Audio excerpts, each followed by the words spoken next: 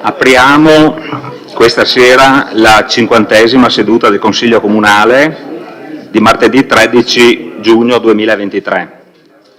La seduta pubblica può essere vista anche in diretta TV, sul canale televisivo della Tenda TV e visibile sulle Smart TV e su Internet. Passo la parola al segretario per l'appello.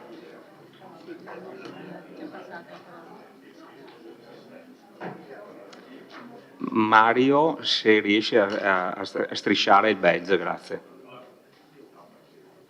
Bruno anche? Il badge.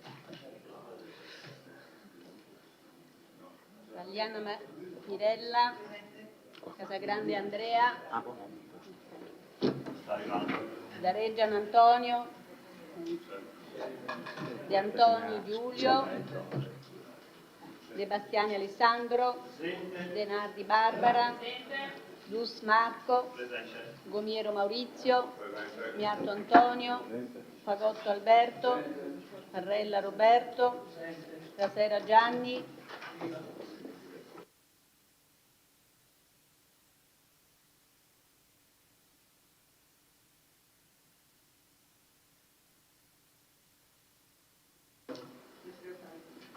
Salette Silvia, abbiamo detto, Sant'Antonio Paola. Presente.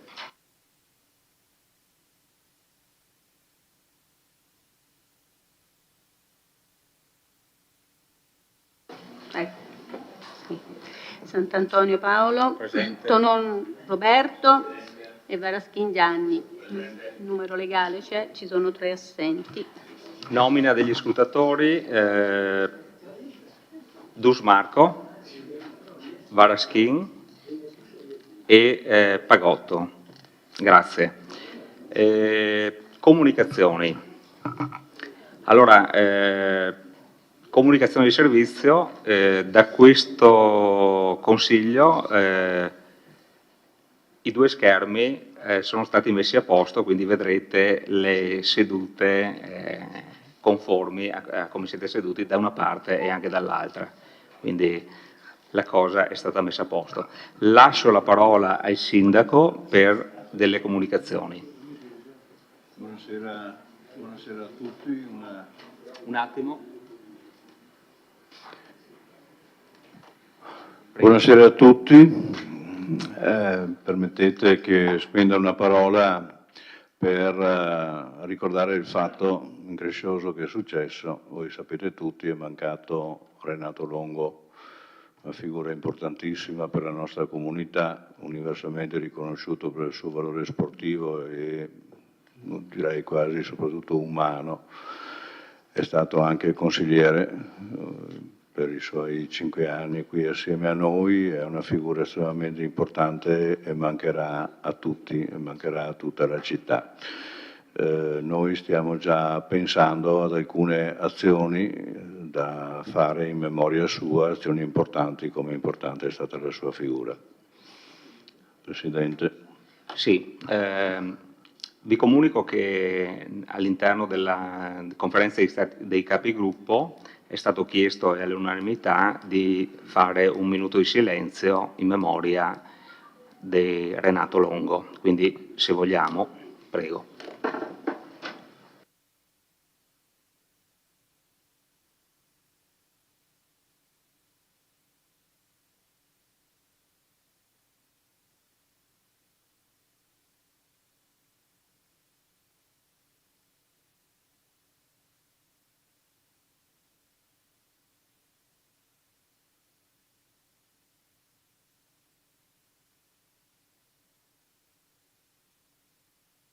Grazie.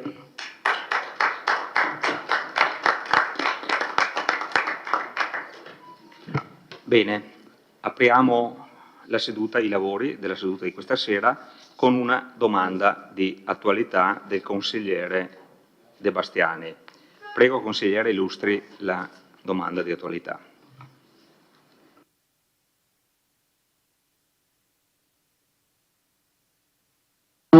Ecco, grazie. Allora, premesso che il 24 maggio, con determinazione numero 369, avente per oggetto Teatro Lorenzo da Ponte, utilizzo dell'immobile per il periodo 1 aprile 2023, 31 dicembre 2023, abbiamo appreso che è stato sottoscritto un protocollo d'intesa per la gestione del teatro in data 5 maggio 2023. Dalla suddetta determinazione apprendiamo inoltre che dal 1 aprile 2023 l'occupazione dell'immobile da parte del Comune di Vittorio Veneto va ritenuta sine titulo. E questa affermazione è in contraddizione con quanto detto prima, nella stessa determina. Il 31 maggio è stato pubblicato su un organo di stampa la seguente dichiarazione del sindaco. Per dare continuità gestionale all'istituzione abbiamo rinnovato il contratto d'affitto fino a fine anno. E ancora, l'affitto lo abbiamo sottoscritto fino a fine anno perché effettivamente la soluzione delle problematiche in campo non saranno brevi.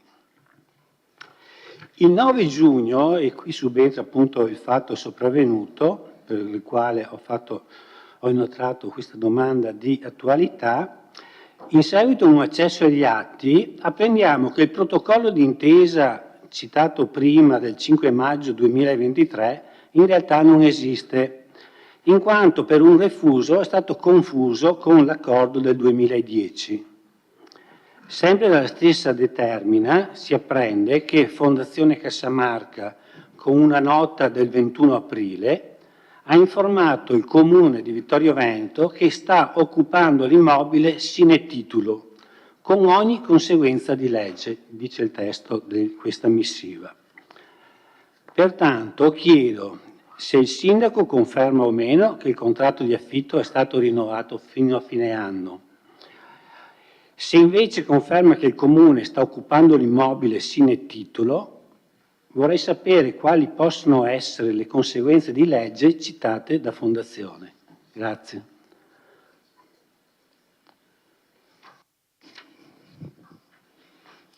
Eccomi qua.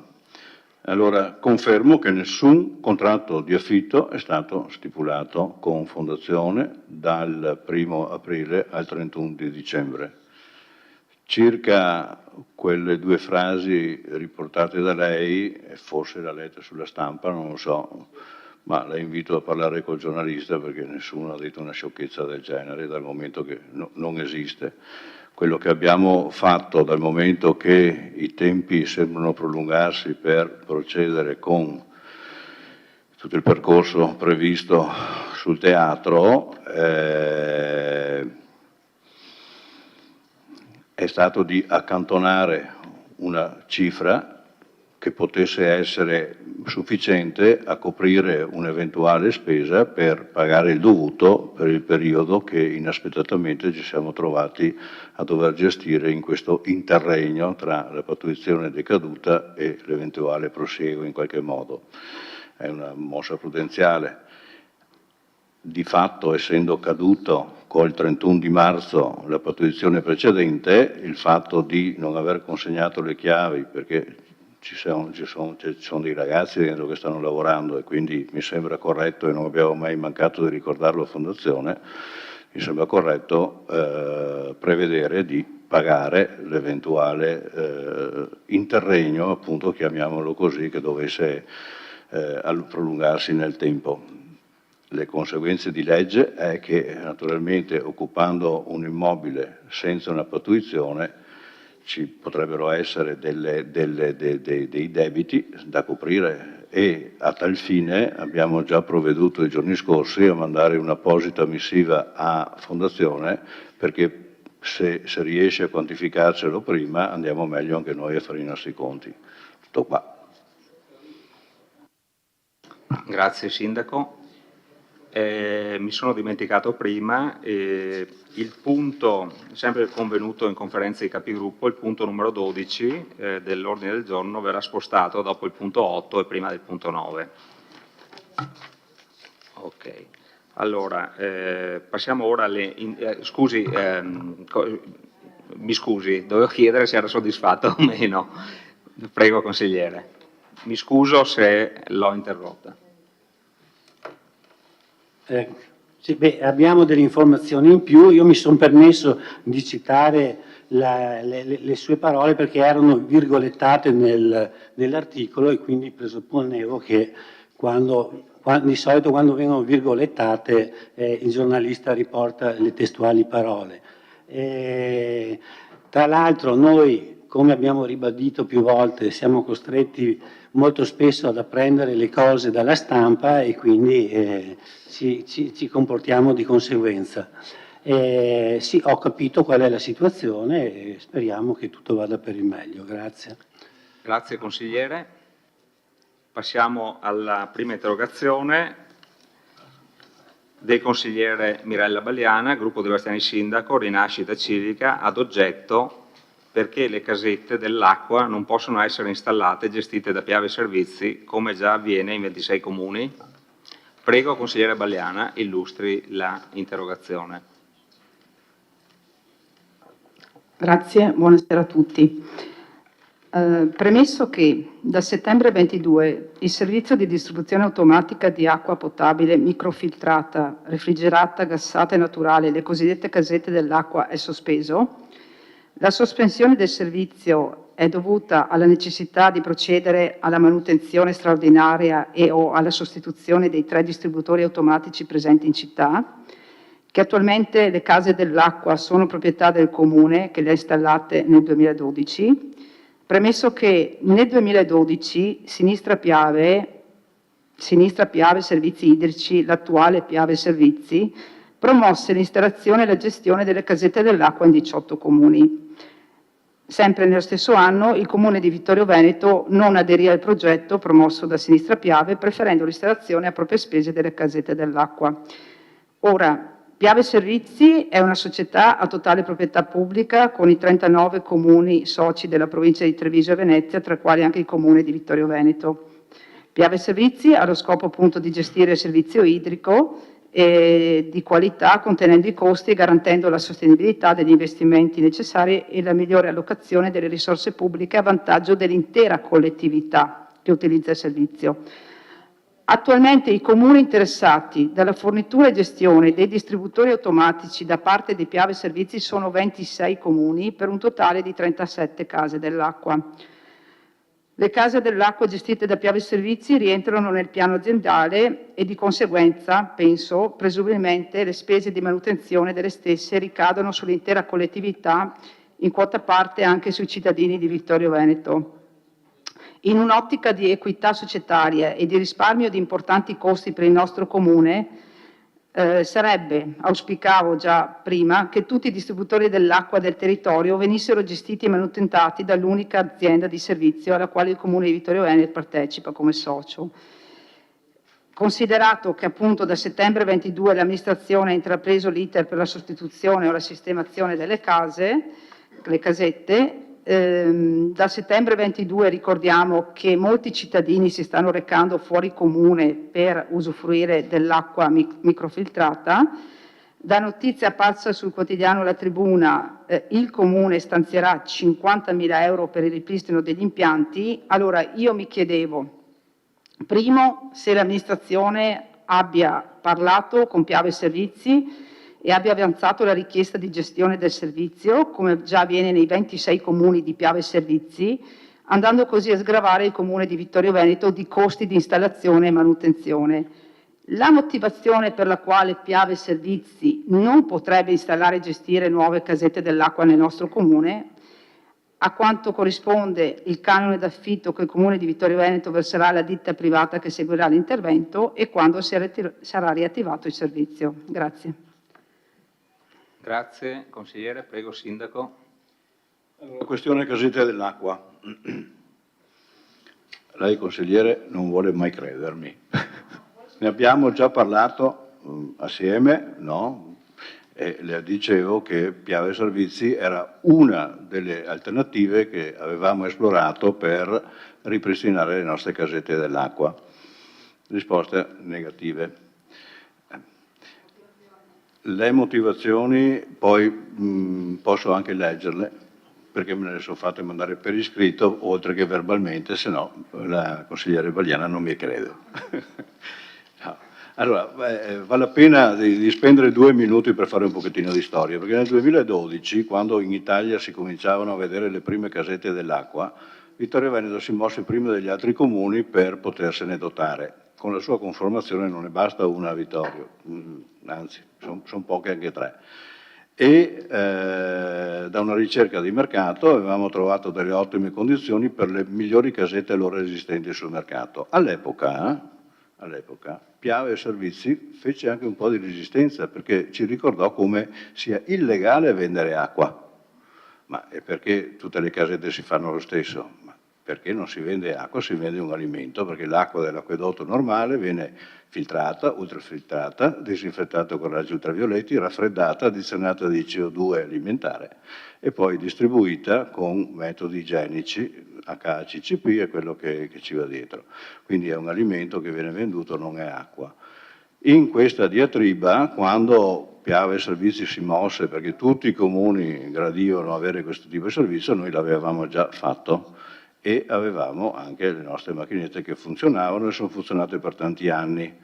Eravamo gli unici rimasti poi ai 5 centesimi che non ci garantivano, poi si ricorda, no, nella prima fase di questa consigliatura qua che non funzionavano, che c'erano dei problemi e i problemi erano prontamente spiegati, completamente spiegati da questa cosa fuori mercato. Le abbiamo fermate, siamo andati in cerca di trovare un sistema per poterli gestire, abbiamo trovato finalmente la strada più corretta per noi, che sarebbe quella non di sostituirle come scrive lei qua, ma di aggiornarle e metterle in funzione anche in base all'esperienza fatta. Grosso modo credo siano poco più di 30.000 euro quelle che serviranno per la messa in pristino. Dopodiché noi, come scrive lei qua, affitto, noi non paghiamo nessun affitto, paghiamo il servizio di fornitura di CO2, di ricambi, filtri, tutto quello che ci va dietro con un piano di controllo che sia stabile nel tempo. Piave Servizi che dice, posso leggere? 2 righe. Pregiatissimo signor Sindaco, con la presente segnalazione per quanto di competenza in merito all'interrogazione. La gestione delle case dell'acqua dei Piave Servizi viene effettuata perseguendo la copertura dei costi con gli introiti del servizio reso. Cioè, cercano di stare col signor, cioè, fare un po' di pareggio. Al momento nel piano degli investimenti di Piave Servizi non rientra l'estensione del servizio con ulteriori 3 case dell'acqua nel comune di Vittorio Veneto, che richiederebbe un investimento dell'ordine di 100.000 euro. Infatti, mi pare che in altre occasioni in questo Consiglio ho detto che una casetta in più per fare la quarta ci costerebbe 40.000 di acquisto soltanto quella. Quindi la strada che abbiamo intrapreso è la più risparmiosa e quella probabilmente che ci darà soddisfazione. Spero con la variazione anche di questa sera di avere il capitolo di spesa a disposizione e di partire il più velocemente possibile per ripristinare il servizio che tanti chiedono. Grazie Sindaco. Prego Consigliere per la replica.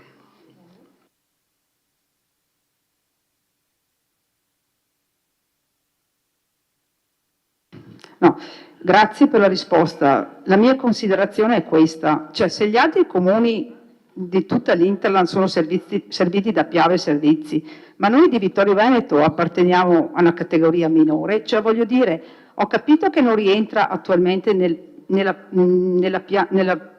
piano di gestione, però viva Dio, noi siamo uno dei soci di Piave Servizi e come tante altre cose, secondo me questa cosa poteva, magari non attivandole tutte in un colpo, tutte e 3, ma poteva essere fatto un percorso per cui le casette dell'acqua venissero gestite direttamente da Piave Servizi, perché noi è un risparmio, ma per chi è un risparmio? Per Piave Servizi? Non certo per il nostro comune, perché 30.000 euro più eventualmente adesso la gestione, noi spendiamo.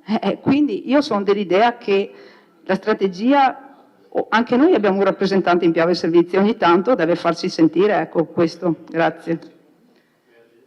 Grazie Consigliere, passiamo alla successiva interrogazione, sempre del gruppo De Bastiani Sindaco Rinascita Civica, ad oggetto perché la manutenzione straordinaria delle fontane non è stata programmata ed eseguita per tempo.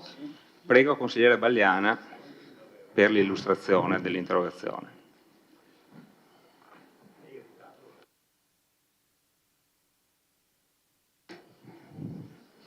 Allora, questa è un'interrogazione che all'incirca ogni giugno di ogni anno, ormai da 4 anni, viene ripresentata perché il problema si trascina da tempo.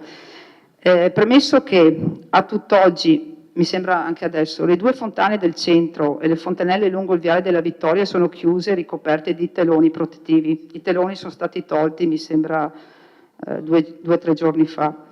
La monumentale fontana del Cardinale della Torre a Ceneda da anni versa in condizioni di progressivo degrado. Premesso che la storica fontana degli Arditi di Salsa, dopo la conclusione della triste vicenda relativa alla sanzione di 1.767 euro che il Comune ha dovuto pagare a causa di un intervento eseguito impropriamente con l'uso di un idrogetto, rimane in attesa dell'intervento di restauro programmato e finanziato nel 2018, anno del centenario. Premesso che nell'articolo del quotidiano Il Gazzettino del 3 giugno scorso l'assessore Fasan dichiarava: a tutti piacerebbero fontane pulite, erba tagliata, alberi potati, ma le cose sono più difficili di quanto si pensi, soldi e personale sono sempre meno e i costi aumentano. Considerato che per garantire una valorizzazione del patrimonio rappresentato dalle fontane è necessario pianificare una costante manutenzione di natura idraulica ed elettrica, nonché interventi straordinari per il ripristino della struttura lapidia e per l'efficientamento degli impianti idraulici e elettrici, si chiede all'amministrazione di sapere perché in questa consigliatura non siano stati previsti impegni di spesa per efficientare le fontane del centro e garantire così una puntuale apertura delle stesse, considerando che nel rendiconto, sia nella gestione 22 sia negli anni precedenti, si registra un notevole avanzo di amministrazione, perché l'iter per il restauro della fontana degli Arditi non sia stato ripreso e perché non sia stata inserita nel piano delle opere pubbliche la ristrutturazione della fontana di Ceneda. Grazie. Chi risponde? Sindaco? Prego.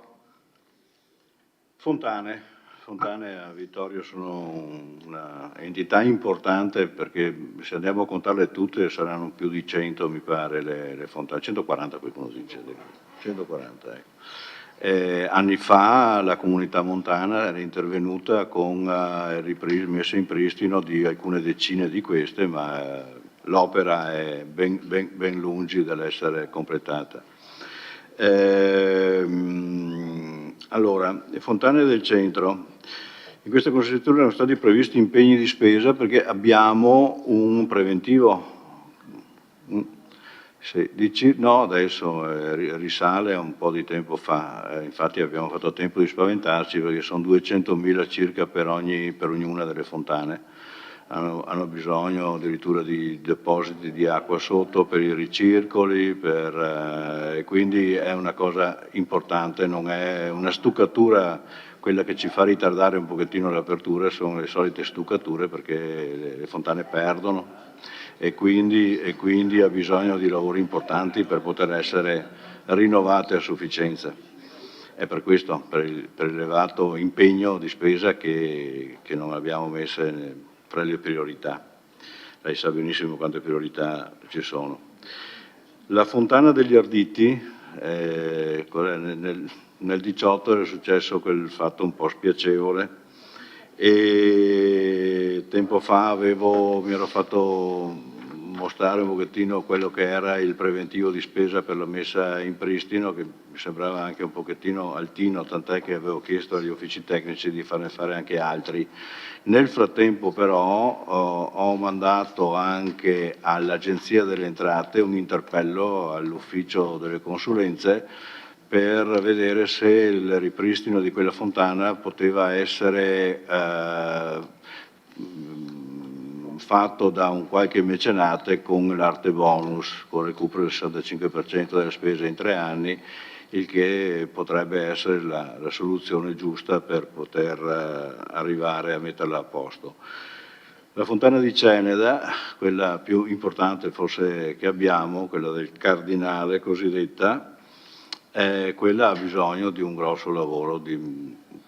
E le dirò, nello studio della piazza, nel progetto che lentamente sta prendendo un pochettino forma, la fontana era uno dei capitoli che doveva essere messo a posto.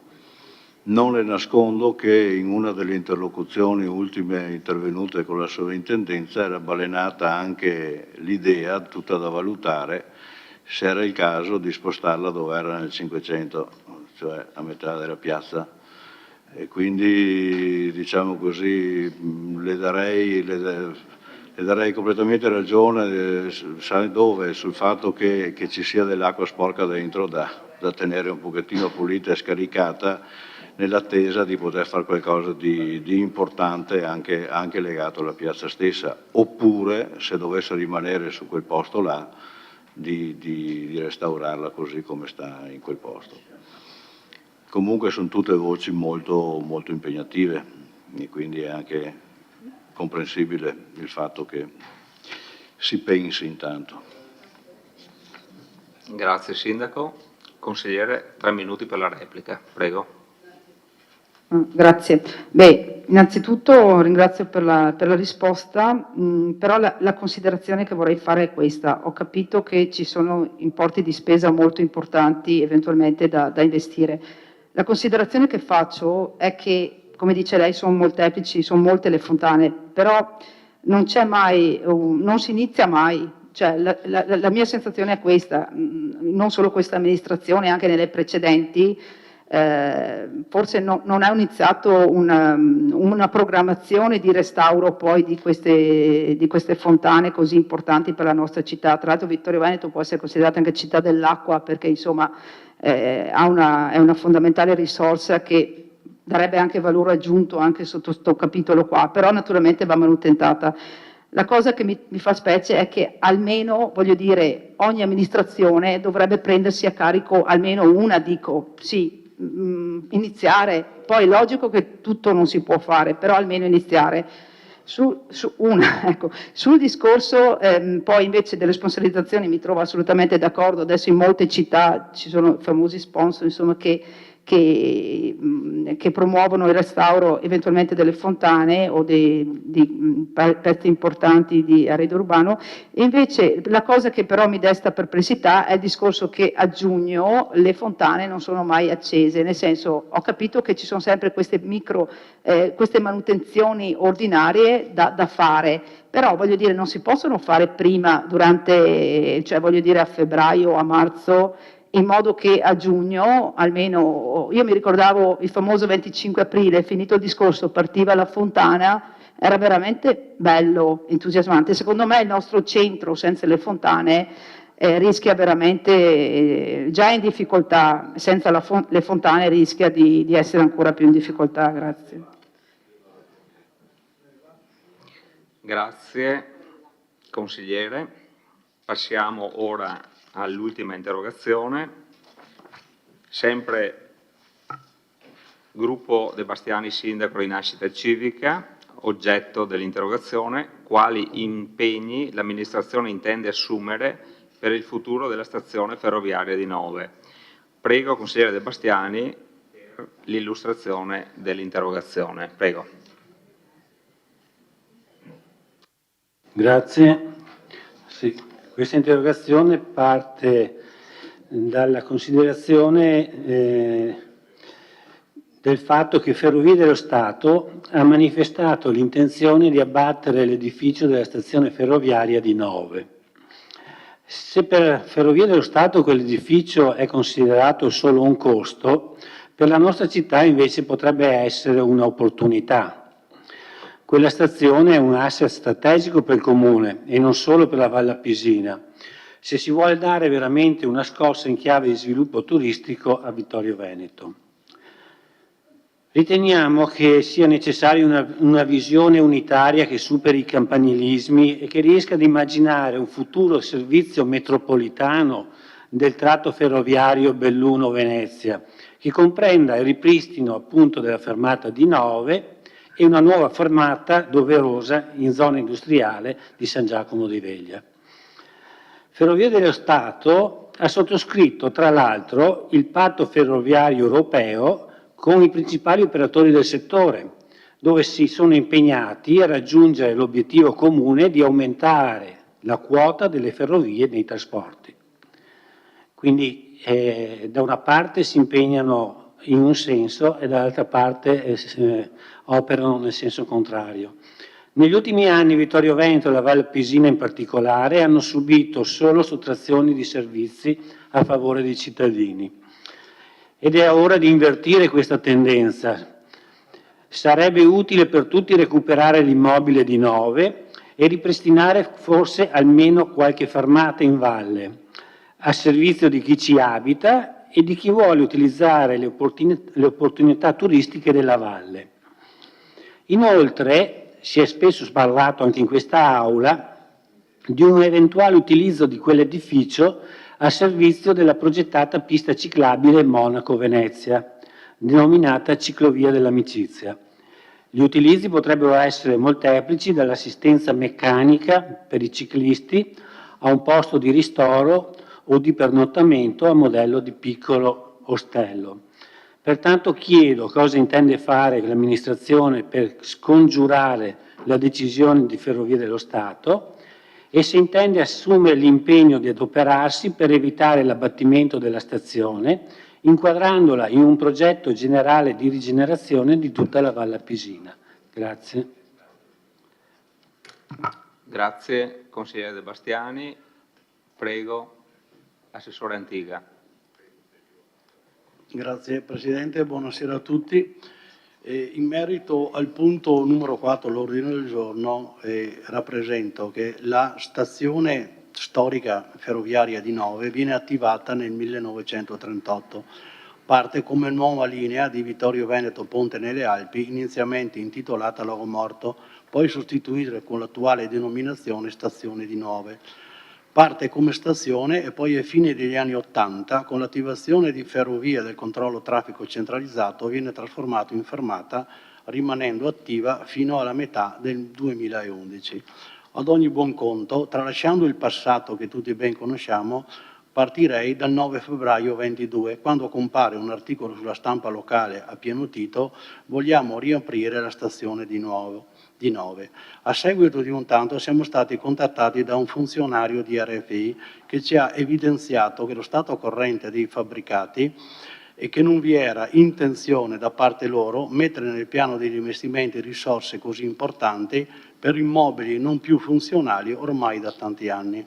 Abbiamo rappresentato allo stesso funzionario che dopo i notevoli sforzi economici fatti per l'elettrificazione delle linee ferroviarie, una eventuale demolizione era un ulteriore depauperamento della valle, togliendo di fatto tutte le opportunità che una fermata ferroviaria poteva portare.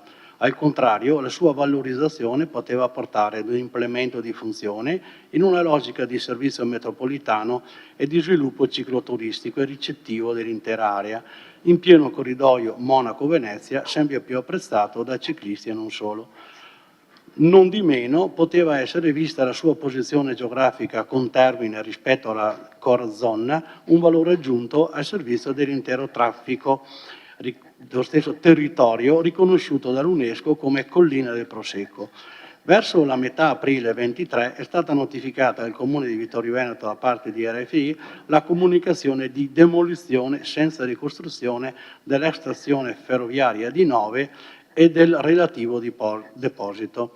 Avuto pronto riscontro dall'ufficio competente del Comune, lo stesso funzionario osservava che le due costruzioni non sono tutelate dal PRG e che non sono nemmeno soggettate a verifica di interesse culturale in sovrintendenza.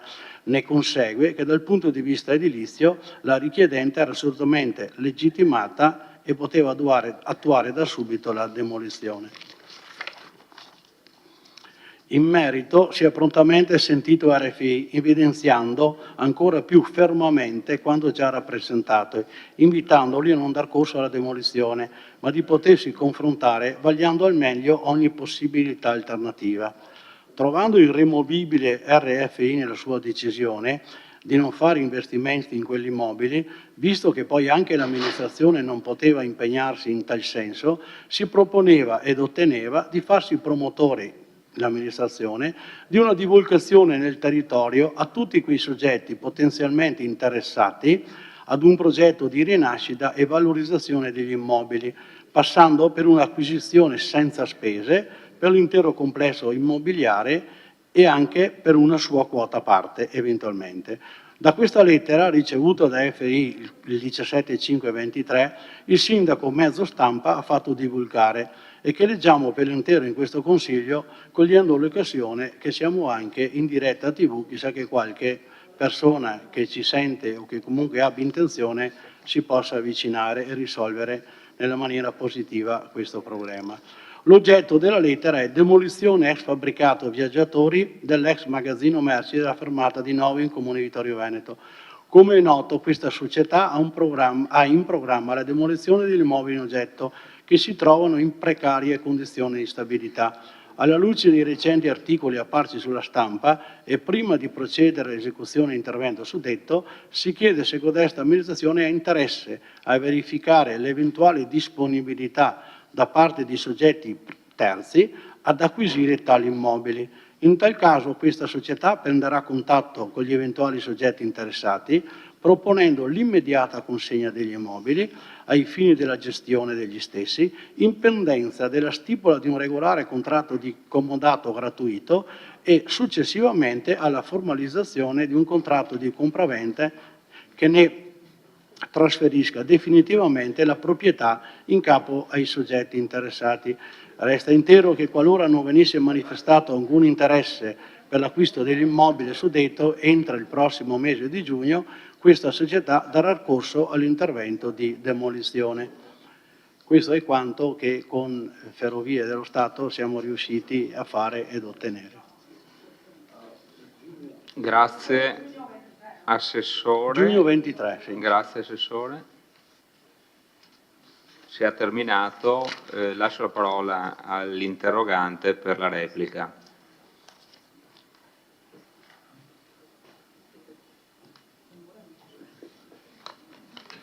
Io ringrazio per la risposta,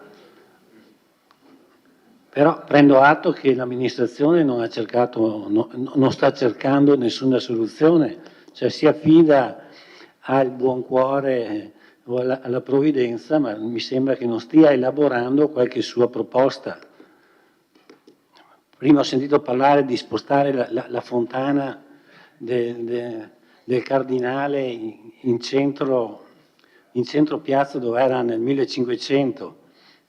Se per mettere a posto una fontana qua ci vogliono 200.000 euro, per spostare quella fontana là non bastano 400.000 euro.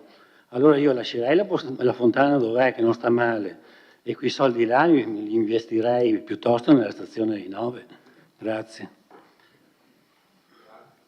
Grazie consigliere De Bastiani. Passiamo ora alla prossima mozione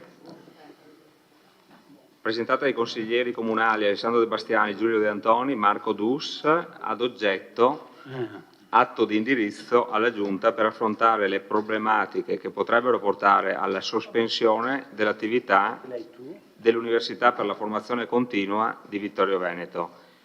Prego consigliere De Bastiani, illustri la mozione. Sì, la illustro. Dopo mi aiuti per capire dov'è. Non è considerato? La illustro, siccome da quando abbiamo presentato la mozione ad oggi sono sopravvenuti dei fattori che non corrispondono più alla nostra interrogazione, e io intanto leggo la mozione come l'abbiamo preparata, e abbiamo preparato appunto degli emendamenti per adeguarla agli sviluppi che sono avvenuti.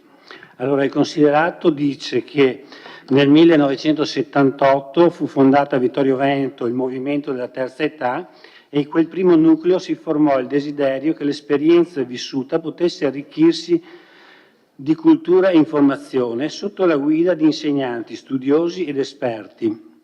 Il progetto prese avvio nell'ottobre del 1985 con l'istituzione dell'Università per la Formazione Continua di Vittorio Veneto.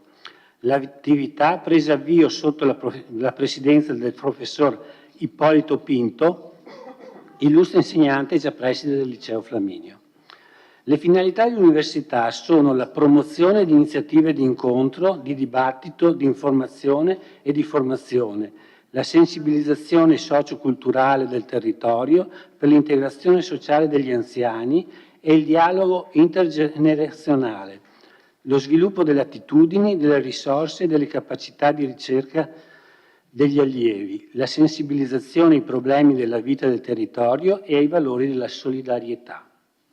Sono principi fondamentali dell'università la democrazia delle strutture, l'uguaglianza dei cittadini e dei doveri degli associati, l'elettività delle cariche e delle prestazioni associative. L'università inoltre è iscritta all'albo delle associazioni e del volontariato e finanzia autonomamente la propria attività. Fin dalla sua istituzione ha collaborato con l'amministrazione della città nell'organizzazione di attività didattiche, di studio, di divulgazione, con lezioni aperte a tutti i cittadini. Attualmente coinvolge circa 200 allievi, 45 insegnanti e 8 volontari nei ruoli organici, svolge annualmente 150 ore di lezione presso la sala conferenze della biblioteca civica e 1120 ore di lezione in laboratorio in un'aula presso la rotonda di Villa Papadopoli. Rappresenta un progetto unico nel territorio volto ad aggregare, formare culturalmente e promuovere la socializzazione tra i suoi associati. Preso atto che,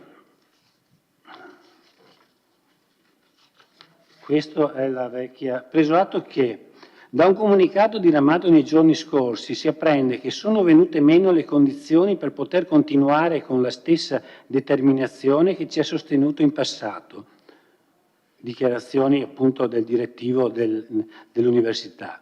Il Consiglio direttivo e l'Assemblea di soci dovranno valutare attentamente gli sviluppi futuri. In tale ambito potrebbe essere decisa una pausa di riflessione che possa consentire lo sviluppo di nuovi stimoli e la risoluzione della precarietà. Praticamente, come è stato detto anche sulla stampa locale, è stato dettagliatamente illustrato, si è rischiato che il prossimo anno i corsi universitari potevano non aver sviluppo.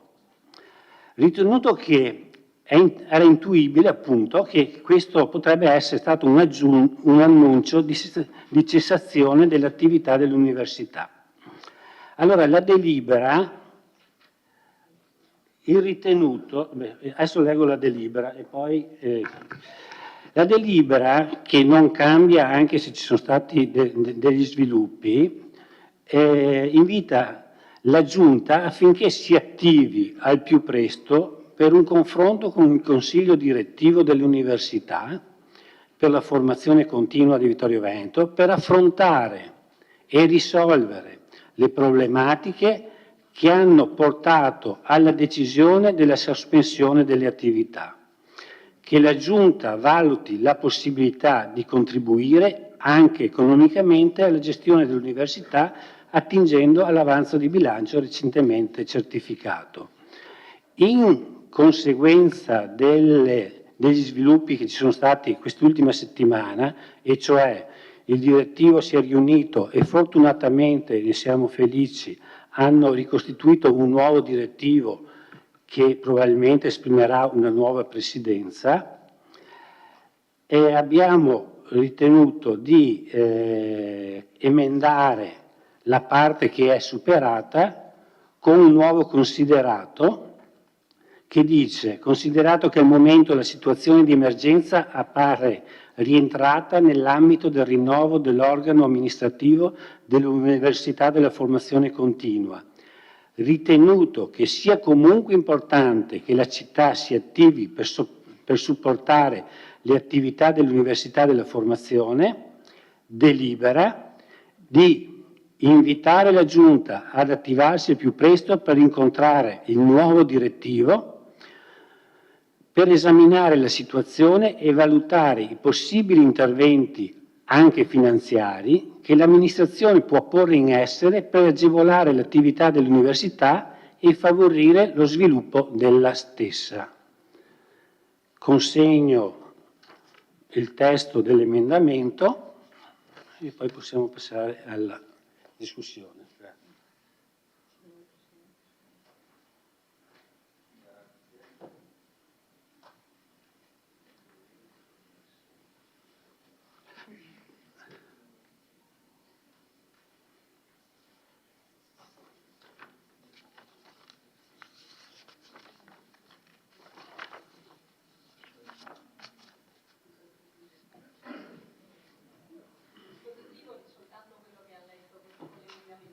Prego? Sì, sì.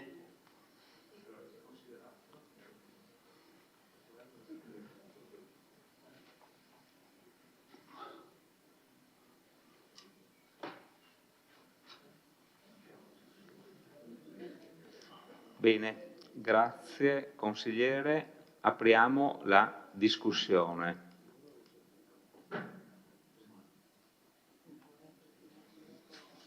C'è qualche prenotazione?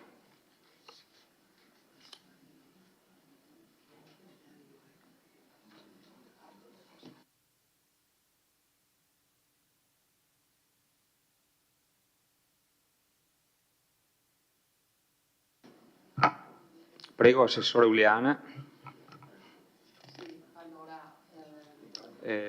Premi. Prego. Ritengo che sia opportuno sottolineare come da parte di questa amministrazione, così come dell'amministrazione precedente, il confronto con l'università sia sempre stato continuo e collaborativo, e ritengo che debba necessariamente essere così anche con il prossimo direttivo che si è appena creato e dal quale nascerà, all'interno del quale, il nuovo presidente. E questo perché noi siamo perfettamente consapevoli del grande valore di promozione culturale, del grande valore anche di utilità sociale che ha l'Università Pinto, che ha sempre avuto all'interno della città, e vogliamo che così continui ad essere.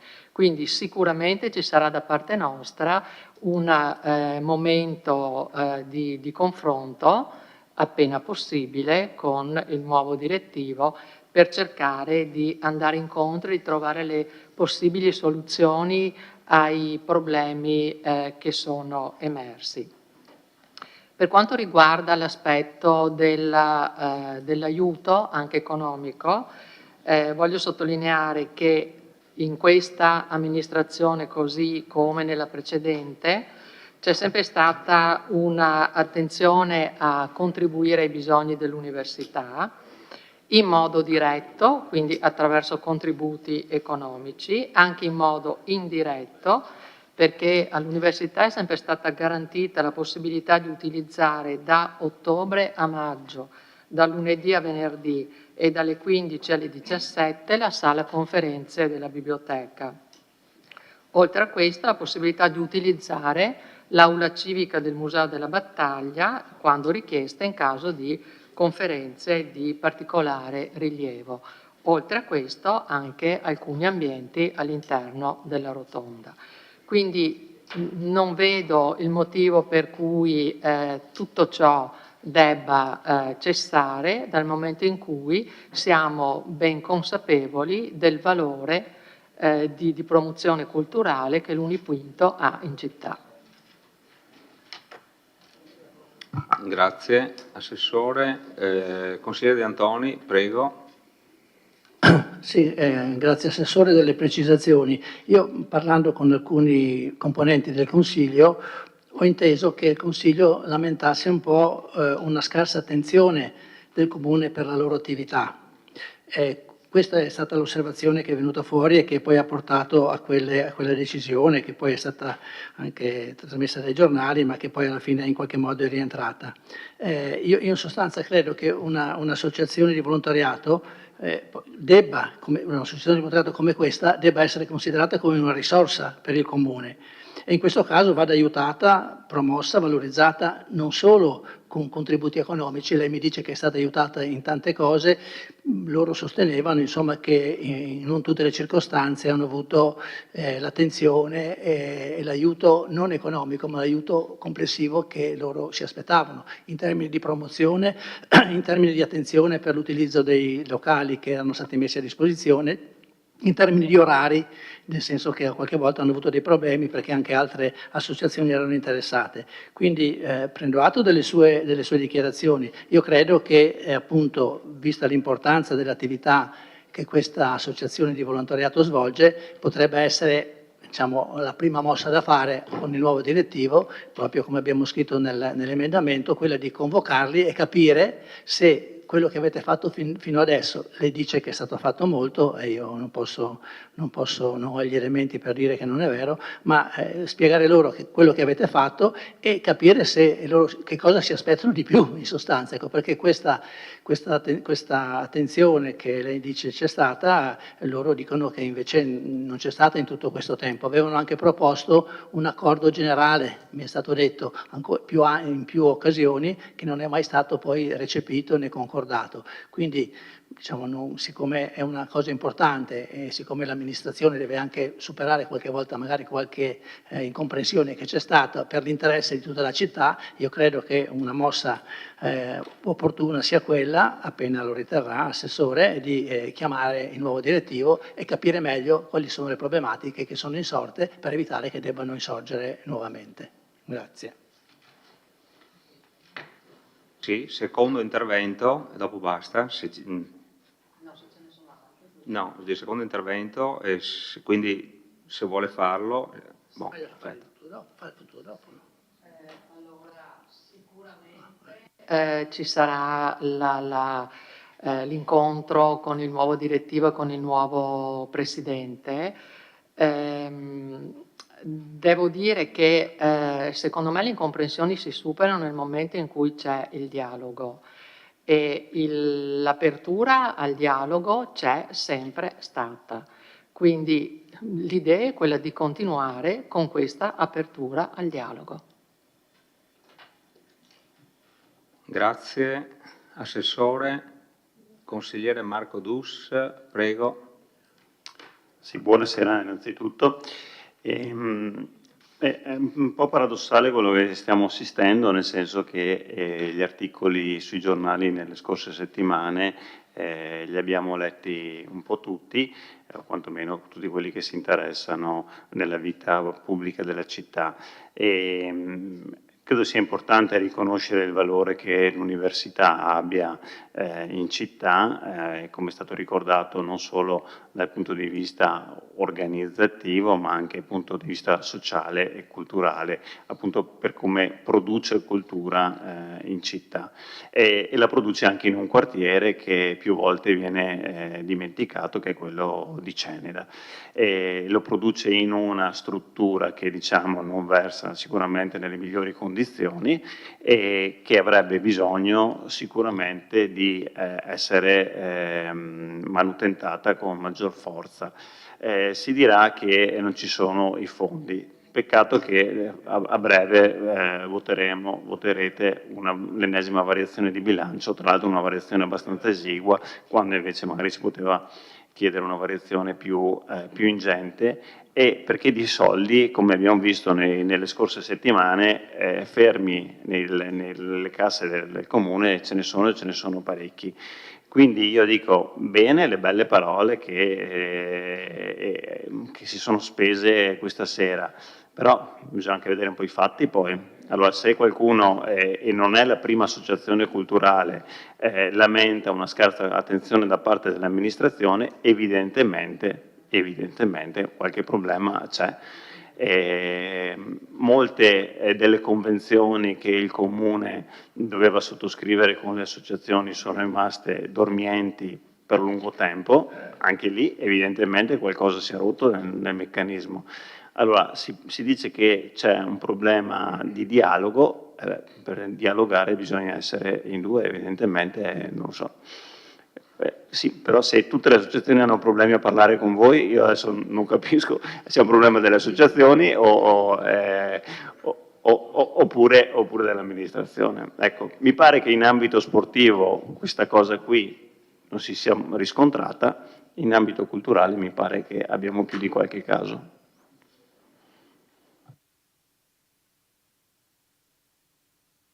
Grazie consigliere.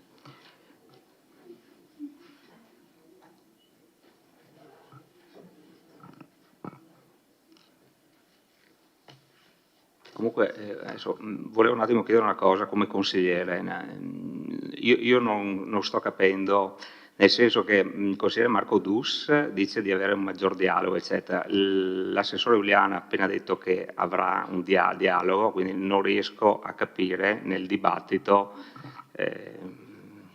dove ci sta l'inghippo. Ecco, l'intervento è come consigliere di Forza Italia, non riesco bene a fasare, insomma, i due interventi, perché sostanzialmente mi sembra che diciate la stessa cosa. Ecco.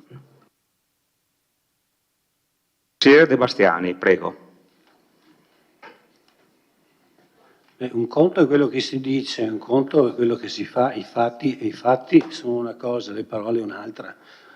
E se l'università degli anziani, no, della seconda formazione, scusate, per facilità e perché è conosciuta meglio come questa dicitura, ha lamentato questi disagi, chiamiamoli così,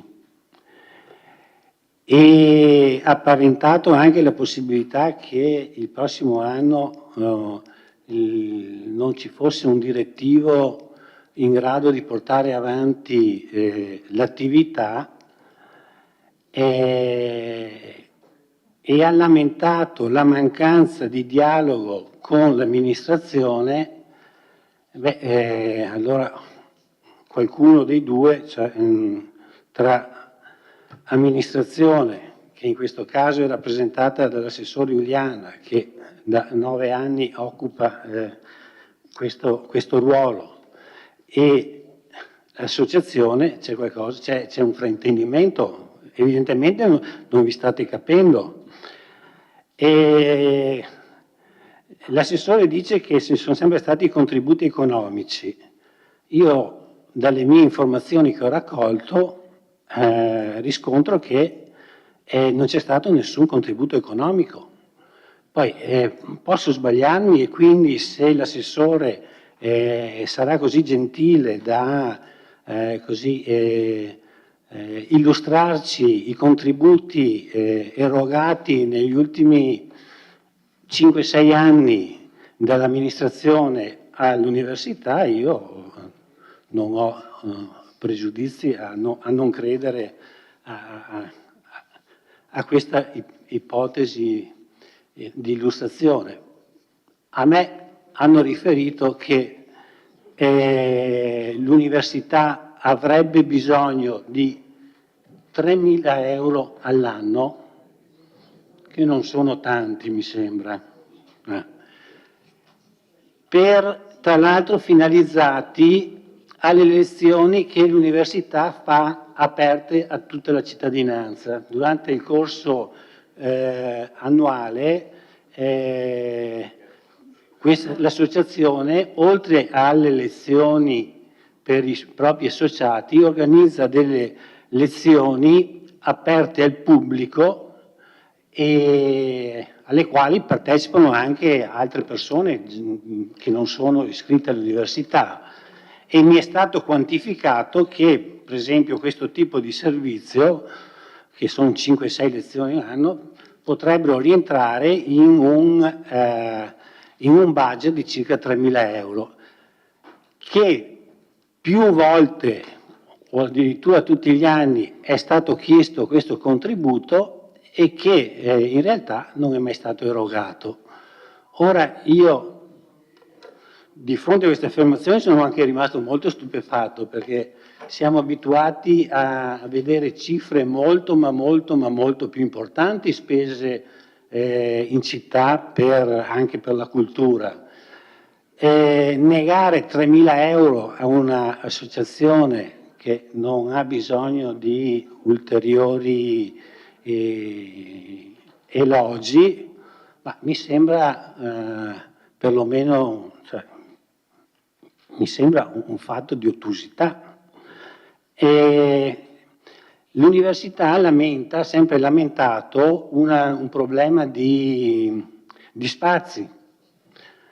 Tant'è vero che mi sembra il sindaco aveva promesso a suo tempo che una soluzione poteva essere la scuola Zanette. Poi è subentrato qualcos'altro e ovviamente è saltata quell'ipotesi, ma io posso ricordare, e non è difficile per chi conosce quei locali, che c'è un'aula magna al piano superiore che con pochissime decine di migliaia di euro può essere messa a posto e può essere adattata e potrebbe diventare un'ottima sede per le attività anche dell'università.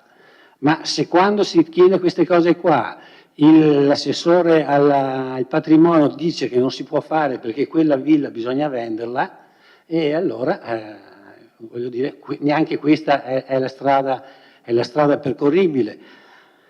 Però io non credo che in città manchino spazi da dedicare a una struttura del genere. Non mi soffermo adesso ad elencare tutti gli spazi vuoti, ma io credo che se c'è la volontà di affrontare questi problemi, di risolverli, non ci siano scogli da superare. La netta mia sensazione è che non c'è la volontà, che in realtà dell'università non gliene frega niente a nessuno. Questo è quanto io ho percepito, e siccome io non frequento quell'ambiente, evidentemente l'ho percepito perché qualcuno che lo frequenta me l'ha riferito. E siccome che io cerco di essere prudente su queste cose, non mi affido sulle opinioni di una singola persona. In genere, cioè, vado a cercare riscontro in più testimonianze. Quindi rinnovo l'invito, e se ci vorrete, se l'assessore sarà così gentile di procurarci questo elenco di finanziamenti che sono stati elargiti negli ultimi anni, sarei molto grato. Grazie, sì. Assessore, le lascio come eccezione il terzo intervento, però io consiglierei di sentire un attimo prima se ci sono altri interventi, prendere nota, perché dopo il quarto non lo faccio più, perché il regolamento è sacro. Prego. Per me.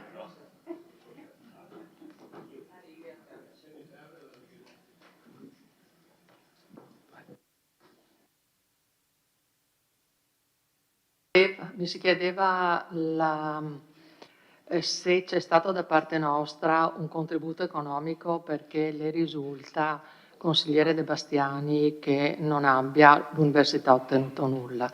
Bene, se per nulla si intendono 10.500 euro in 5 anni, secondo me è un bel contributo che noi abbiamo dato comunque ad un'associazione che è in attivo. E questo significa, secondo me, dimostrare concretamente, e non a parole, il desiderio che vengano fatte le attività e che le attività potessero continuare nel migliore dei modi. Nel momento in cui i contributi non sono stati dati semplicemente perché a partire dal 2021 il regolamento è cambiato, e quindi per ottenere un contributo bisogna passare attraverso un bando e quindi la richiesta di un contributo. E a quel punto, se l'università ha deciso, pur sollecitata, a richiedere il contributo, se ha deciso di non farlo perché comunque ha dichiarato di essere inattivo e di non averne bisogno, i contributi sono andati ad associazioni che invece di bisogno ne avevano.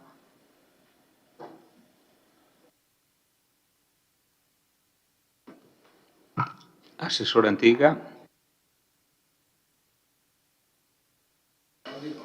Grazie Presidente, non volevo farlo ma mi è dovuto un intervento visto che ho sentito il consigliere De Bastiani parlare di patrimonio. Voglio dire al consigliere De Bastiani che si era paventato che non vi fosse più nessun direttivo e che l'università doveva potenzialmente chiudere. Alle prove dei fatti invece c'è stata un'assemblea, una riunione, è stato nominato un nuovo direttivo e c'è anche un presidente, quindi diamogli un po' di fiducia a questi nuovi organismi, facciamoli lavorare, il dialogo, come diceva l'assessore, sicuramente non è mai mancato. Se poi lei mi dice che il patrimonio lavorava contro, le posso assicurare che quando abbiamo pensato di investire all'interno della rotonda è sempre stato, e così credo devo fare, mio impegno capire se quei soldi erano messi nella maniera giusta o sbagliata e avendo a disposizione non tanti soldi, ma erano 70-80 mila euro più o meno, abbiamo preferito investire nella polifunzionale della biblioteca che oggi è stata restaurata, è stata messa a posto e che con l'ultimo intervento che andremo a fare di tutto l'impianto audio avrà sicuramente più dignità di quella di prima, aula che poi è sempre usata regolarmente dagli anziani, dall'Università per gli anziani. Per la verità si rincorre da troppo tempo la possibilità di avere spazi e tutti ovviamente li cercano. Io avevo sentito a un certo punto che parlavano del trasferimento al seminario. Se andavo al seminario a noi dispiaceva, però se quella era una soluzione più opportuna, perché no?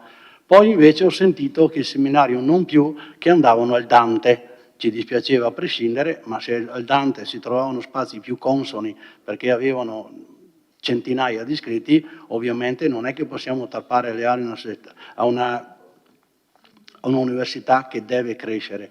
Quello che possiamo si fa, e propriamente non possiamo fare di più all'interno di quell'ambiente che è, come dice lei, è precario, perché se domani mattina ci chiedono di venderlo, noi purtroppo, io dico invece per fortuna, lo vendiamo e chissà che abbia un risultato migliore rispetto a tutti quelli che poi ne possono usufruire anche di riflesso.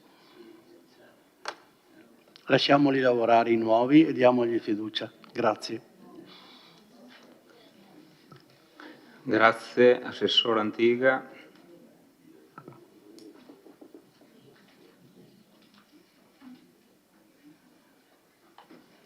Altri interventi? Bene. Possiamo passare alla votazione dell'emendamento. Allora, lo riassumo, dice di sostituire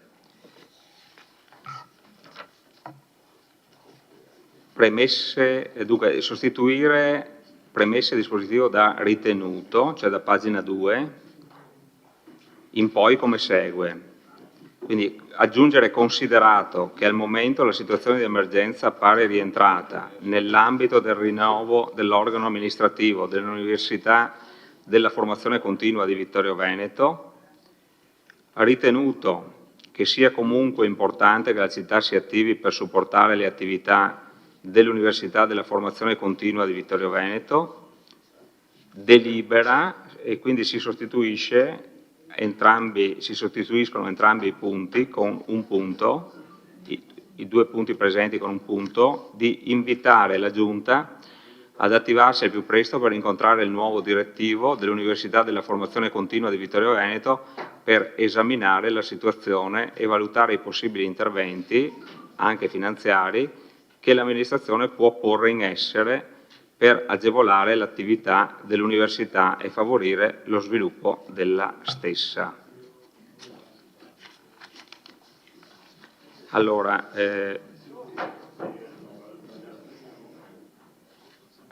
poniamo in votazione. Allora, scusate un attimo perché devo mozione.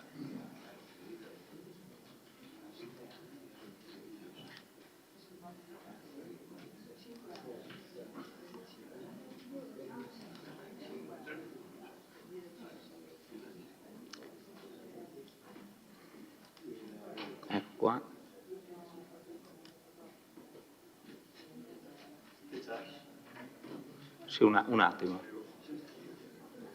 Nulla, votazione.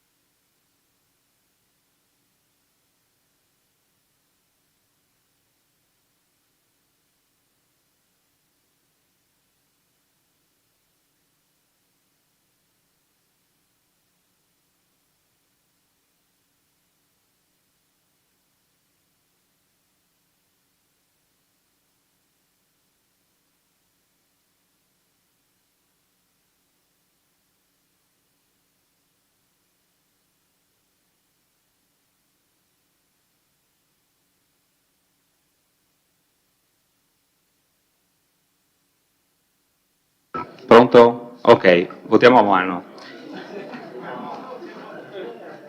Allora, per l'emendamento in oggetto, favorevoli? 1, 2, 3, 6. Contrari? 3, 4, 4. Favorevoli? Favorevoli quanti? 6. Contrari? 4. Astenuti? 5. 5. Astenuti? Prego, alzare la mano. 1, 2, 3, 6.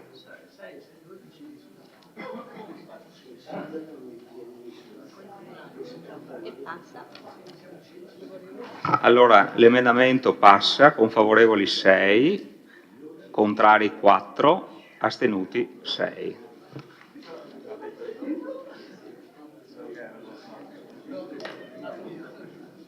Togliamo il...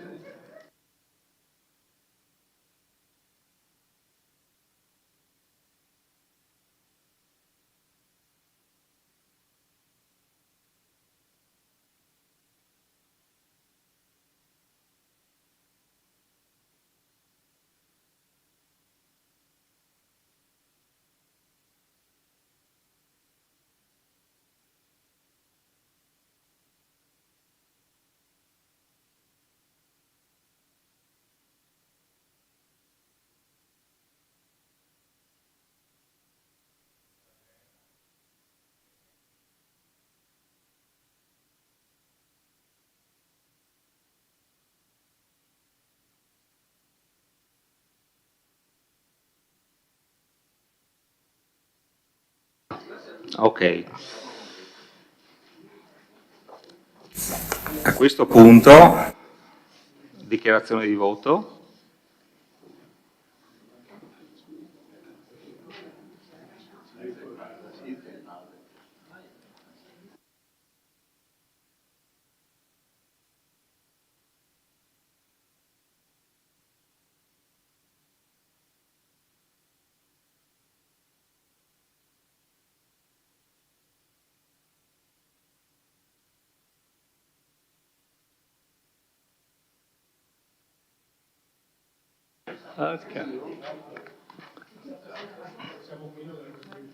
Grazie Presidente, buonasera. Io ho notato che c'è un po' di incomprensione. Io ho detto che credevo che fosse che vi faccio una proposta. Ritiriamo questo punto all'ordine del giorno. Magari lo riproponete quando le cose saranno più chiare, perché se no, altrimenti io voto contro. Grazie.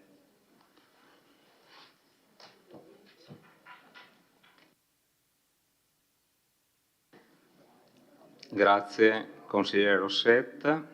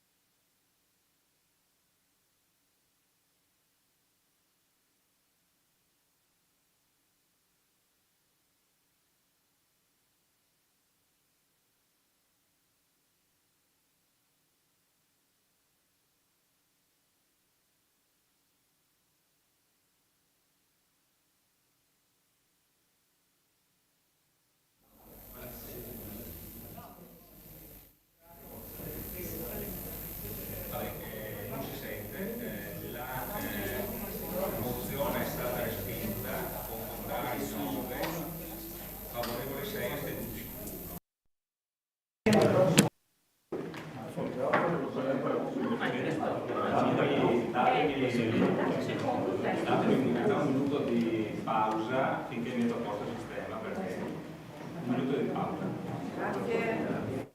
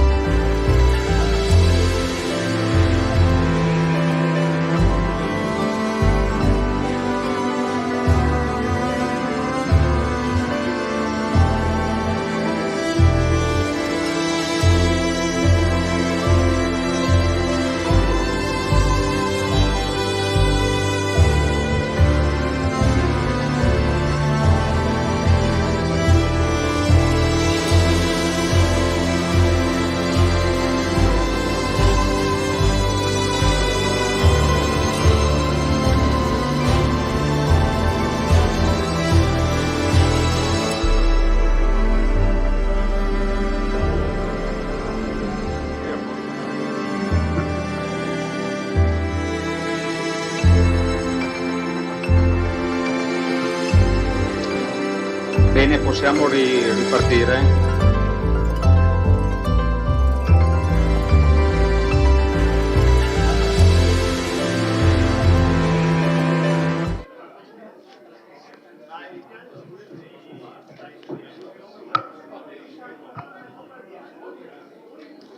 Allora, dove ha messo l'emendamento di quello? L'emendamento è qua. Perché lo mettiamo nella cartellina? Questo sì. Allora riprendiamo.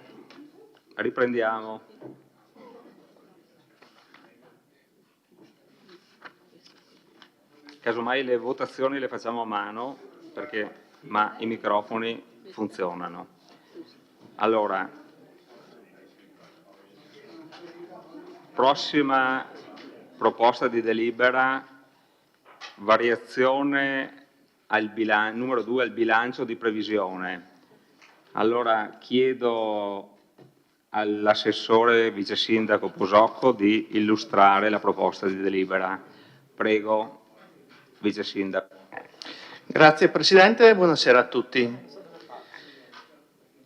Allora, il 23 di marzo avevamo approvato in Consiglio Comunale il bilancio di previsione. Poi abbiamo fatto il rendiconto in data 2 maggio, adesso è venuto il momento di effettuare una prima variazione di bilancio. Diciamo, quando si fa il bilancio di previsione abbiamo cercato, grazie all'aiuto del dottor Sarri e della dottoressa Laparet, di centrare al massimo i capitoli e le esigenze di tutti gli uffici. Rimane sempre qualcosa, vuoi perché all'inizio non c'è la copertura, specie in spesa corrente, così dagli uffici ci sono pervenute una serie di richieste e anche grazie a circa 1 milione e più di 1 milione di maggiori entrate correnti e una maggiore entrata in parte capitale di 188.000 euro, siamo riusciti a soddisfare le richieste che ci sono arrivate da tutti gli uffici comunali. Quindi questa variazione sarà per lo più fatta in capitoli che poi il dottor Sarri vi elencherà in parte corrente. Ci saranno maggiori accantonamenti ai fondi per 1.640.000 dovuto a una parte di quasi 1.600.000 del discorso dei derivati, della rata dei derivati, e 59.000 euro che viene effettuato come fondo viene incrementato il fondo di riserva.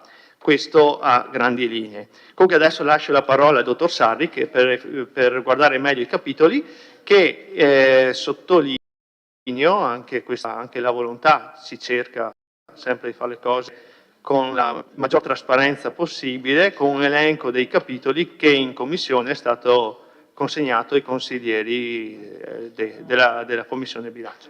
Grazie. Grazie vice sindaco. Dottor Sarri, prego. Tastino. Siete entrati?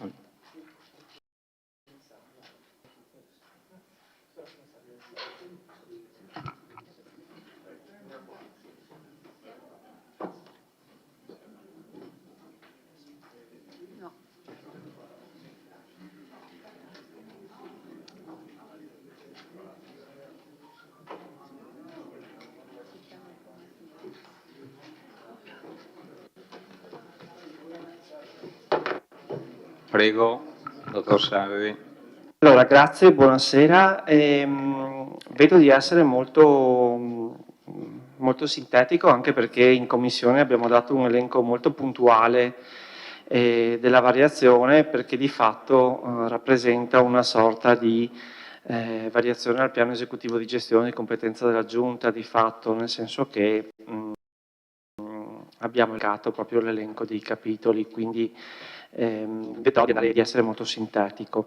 Detto questo, è una variazione abbastanza non complessa, ecco, nel senso che si registrano maggiori entrate, delle quali abbiamo anche quasi una certezza della loro realizzazione, e come contropartita si fanno delle operazioni di maggiori spese e accantonamenti. In particolare per quanto riguarda gli accantonamenti, insomma, facciamo quell'operazione che avevamo già anticipato la scorsa volta, che è quella di togliere dalla spesa la rata dei derivati a seguito della sentenza per accantonarla nell'accantonamento dell'anno del fondo rischi da contenzioso.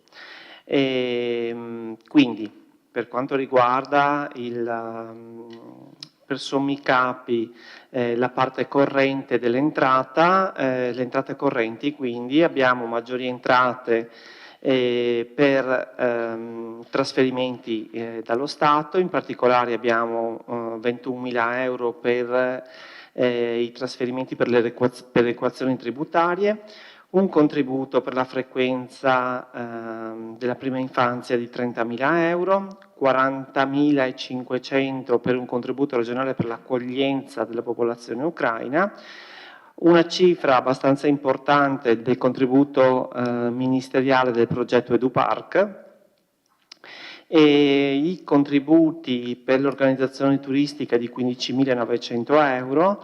Abbiamo anche qui un incasso dei progetti Stimularte Local Flowers, 29.300 e 12.500 rispettivamente, e i contributi per i centri estivi sempre dallo Stato, 23.700, e poi introitiamo, anche perché sono già incassati e sono presenti nelle casse del Comune, 534.000 euro della sentenza di primo grado relativamente ai derivati.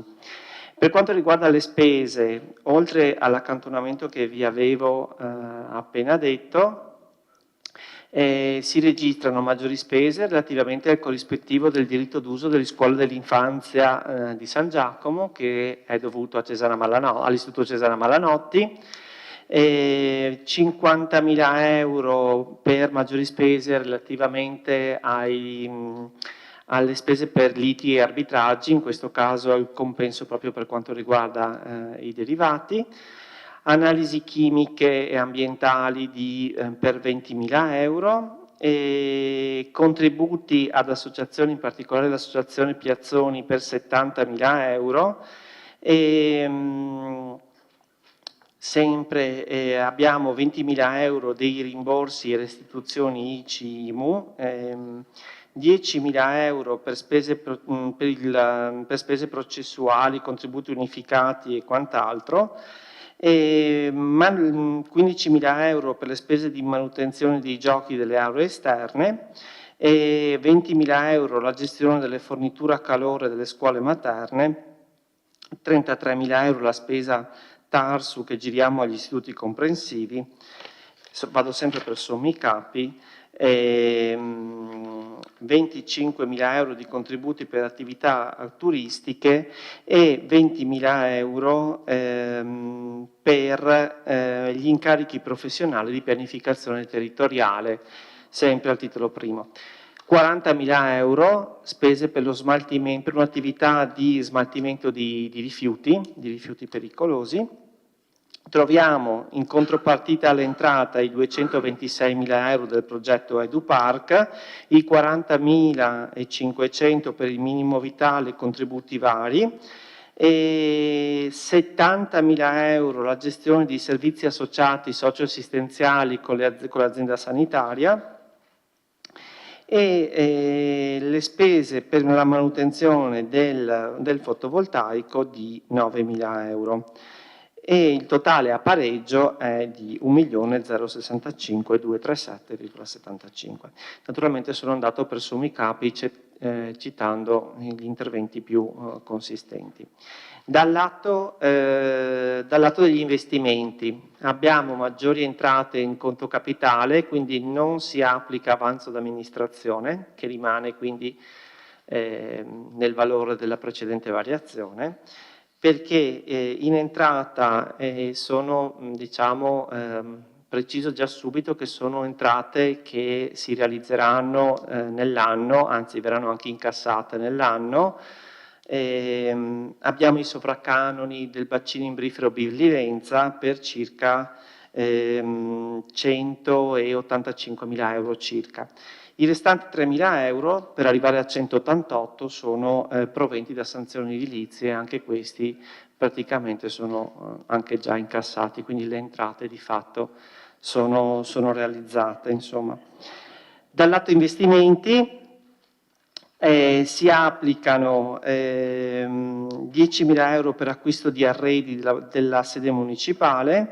Ci sono, come anticipato prima dal sindaco, 30.000 euro per la manutenzione straordinaria delle casette dell'acqua, 61.000 euro per le colonnine Enel da fare nella zona del mercato, 30.000 euro per una realizzazione di un'area di sgambatura dei cani e 30.500 per la manutenzione straordinaria degli impianti sportivi, in particolare della pista d'atletica. Totale a pareggio 188.000 euro. Io mi fermerei qui, insomma, e se avete delle domande, delle precisazioni da chiedere, rimango a disposizione. Grazie. Grazie, dottor Sarri.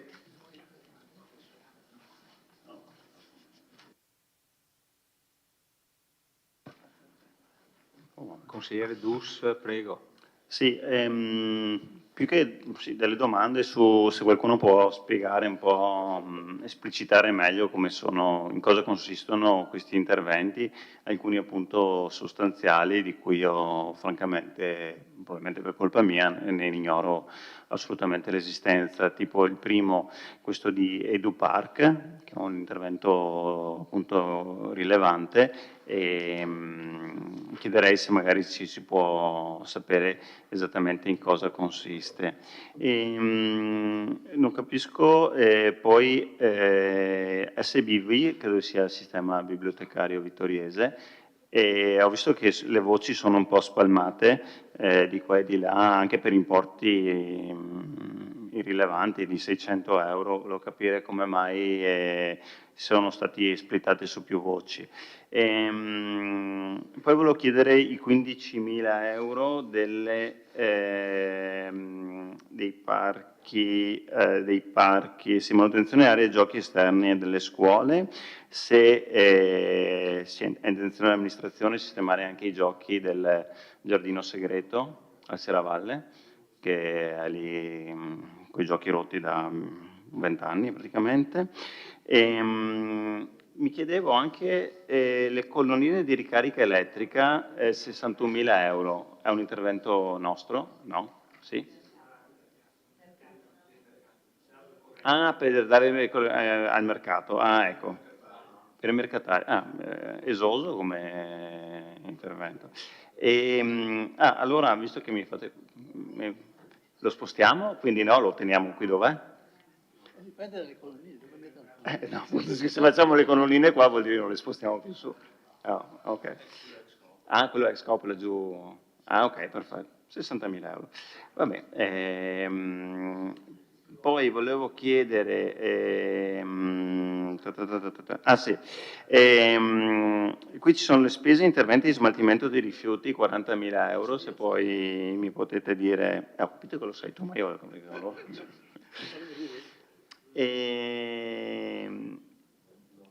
Ecco, queste sono un po' le domande che avevo in questo momento. Grazie.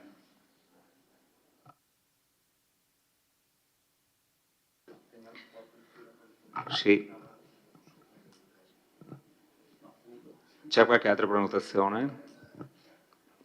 Consigliere Balliana. Sì, volevo chiedere al dirigente anche un'informazione. Io non ho fatto i conti, ma maggiori entrate 1.065.000 euro, al di là dei 534.000 euro proventi derivati dalla sentenza. Le altre somme fanno un totale di 1 milione, sì, è giusto o no? Perché non riuscivo a capire, mi sembravano meno, ma alla fine sommando...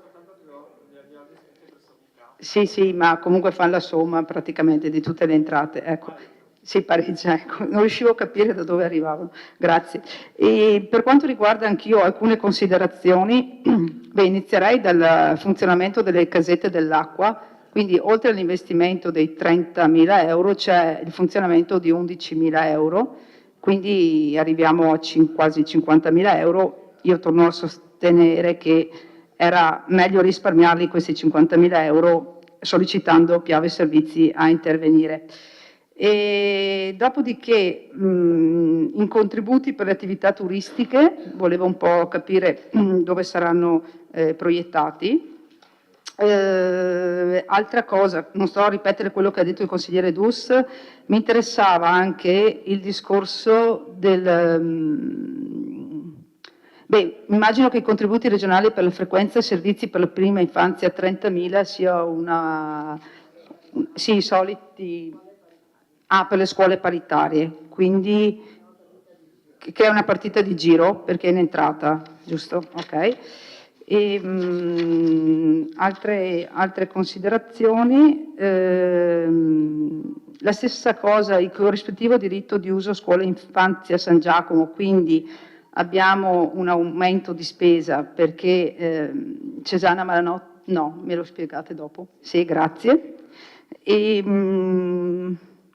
E poi niente, vedo insomma che anche il sindaco è attento anche per la questione degli animali e quindi l'area dove troverà collocazione l'associazione per la sgambettatura cani dovrà essere servita di alcuni servizi, immagino, per 30.000 euro.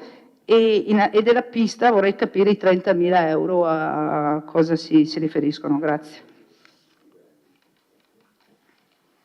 Grazie, consigliere Balliana.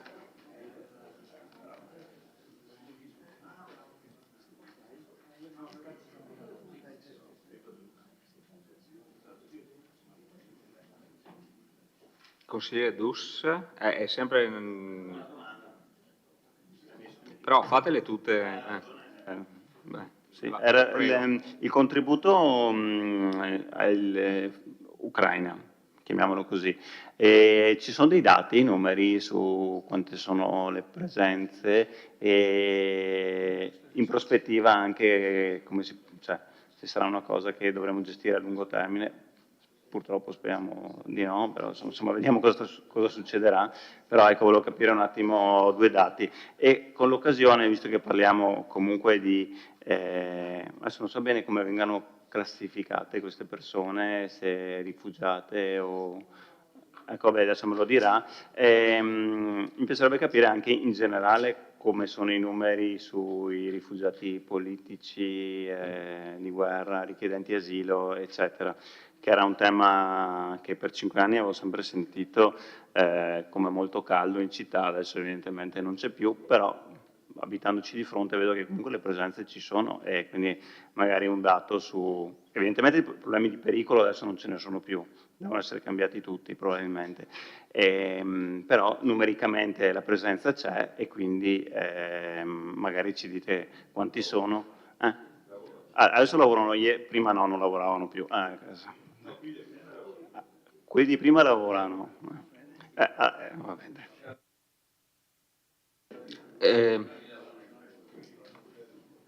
Prego, Assessore.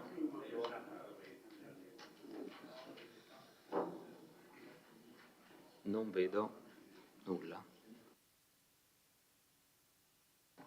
Ecco, allora facciamo così. Io rispondo per alcune domande fatte dai consiglieri, poi lascerei la parola alla Antonella Cadart per via delle domande che riguardano sociale e il dottor Sari per altre risposte. Allora io rispondo in merito alle colonnine elettriche abbiamo intenzione di fornire di elettricità alcune zone della città, elettricità che andrebbe utilizzata sia per i mercati, ma avendo le colonnine in certi posti, magari anche per altre manifestazioni che potrebbero essere organizzate in città, in particolare in Duomo, che al momento è sprovvista di questo. C'è un'associazione che ci ha che c'è un contatore, ma troviamo corretto che il Comune finalmente provveda. Tutta l'area del mercato del venerdì, del mercato del contadino del venerdì, che è proprio sprovvista, e là ci sono tutti col generatore, quindi, e poi per quel che riguarda il mercato, in cui qua c'è anche un'altra variazione di 10.000 euro per continuare lo studio, spostiamolo su, spostiamo giù, vediamo se ci stiamo, eccetera, però vengono posizionate in dei posti che possono essere, anche se spostiamo il mercato sia in giù sia in su, a servizio di quelle bancarelle che sì hanno la necessità del generatore, ma poi ci possono tornare utili per alcune manifestazioni che, specialmente a Serravalle, potrebbero essere organizzate. Quindi questa è la spesa. Abbiamo fatto dei preventivi in circa, abbiamo messo questa cifra che siamo certi di coprire il lavoro che vogliamo fare. Logicamente poi cerchiamo di risparmiare da questa cifra, andiamo sotto. Poi, pista atletica, ci sono degli interventi da fare, impianto elettrico, cioè, è un grande impianto, è stato concepito a 8 corsie e adesso sta veramente funzionando, perché vengono sempre organizzate gare di assoluto rilievo, anche sabato e domenica c'è una gara di assoluto rilievo e ne verrà fatta una importante anche a settembre. Problema di impianto elettrico, su cui bisogna intervenire. Il problema dell'acquisto di tipo gli ostacoli, abbiamo ancora ostacoli vecchi di non so quanto, ancora in legno, quindi ci deve essere un certo rimordimento delle attrezzature, anche perché la federazione per certe gare non accetta più quel tipo di attrezzature. C'è il discorso delle strisce da rifare e c'è un po' da sistemare la siepe sull'altro lato, che è veramente bisogna cercare di dare una sistemata con una gran bella potata e fare un po' di ordine in quell'impianto. Poi verso sud ci sono solo rovi e non è, cioè, con le manifestazioni che vengono fatte è meglio intervenire. Quindi questo, i contributi in campo turistico, noi prevediamo di uscire con un bando dopo questa variazione di bilancio per, diciamo, dare dei contributi a quelle associazioni che vogliono fare delle manifestazioni quest'anno a Vittorio, per dire ci saranno il ritorno del Victor piuttosto che i concerti che alcuni hanno intenzione di fare qua per 4 giorni, l'associazione Vittorio al Centro per 4 giorni qua in piazza, c'è il ritorno del Vive Vintage a Serravalle, saranno Calici di Stelle quest'anno al Castrum, un ritorno come la prima edizione al Castrum. Usciremo con un bando, poi tipo se riproporranno lanterne a Serravalle, cioè tutte quella serie di manifestazioni che per l'estate vittoriese. Come si finanziano queste manifestazioni? Vi porto l'esempio del bando sport appena uscito.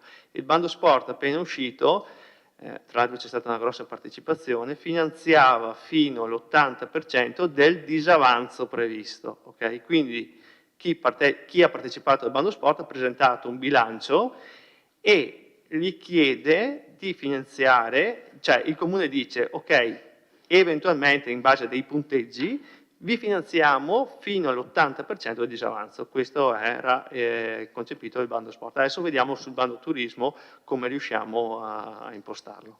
Spero di aver risposto a grandi linee alle vostre domande.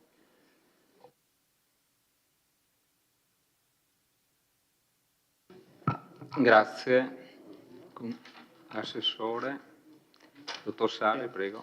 Allora, io rispondo solo penso l'unica domanda che rimane, che è l'asilo la scuola dell'infanzia, di San Giacomo.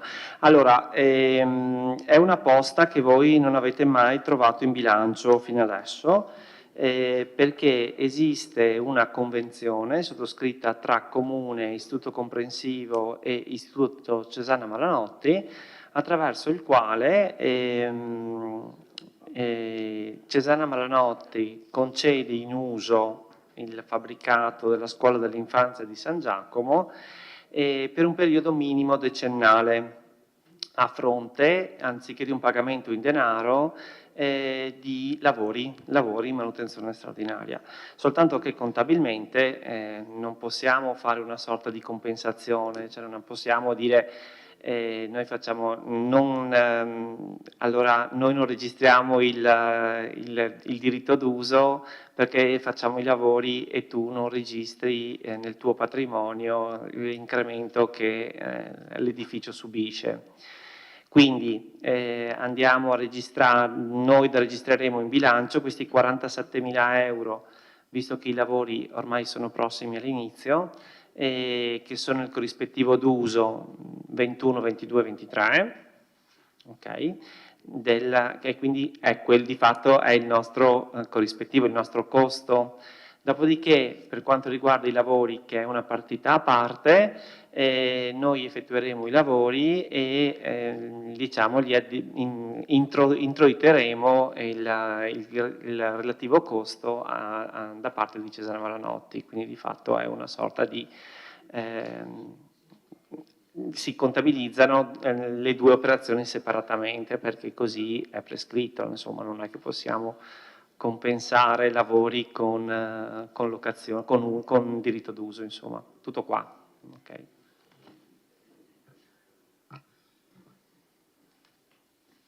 Assessore Caldart. Sì, grazie.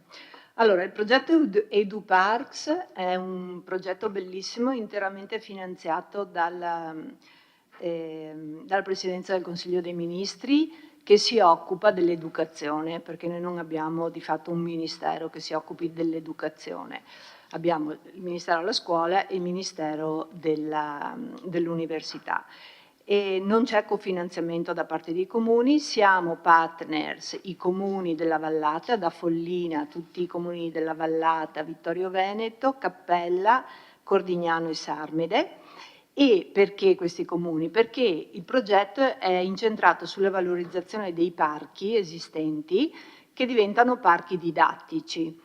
Le azioni sono, quindi i fruitori di questo contributo sono interamente le scuole, che sono a loro volta partner, in particolare il comprensivo di Follina, di Tarzio, i due comprensivi di Vittorio e quello di Cappella e di Cordignano. I parchi coinvolti dove verranno realizzati dei laboratori didattici che hanno valenza sia ambientale, conoscenza dell'ambiente, valorizzazione dell'ambiente, sia sociale perché sono indirizzate le azioni all'inclusione dei bambini più fragili, quindi dopo vi spiego, e valenza anche culturale evidentemente, perché i parchi coinvolti sono il Parco del Livelet, quindi anche con tutta la parte storica, il Parco Papadopoli con la valenza prettamente ambientale, il Parco dei Carbonai con questa valenza anche di storia del locale e il Parco degli Ulivi che è un piccolo parco nella zona di Cappella Sarmede. Le azioni verranno svolte da associazioni tipo l'associazione che si occupa della promozione di tutte le attività di Sarmede, e poi l'UMPLI per la parte invece del Livelet e sono rivolte appunto all'inclusione dei bambini fragili. Quindi abbiamo già avuto l'avvio del progetto con l'incontro con tutti i dirigenti scolastici e rappresentanti delle scuole che vi ho detto, i quali a settembre, a inizio anno scolastico, individueranno le classi che a loro parere sono più adatte, hanno più bisogno di questo tipo di azioni. Ovviamente saranno classi dove numericamente la presenza di bambini fragili da tutti i punti di vista, culturale, fisico, sociale, eccetera, sono presenti, ma il lavoro verrà svolto insieme agli altri, quindi non dovete pensarlo come un progetto di ghettizzazione. E la cosa interessante è che le azioni sono rivolte a due fasce d'età, i più piccoli, quelli diciamo della scuola primaria, e i più grandi della scuola media, e i più grandi saranno coinvolti nella prima parte delle azioni per progettare delle vere e proprie attività. Pensate, non so come fanno a Sarmede che ci sono le guide turistiche, però anche altre attività fino alla realizzazione di giochi che poi verranno, per così dire, sperimentati e indirizzati ai più piccoli, quindi c'è anche un lavoro di peer education. Prenderà il via, appunto, come vi ho detto, all'inizio d'anno scolastico perché ha mi pare 10 mesi per la completazione, per il completamento, quindi abbiamo pensato di farlo funzionare sull'anno scolastico, anche perché le scuole lo possano inserire nella loro programmazione annuale. Per quanto riguarda il contributo per gli ucraini, allora questo è un contributo, tra l'altro c'è scritto regionale, ma è un contributo statale, no, non so cosa ci sia scritto da voi, ma nel prospetto che ci hanno dato c'era scritto regionale, comunque è un contributo statale che noi inseriamo nel capitolo del minimo vitale, perché la specifica delle FAC che sono state sottoposte appunto alla protezione civile, perché passano attraverso la protezione civile nazionale e poi quella regionale, ci dice che noi come comuni dobbiamo attivare, dare contributi per il mantenimento delle persone fragili, quindi diciamo che possono essere poi spalmate, per così dire, su ucraini ma anche su altro tipo di fragilità. In questo momento a Vittorio Veneto, abbiamo chiesto proprio il dato alla prefettura in questi giorni, gli ucraini ospitati a Vittorio sono classificati come richiedenti e titolari di protezione temporanea. A fine aprile avevamo 194 iscritti a Vittorio Veneto, di cui 111 maggiorenni e 83 minorenni. Cioè, quello che ci dice la prefettura è che molte di queste persone hanno fatto richiesta, però se ne sono anche andate, cioè non abbiamo un dato reale, abbiamo un dato realistico ma non reale. E per quanto riguarda altri richiedenti asilo, in questo momento il CEIS è a piena capienza, sono attorno alle 100 persone e il prefetto da poco ci ha appunto convocati in conferenza dei sindaci chiedendo a tutti i sindaci anche la disponibilità di nuovi spazi perché ci sono dei flussi in arrivo. La richiesta è stata indirizzata però non alle città che già hanno dei centri di accoglienza sul territorio, ma a quelle che invece non ne hanno, quindi, e soprattutto a piccole realtà. Quindi il prefetto ha chiesto soprattutto disponibilità di qualche abitazione, non di centri strutturati. Quindi il nostro CEIS rimane l'unico, diciamo, punto di riferimento. Il CEIS in questi anni è cresciuto, nel senso che oltre a svolgere questo compito di accoglienza e di accompagnamento dei ragazzi, sta aprendo e collabora con noi, ma collabora adesso anche a livello di ambito, ha ristrutturato tutta l'ala, diciamo quella del chiostro, dove noi stessi, anche come comune, ma anche tutti i comuni dell'ambito, da loro possiamo fare riferimento per l'accoglienza anche temporanea, anche in emergenza, di persone, principalmente maschi, oppure anche hanno un paio di camere dove possono accogliere dei piccoli gruppi, nuclei familiari. Quindi diciamo che si lavora veramente molto bene insieme, di pari passo. Mi pare che fossero queste le domande. Grazie, sì. Assessore, prego. Un attimo, c'è anche una risposta dell'assessore Uliana. No, ma devi entrare. Non sei ancora.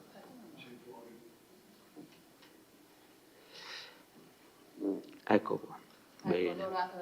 Allora, rispondo alla domanda del consigliere Dus riguardo al concorso spese dei comuni per il sistema bibliotecario effettivamente del Vittoriese.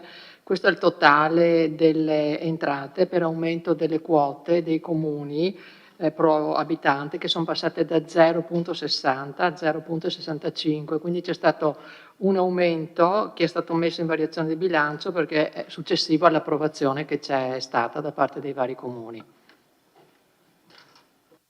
Grazie Assessore. Consigliere De Antoni, prego. Sì, in apertura del mio intervento volevo far presente, Presidente, il paradosso della precedente votazione. È stato approvato dal Consiglio l'emendamento che emendava completamente la delibera, la mozione che avevamo proposto, ed è stato approvato a maggioranza. Poi viene posto in votazione la delibera così come modificata dall'emendamento, e viene votato contro. A me sembra un grandissimo paradosso, pensavo che lei lo facesse rilevare, perché se da un lato viene approvato l'emendamento che sostituisce la delibera, non capisco poi come non sia stata approvata anche la delibera, però ci spiegherà come lei interpreta questa cosa. Non mi era mai successo in 4 anni che succedesse una cosa del genere. E sì, dalle informazioni che ha dato anche il sindaco nei precedenti interventi per quanto riguarda il teatro, abbiamo capito in sostanza che il finanziamento che risulta dal rendiconto 2022 per spese libere, diciamo, di circa 3 milioni di euro è rimasto inalterato proprio per garantire, una volta ultimata questa difficile trattativa, per consentire di avere le risorse per acquistare il teatro. Io le chiedevo, come le ho anticipato prima, signor Sindaco, che ci informasse di questa cosa, perché noi ci siamo trovati, credo circa 2 mesi fa, in cui, diciamo, inaspettatamente lei ha ritirato la delibera motivando questo ritiro con il problema dell'IVA, così ha detto. Poi effettivamente, leggendo le carte, ottenendo delle risposte anche dagli uffici per le quali abbiamo fatto un accesso agli atti, sì, le difficoltà, i problemi che sono sorti, che l'hanno consigliata di ritirare questa delibera, erano dovuti ad altre, diciamo, imperfezioni, diciamo, di tipo tecnico-amministrativo. Siccome poi la stampa continua a parlare, lei ha ragione a dire che non dobbiamo ascoltare quello che dice la stampa, però la stampa è molto spesso l'unico informatore per i consiglieri, cioè, capisce, su questo tema del teatro, che poi è competenza del Consiglio alla fine, no? Sarebbe bello, giusto, che anche lei, quando ha occasione di fare anche gli interventi iniziali, potesse in qualche modo riferirci. Venendo poi all'esame della delibera della questa variazione di bilancio, volevo soffermarmi un attimo sull'importo di 534.450 euro che sono relativi alla sentenza favorevole all'ente relativa agli strumenti derivati. Ho cercato di capire, perché ne avevate parlato anche in un consiglio precedente, ho cercato di capire quali sono questi soldi. Mi è stato detto che sono, diciamo, quanto Banca Intesa si è dichiarata disponibile prima e poi ha effettivamente versato per quanto riguarda le spese legali. Questa cosa è sicura. Allora mi sono chiesto, e ho chiesto a un ufficio che non è presente qui oggi, ho chiesto: ma può capitare che la sentenza di secondo grado dia torto al Comune e che quindi l'amministrazione sia costretta a restituire questi soldi? Perché potrebbe anche essere, è chiaro, il giudice di secondo grado potrebbe decidere tante cose, potrebbe, per quanto riguarda le spese legali, anche prevedere che vengano compensate tra le parti, e quindi sarebbe comunque una parte di questi 534.000 euro dovrebbero essere restituiti. Anche il dottor Sari ha detto che queste risorse diciamo che sono di spese correnti, di entrate correnti, sono quasi tutte sicure, una cosa del genere, sono quasi sicure. In effetti questi 500, volevo che fosse rilevato che questi 534.450 euro non sono sicuri al 100%, perché siamo ancora alla sentenza di primo grado, la Banca Intesa ha fatto ricorso, se dovesse il giudice di secondo grado, quello che è il tribunale, non so, ribaltare completamente la prima sentenza, ci potrebbero essere problemi di restituire parte dei soldi che effettivamente ci sono stati già versati. Detto questo, l'assessore Caldata ha già risposto al discorso del finanziamento per gli ucraini. Ho visto che quei soldi in uscita sono stati messi nel capitolo minimo vitale, sussidi e contributi varie erogazioni. Quindi ho capito bene che nonostante diciamo, il finanziamento riguardi sembrerebbe esclusivamente la popolazione ucraina, in effetti c'è la possibilità di darlo anche ad altre persone. Concludo il mio intervento chiedendovi scusa se devo aggiornare l'importo complessivo delle risorse comunali investite in quello che io definisco la cattedrale nel deserto, cioè il sottopasso di Via Callarga. Con i 40.000 euro sono stanziati nella variazione di bilancio alla voce smaltimento rifiuti, forse si poteva dire meglio a che cosa si riferivano. Quei 40.000 euro servono per sistemare un'area che è prima diciamo, del sottopasso e quindi diciamo, facendo tutti i conti, e questa volta sono preciso all'euro, le somme complessivamente diciamo, impegnate o spese per questo benedetto sottopasso sono 2 milioni più 498 mila più 465 mila più 40 mila, che sono quelli di oggi.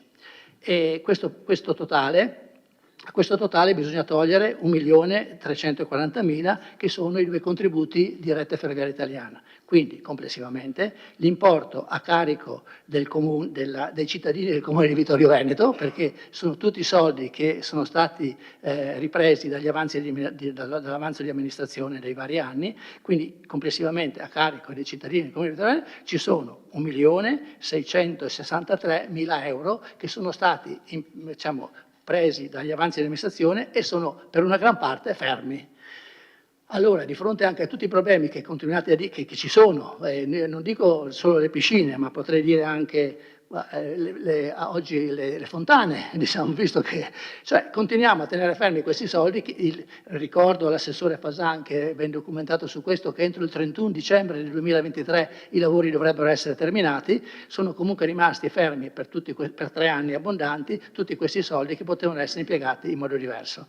Mi dispiace dirlo, direte che sono testardo, che è sempre le stesse cose che dico, però effettivamente è una cosa che deve essere messa in evidenza e sulla quale mi dispiace che l'amministrazione abbia mantenuto sempre questa decisione che secondo me è, non voglio dire inconcepibile, ma comunque di difficile comprensione. Grazie. Grazie, consigliere. Consigliere Rosset, prego. Per fatto personale, Presidente. Consigliere Antoni, è inutile che ogni volta lei tira il sasso e poi nasconde la mano. Io ho fatto una dichiarazione prima e ho spiegato perché si votava contro. No, ma come si fa a votare una cosa che il consigliere dice che non abbiamo dato i soldi, che l'assessora dice che ha dato 10.500? C'era un mucchio di confusione. Abbiamo bisogno, come chiede sempre lei, un po' di chiarezza. Perché adesso viene fuori a dire che io non capisco perché? Gliel'ho spiegato chiaro, aveva la possibilità di rispondermi con la dichiarazione di voto, non l'ha fatto, allora stia zitto per piacere. Grazie. Sto sempre dentro. Grazie consigliere, direi di andare avanti con la discussione del punto in oggetto all'ordine del giorno. I punti precedenti, cortesemente, Ha tirati fuori lui per prima, Lei non può evitare che il consigliere parli, perché questo sì è fatto personale, mentre prima il consigliere... Scusi un attimo, parli a microfono, quindi prenoti, se vuole le do la parola.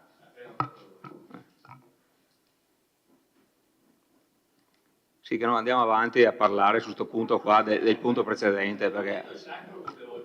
Prego. E dunque, Dica pure. anch'io intervengo per fatto personale. Il problema non l'ho tirato fuori io, ma l'ha sollevato il consigliere Rosset. Io non ho capito bene probabilmente non ho capito bene quello che ha detto prima il consigliere Rosset, però la nostra delibera, il testo del nostro dispositivo diceva, al di là di tutte le altre cose, diceva delibera di invitare la Giunta ad attivarsi al più presto per incontrare il nuovo direttivo dell'Università della Formazione della Terza Età.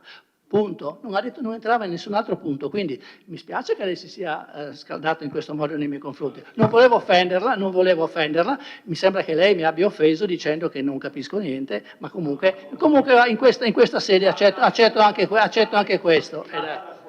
Vabbè, va bene. Andiamo avanti cortesemente, andiamo avanti con il punto.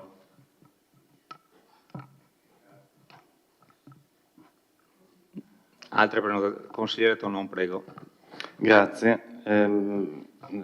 Alcune domande. Per quanto riguarda le analisi ambientali, 20.000, incarichi di tutela ambiente, 15.000 e collaborazioni e incarichi professionali pianificazione territoriale, si riferiscono, è una domanda ovviamente la mia, alle analisi che sono rese necessarie a seguito dei risultati delle risultanze delle analisi emerse ultimamente riguardo alla situazione ambientale della caserma Gotti dell'ex area Carnielli e quindi la necessità di intervenire anche a sud, punto di domanda.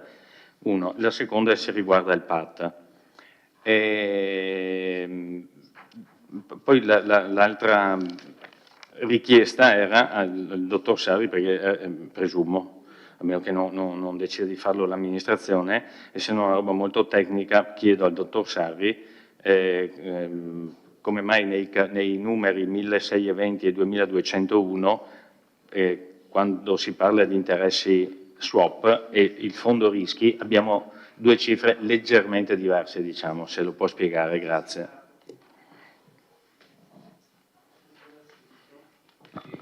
Prego, prego. È una domanda tecnica, quindi...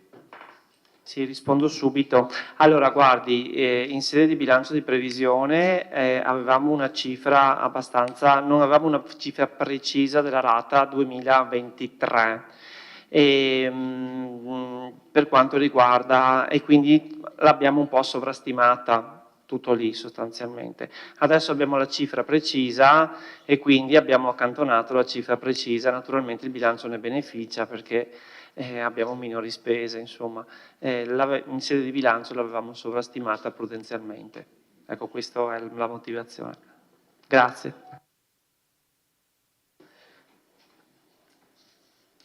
Grazie.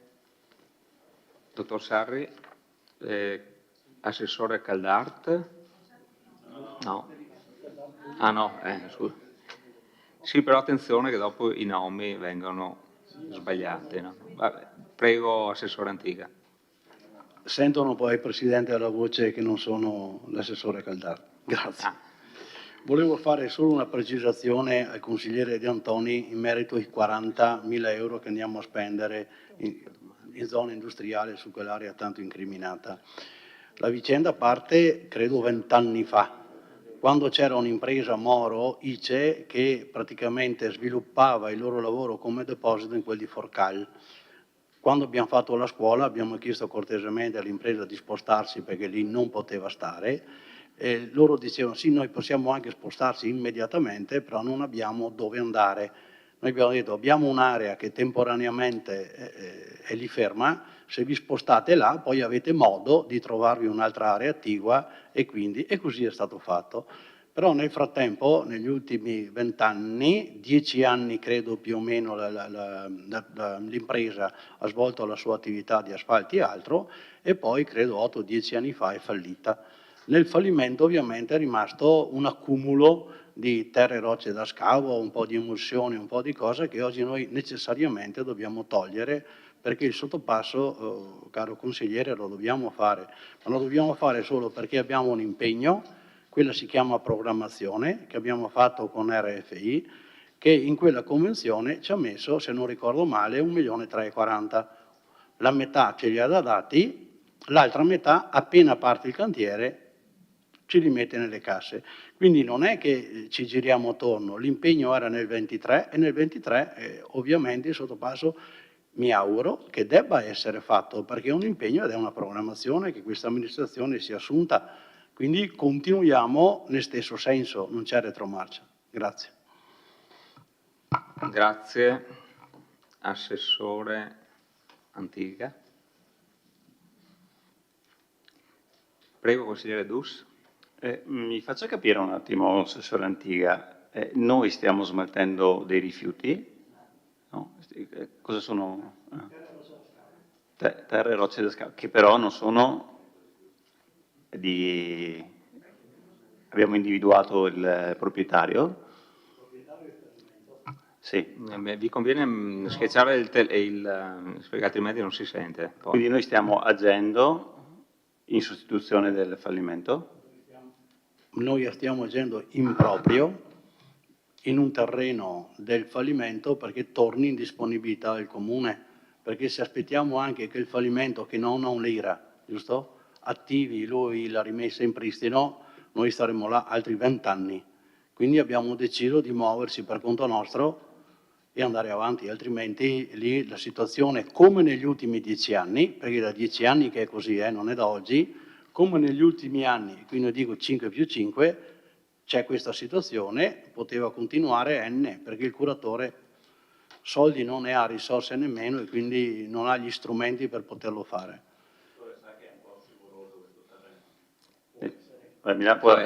Dicevo che è un po' scivoloso questo terreno, No, ma, perché se dovessimo espandere questo ragionamento sugli altri immobili di proprietà di fallimenti, penso ad esempio cosa era successo per la Carnielli, allora anche lì avremmo dovuto intervenire in via sostitutiva. L'intervento in via... Non è proprietà del fallimento quell'immobile è proprietà del comune. È altra... Sì, sto dicendo che però i rifiuti che sono lì non sono di proprietà del comune, giusto? No. Quindi noi stiamo portando via dei rifiuti che il comune non ha prodotto in via sostitutiva.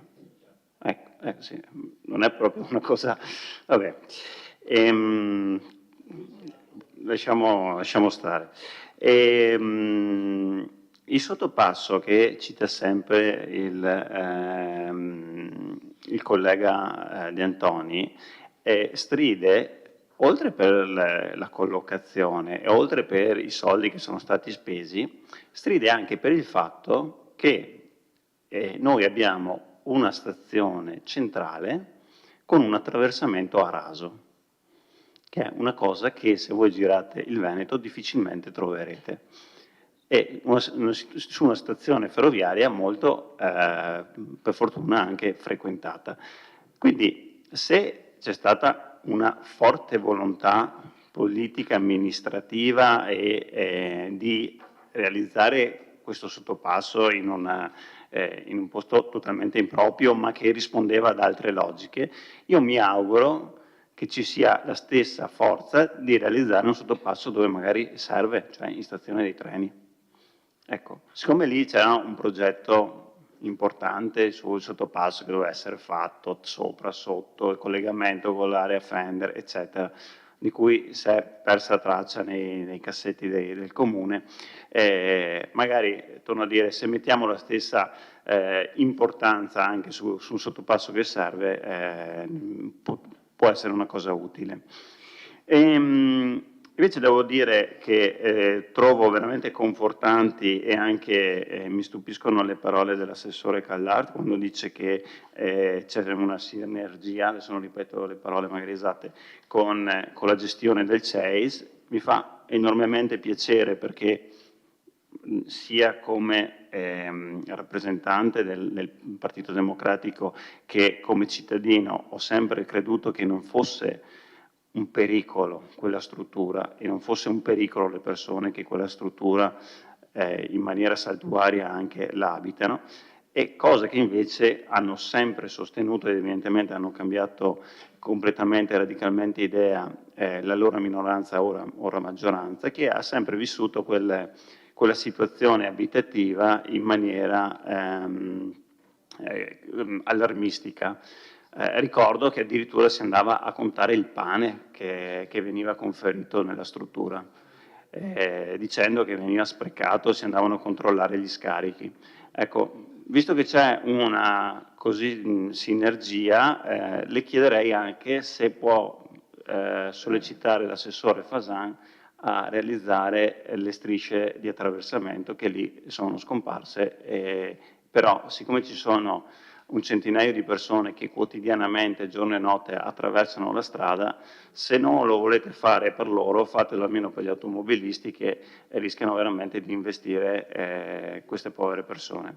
Perché veramente la situazione lì è molto pericolosa. Per fortuna l'assessore ha, non so se su mio sollecito, comunque lo ringrazio per questo, perché io sono sempre critico, però questa volta devo ringraziarlo, ha fatto fare il taglio ai polloni, sembra una cosa banale, però non si riusciva più a vederci nulla su quella strada, invece i polloni sono stati tagliati, dei platani, e quindi gli va dato atto. Se adesso fa un passaggio in più, mi fa le strisce, magari con calma. So che lei ha dei tempi un po' lunghi, se può accelerarli, ne saremo grati un po' tutti, insomma, ecco.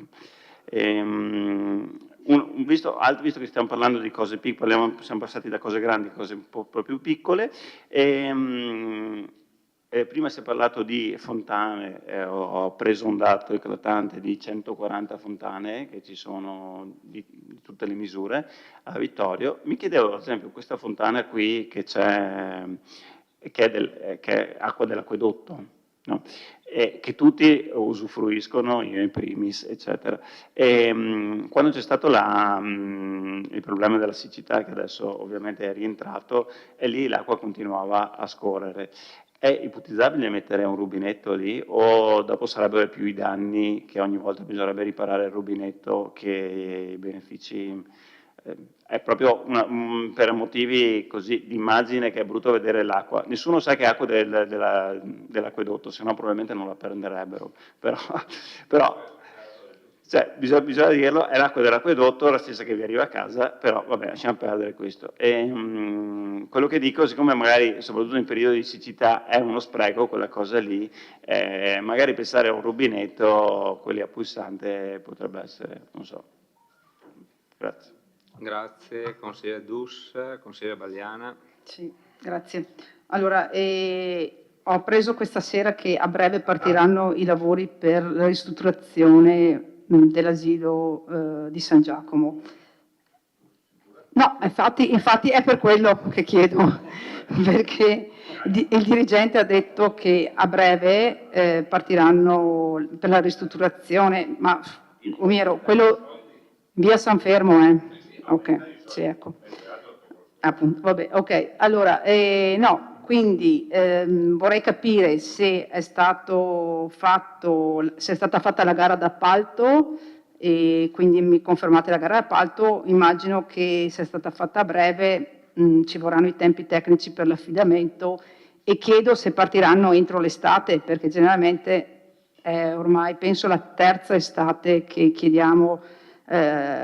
Sì, sono 3 estati che tra virgolette perdiamo per fare questa opera. Quest'opera anche piccola, perché 250.000 euro adesso non sono opere importanti, e quindi ho fiducia che almeno si parta entro l'estate, insomma, ecco questo. Per quanto riguarda invece il discorso della promozione turistica, quindi dei finanziamenti, chiedevo un attimo all'assessore allo sport, il bando sport l'80% è quello che era rivolto alle società che gestivano gli impianti, però, no? Era aperto a tutti?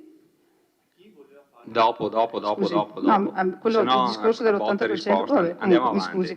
Vabbè, adesso a me sfuggiva questo discorso qua di questo bando, ma comunque vabbè, prendo atto e quindi rimane questi 25.000 euro per tutte le associazioni che quest'estate opereranno a Vittorio Veneto e si stanno anche già organizzando, mi hanno detto, e quindi sono 25.000 euro disponibili per tutte le associazioni. Per quanto riguarda il CEIS, volevo anch'io soffermarmi su quello che è stato detto e doveroso, come diceva l'assessore, ringraziare per la disponibilità del CEIS rispetto all'azione che sta portando avanti, mi scusi le spalle assessore, e quindi interessante anche questa nuova apertura di questo nuovo edificio, la ristrutturazione per vedere eventualmente che troveranno posto altre persone.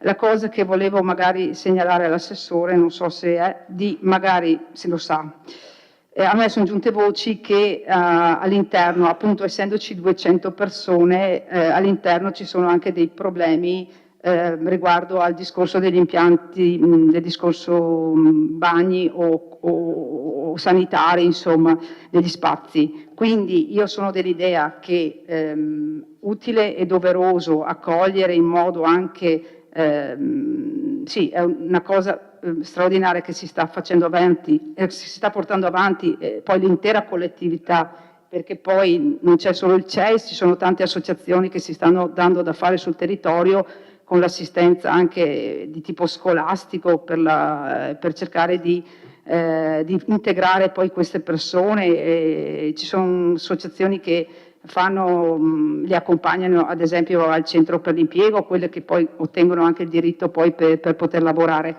Detto questo, appunto, è doveroso però che l'accoglienza sia anche garantita in modo dignitoso, ecco. Quindi magari se l'assessore può interagire appunto con la struttura per verificare appunto se ci sono anche delle situazioni un po' particolari che abbiano necessità di manutenzione, ecco, semplice manutenzione. E per quanto riguarda il discorso delle fontane, mi collego a quello che diceva il consigliere Dus.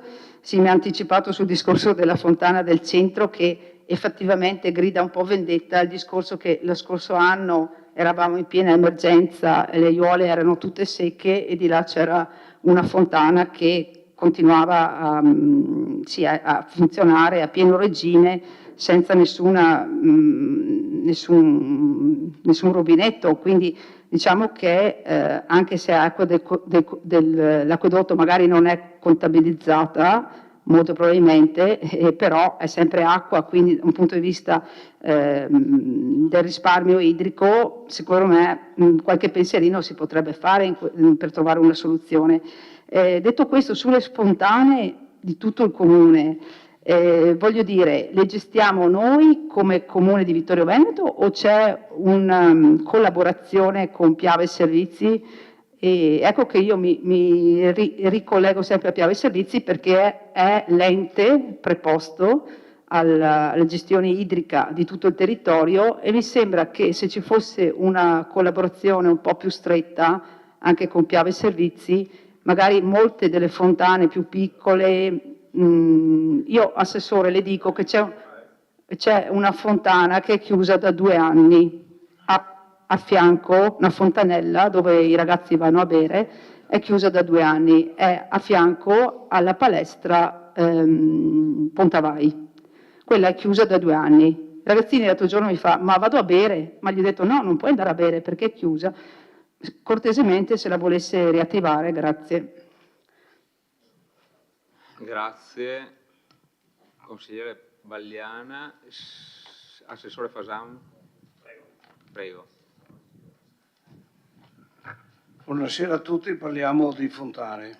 Allora, il Comune di Vittorio Veneto, di là delle fontane storiche, che sono quelle del centro, del Cardinale, dell'Ardito e e parecchie altre, non sono solo quelle, abbiamo 140 fontanelle sparse su tutto il territorio.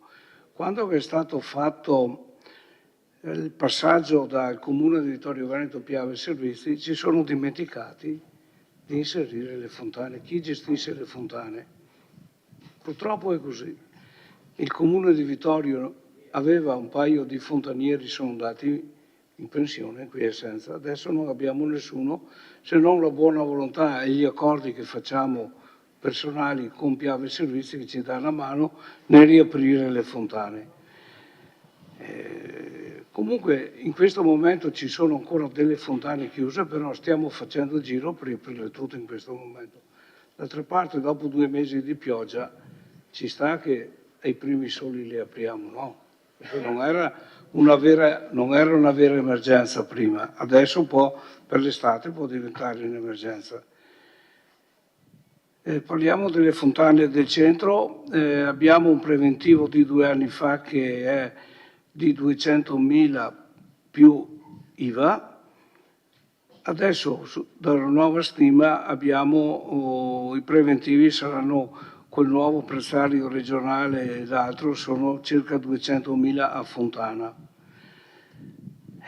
Dobbiamo trovare i soldi. Comunque lei ha visto che sono state riattivate, in questi giorni sono state stuccate perché erano tutte fissurate e per quest'anno andremo avanti così. Si spera. Poi per quest'inverno la prossima amministrazione provvederà. Per quanto riguarda, posso dare un annuncio, per quanto riguarda la fontana del Cardinale e dell'Artigliere, lunedì prossimo farò un sopralluogo con una ditta specializzata in recupero di immobili che lavora spesso per questo con la sovrintendenza sentiamo un suo parere e ci facciamo fare un preventivo. Altro non posso in questo momento dire, però l'attenzione c'è. Intanto io punterei su una bella pulizia che fa veramente, no? almeno quella, no? Però dopo quello che è successo 2 anni fa, che gli operai del comune sono stati fotografati, era il 2018, c'era lei, era la sua amministrazione. Abbiamo pagato noi però la multa, dai, facciamo così. Però voi l'avete presa, l'abbiamo pagata noi. Posso dirlo? Offendo qualcuno? Ma io sono anche del parere, perché ho visto le foto. In tempore non c'era un'idropulitrice lì, c'era solamente il getto dell'acqua. È andata così e va bene, è finita là che sì, però alla fine no. Inquisire, portare in sovrintendenza, in prefettura, ma no, l'operaio del comune perché sta lavando una fontana che il giorno dopo c'era il raduno degli artiglieri, mi è sembrato un po' eccessivo. Ecco. Erano altre domande al di là delle fontane? Mi scusi, Assessore, per l'esattezza, sa che sono molto sensibile su questo argomento, non era era un idrogetto, quindi vuol dire, la multa è stata corretta, ecco, perché le fontane, soprattutto quando sono storiche, si lavano con i dovuti modi. Infatti, ecco, questo per precisazione. Infatti ecco, lei, anche la foto lei vede dell'idrogetto. che da quel giorno non abbiamo più lavato le fontane, altro che idrogetto. Vabbè, andiamo avanti. Vabbè, grazie per la precisazione, ma le mie fotografie saranno diverse di quelle. Io non c'ero. No, guardi, sono su Oggi Treviso, comunque andiamo avanti. Va bene. Sono ancora su Oggi Treviso. Mi sono perso il filo, c'erano altre domande? Va bene. Se ci sono altre domande me le fate. Giusto per far transitare all'opinione pubblica le cose correttamente, perché ecco. Se posso aggiungere una piccola precisazione, mi sembra che circa 6-7 mesi fa è uscita una direttiva della Regione che impediva l'uso dell'acqua, no? L'uso improprio dell'acqua potabile. No? E c'è una ragione che le fontane sono ancora chiuse. A dire il vero mi sarà sfuggito, ma non ho visto una direttiva della Regione che ci lascia aprire le fontane. Io non l'ho vista. Se il Presidente l'ha vista avrei piacere che me la passasse. E poi c'è anche la spending review dell'illuminazione pubblica e delle pompe. Cioè, non è un caso che in questi 2 anni le fontane hanno avuto scarsa attenzione, erano ferme, pertanto. Però provvederemo, infatti oggi funziona. Forse non sarà un caso che in Consiglio Comunale c'è l'argomento, ma qui sotto, sentite, le fontane funzionano. Fontana va. Va bene, grazie. Grazie, Assessore Fasan. Consigliere Varaschin, prego. Buonasera a tutti. A proposito delle fontane, volevo sapere a che punto è la richiesta che avevo fatto diverso tempo fa, quella praticamente che segue la pista ciclopedonale, la pista ciclabile, scusate, che arriva a Venezia-Monaco, che arriva dalla Calderivera e incrocia con la via Giardino, giusto davanti alla pizzeria, perché diversi ciclisti, non trovando chiuso la pizzeria, trovando chiuso i negozi a Carpesica non ce ne sono più, si fermano a chiedere acqua alle persone, ai residenti. E è un problema che ho sollevato e non ho avuto risposta. Manca la fontana, non ce ne sono fontane. A Calpesica non ci sono fontane. Una in più penso che non sia un problema, volevo chiedere all'assessore o chi mi può dare risposta a che punto siamo. Grazie. Grazie consigliere Varaschin. Prego Alessandro De Bastiani. Ci ha dato una notizia, assessore Fasan, che non sapevamo, del fatto che quando c'è stato il passaggio tra l'acquedotto gestito dal comune a Piazza Servizi si sono dimenticate le fontane. Si ricorda chi era la giunta che ha gestito questa operazione? 12 anni fa ero piccolo. Sì, se non sbaglio era la giunta Scottà, se non sbaglio. Mi conferma il sindaco. Vabbè, si sono dimenticati, vabbè. Comunque non volevo intervenire su questo, però ho approfittato. È la verità? Basta, botta e risposta, Sì, cortesemente. sì. Vabbè, Prego. no, completiamola fino in fondo. No? Approfitto mi ricollego all'intervento del consigliere De Antoni, che ha parlato del teatro per così fare una riflessione, visto che qui il rischio è che ci si trovi fra 6 mesi con un altro consiglio comunale d'urgenza e una settimana rischiamo di trovarci a dover decidere cose delle quali non siamo a conoscenza, no? E quindi approfittiamo del tempo che abbiamo a disposizione. Mentre il consigliere interveniva e esponeva il presupposto che probabilmente quei 3 milioni rimangono accantonati per un eventuale acquisto del teatro, il sindaco annuiva e quindi implicitamente ci dà questa informazione che intende procedere all'acquisto del teatro affidandosi alla perizia, quella che stima quell'immobile 2 milioni e mezzo più l'IVA 3 milioni, cioè il doppio dell'altra perizia che stima il teatro 1 milione e mezzo. 2 perizie, tutte e 2 commissionate dalla nostra amministrazione e quindi, secondo il ragionamento che ha fatto a suo tempo il sindaco, 2 perizie di parte. Allora che il sindaco abbia già deciso tra le 2 perizie di parte scegliere quella a maggior vantaggio per il venditore e a maggior svantaggio per i vittoriesi che dovranno comprarla, è anche questa un'informazione e una notizia. Però a mio avviso andrebbe approfondita questa questione, perché non è che possiamo farla passare così che una perizia ti dice che quell'immobile vale 1 milione e mezzo, IVA compresa, e l'altra ti dice che vale 3 milioni con l'IVA compresa.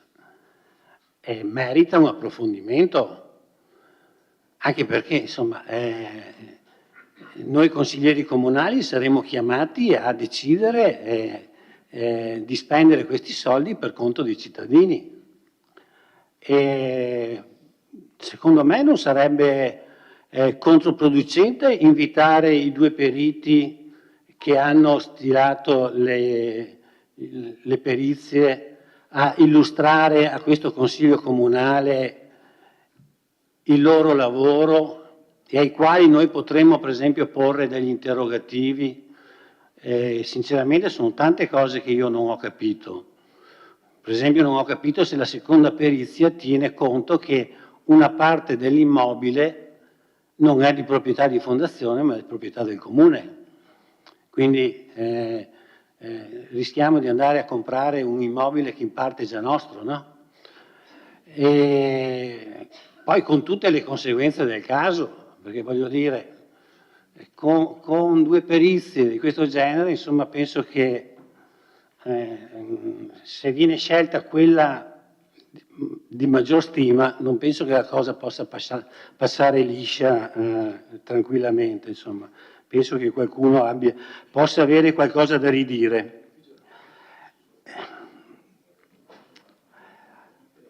E a proposito anche di quello che prima lei ha affermato, e cioè che la sua dichiarazione era invenzione del giornalista e che non è una dichiarazione sua, che avevate prorogato il contratto d'affitto per 6 mesi, allora mi permetto di ricordarle che esiste anche la modalità della replica, cioè quando un giornalista scrive cose inesatte, lo prevede la legge, il giornale deve pubblicare la rettifica che eventualmente il danneggiato intende.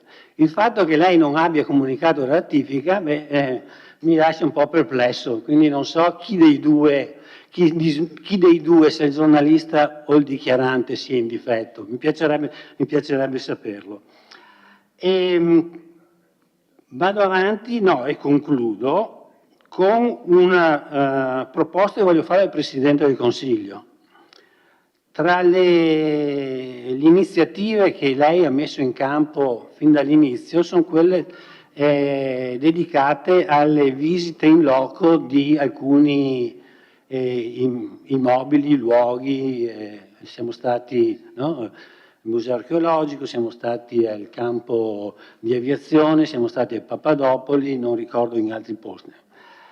Io credo che sarebbe opportuno dare la possibilità a tutti i consiglieri che, ripeto, dovranno per conto dei cittadini impegnarsi in una cifra comunque impegnativa, sia che sia quella maggiore che quella minore, qualora si decida di acquistare il teatro, perché c'è anche quell'ipotesi da vagliare, se il teatro è veramente da acquistare, oppure se il teatro sia più opportuno che lo tenga e lo gestisca Fondazione Cassamarca, come fa con gli altri teatri a Treviso, dove ne gestisce più di uno.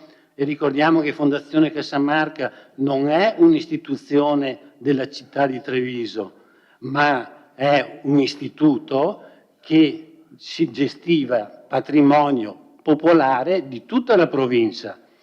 Tant'è vero che nella presentazione di Fondazione Cassamarca è ben specificato che la Cassa di risparmio è stata fondata anche grazie all'apporto del Monte dei Pegni di Vittorio Veneto, quindi lì dentro c'è anche un po' di patrimonio vittoriese. Ecco, invito il Presidente a organizzare una visita sul luogo, così potremo renderci conto personalmente di che cosa stiamo parlando praticamente e non solo in teoria. Grazie. Sulla questione le rispondo subito, la ringrazio di avermi sollecitato, ma avevo già pensato, vista l'importanza della trattativa che sarà riportata in Consiglio Comunale, di organizzare una visita sul campo. Penso che sia anche obiettivo dell'amministrazione, insomma, mettere i consiglieri a conoscenza di tutte le problematiche del teatro, e quindi non c'è nessun problema. Grazie comunque per l'invito. Grazie a lei.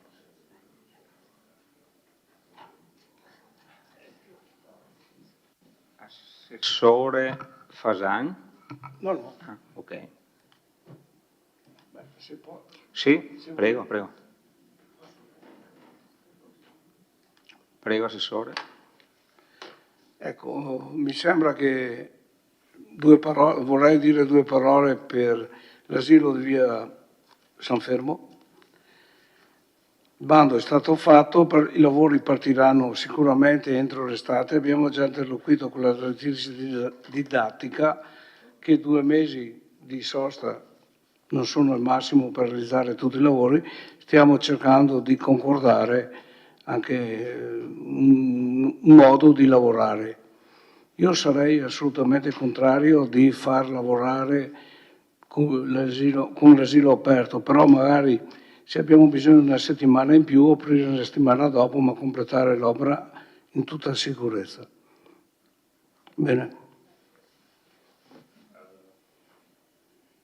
Grazie, Assessore Fasan.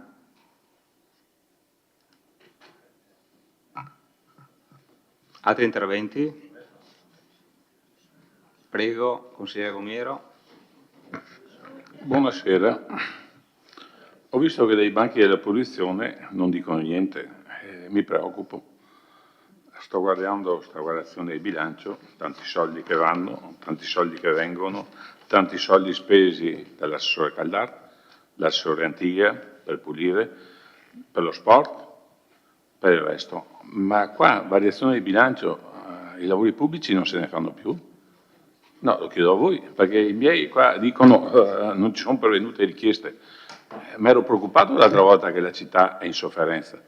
E adesso chiedo al sindaco, chiedo all'assessore Fasan, come mai, con tutti i soldi che abbiamo, visto che voi dite che ce ne abbiamo tanti, non ci sono qualche 100.000 euro per qualche buca in più, magari li mettiamo, se troviamo chi ci asfalta, perché siamo al 13 di giugno, sì, 12 ieri, 13 oggi, vedo cantieri dappertutto di asfaltatura, e quando lo so, forse Vittorio Vassi l'Enel ha asfaltato sua norma, mi dicono, l'Enel, sempre l'Enel e via. Adesso per fortuna sono usciti dai piedi quei signori là di Upper Five, per adesso, inizieranno forse col prossimo mandato a fare il resto dei danni, però non lo so. Chiedo al sindaco, come mai che i lavori pubblici qua, o l'assessore di riferimento, non ci sono richieste di soldi? C'è sempre chi si lamenta, anche parlo col geometra, che non ha soldi, non ha dipendenti, non ha soldi. Quando facciamo l'evaluazione del bilancio che dobbiamo alzare la mano, visto che soldi ce ne abbiamo tanti, chiedo al sindaco come mai non si spendono. Grazie. Grazie, consigliere Gomiero.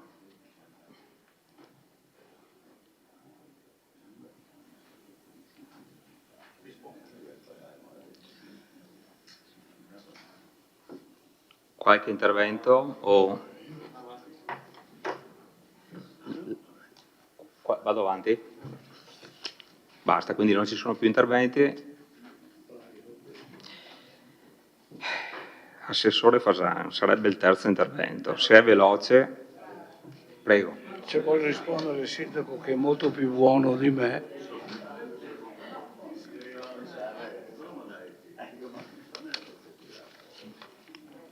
Posso rispondere? Sì, ricordando che gli interventi sarebbero due. Allora, stasera faccio l'eccezione.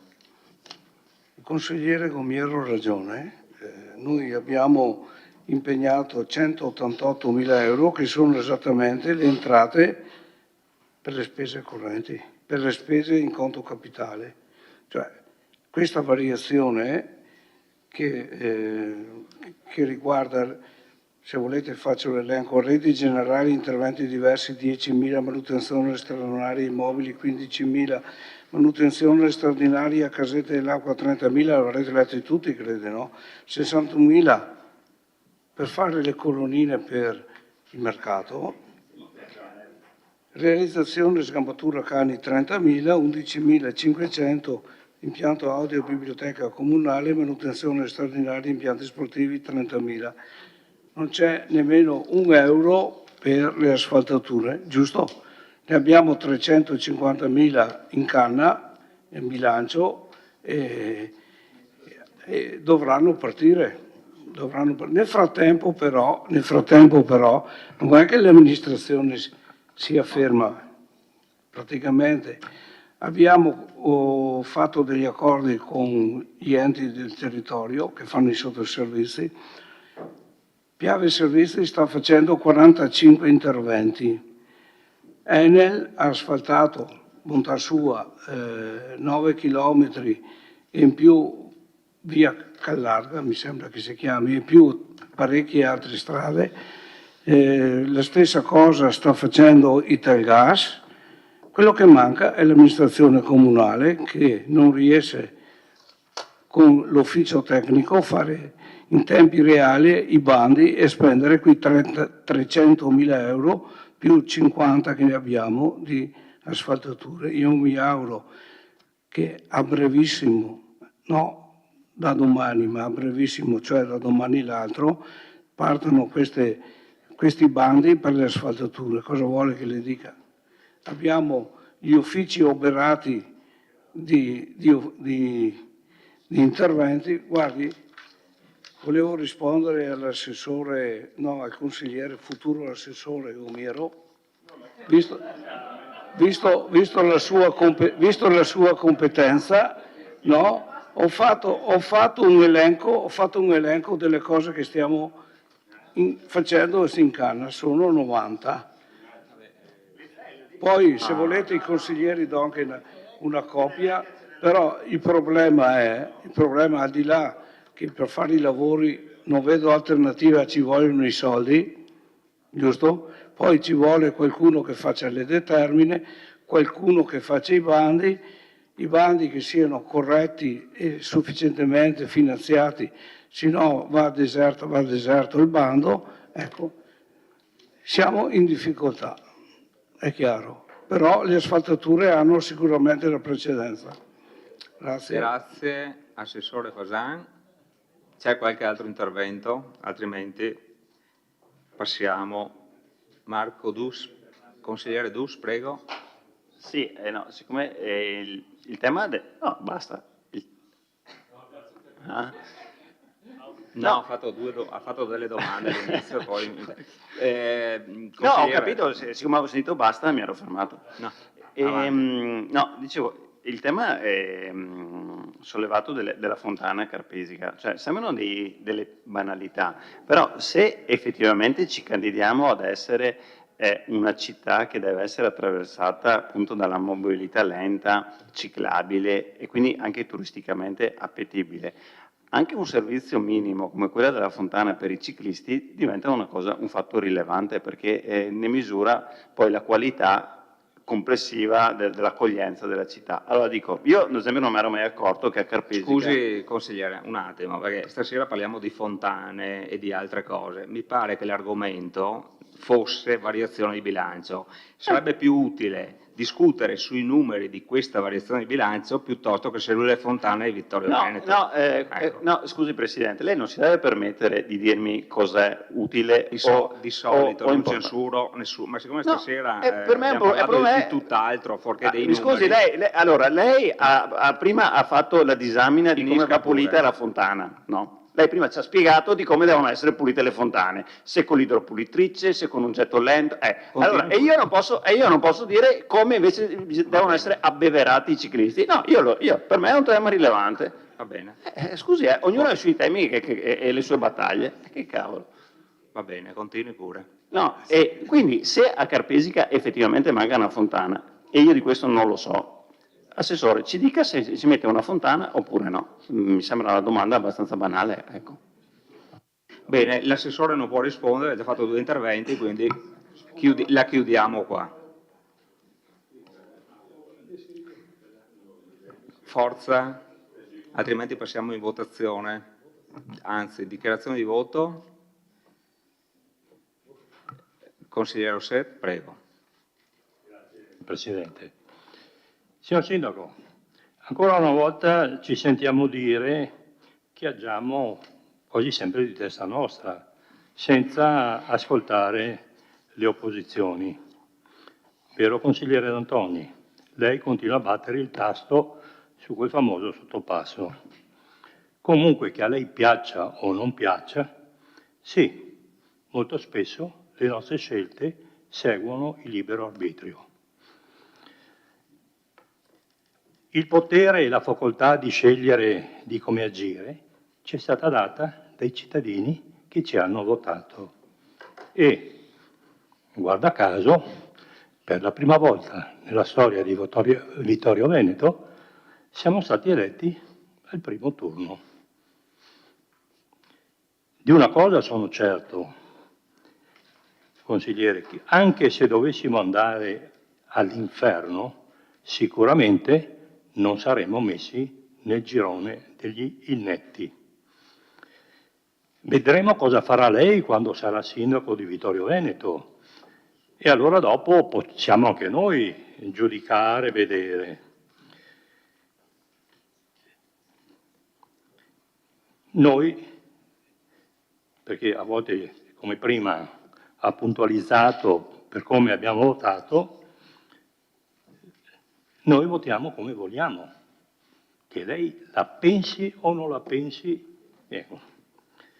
Comunque il nostro voto a questa variazione di bilancio è favorevole. Grazie.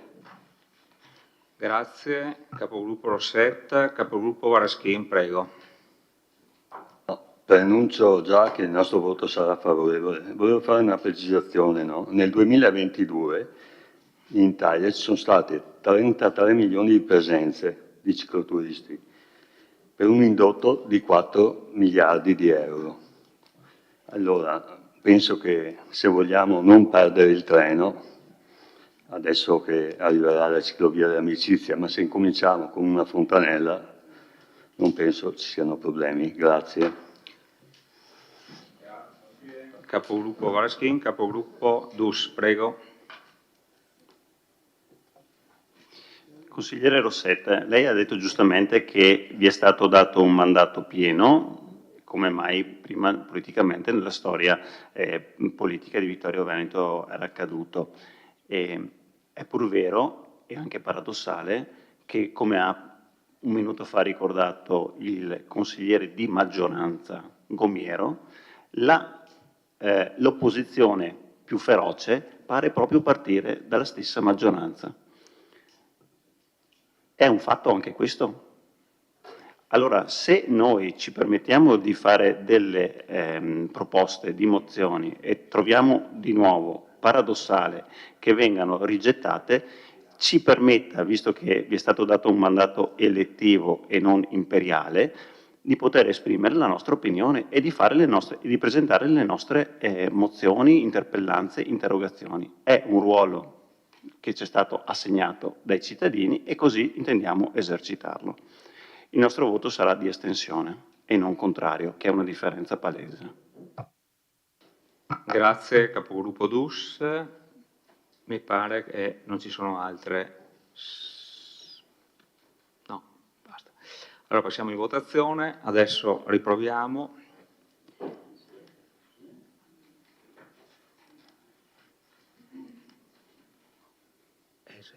Mantieni presenza. Ok. Votate.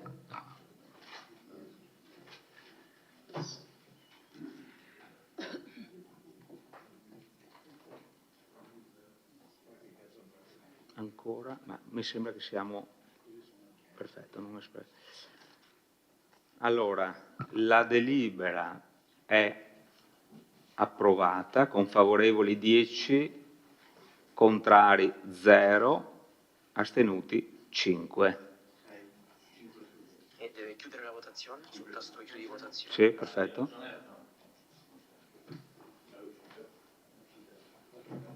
Bene.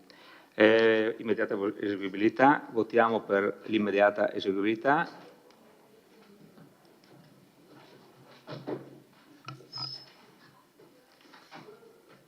Chiudo votazione.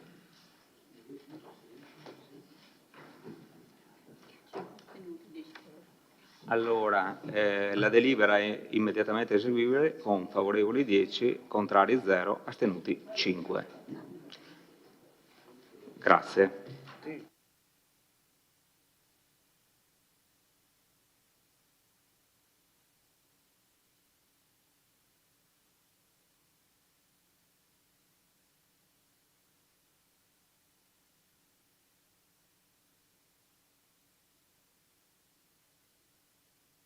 Passiamo al prossimo punto dell'ordine del giorno.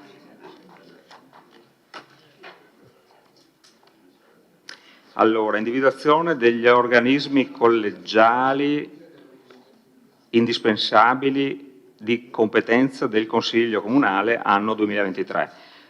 Lascio la parola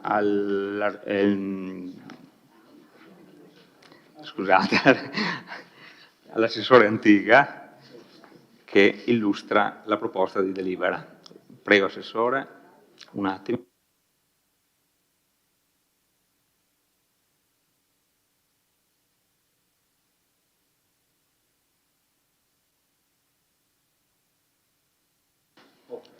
Grazie Presidente. Questo punto all'ordine del giorno è quello che ogni anno regolarmente ci viene proposto per la ricognizione delle individuazioni di organismi indispensabili. E per far sintesi, perché tanto il documento lo conoscete tutti, lo avete gli atti, la differenza che possiamo riscontrare tra l'anno scorso, per capire anno 22 e anno 23, è che viene a mancare che nel 22 c'era il Comitato di gestione delle gallerie civiche arte medievale e quest'anno andiamo ad aggiungere la Commissione per la valutazione delle civiche benemerenze. Grazie. Grazie Assessore. Vediamo gli interventi. C'è qualche prenotazione? Non ci sono prenotazioni? Sì. Consigliere Balliana, prego. Solo una richiesta. Ho visto ci sono anche i famosi consigli di quartiere che a breve andranno al voto. Volevo chiedere da parte dell'amministrazione comunale se è in atto una campagna di sensibilizzazione per portare i cittadini al voto o come intendete svolgerla, perché naturalmente non tutti sono a conoscenza di quello che verrà fatto nelle settimane prossime, quindi chiedo se avete preso delle iniziative particolari per questo. Grazie. Grazie, consigliere Balliana.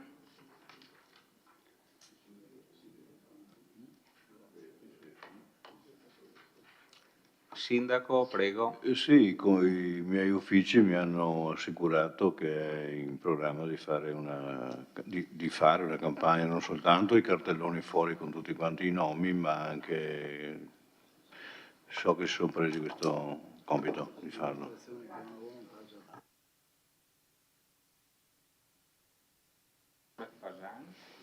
No, volevo rispondere alla consigliere Balliana. Abbiamo prolungato di una settimana le iscrizioni a chi voleva iscriversi, abbiamo prorogato di una mezza giornata, 3/4 di giornata.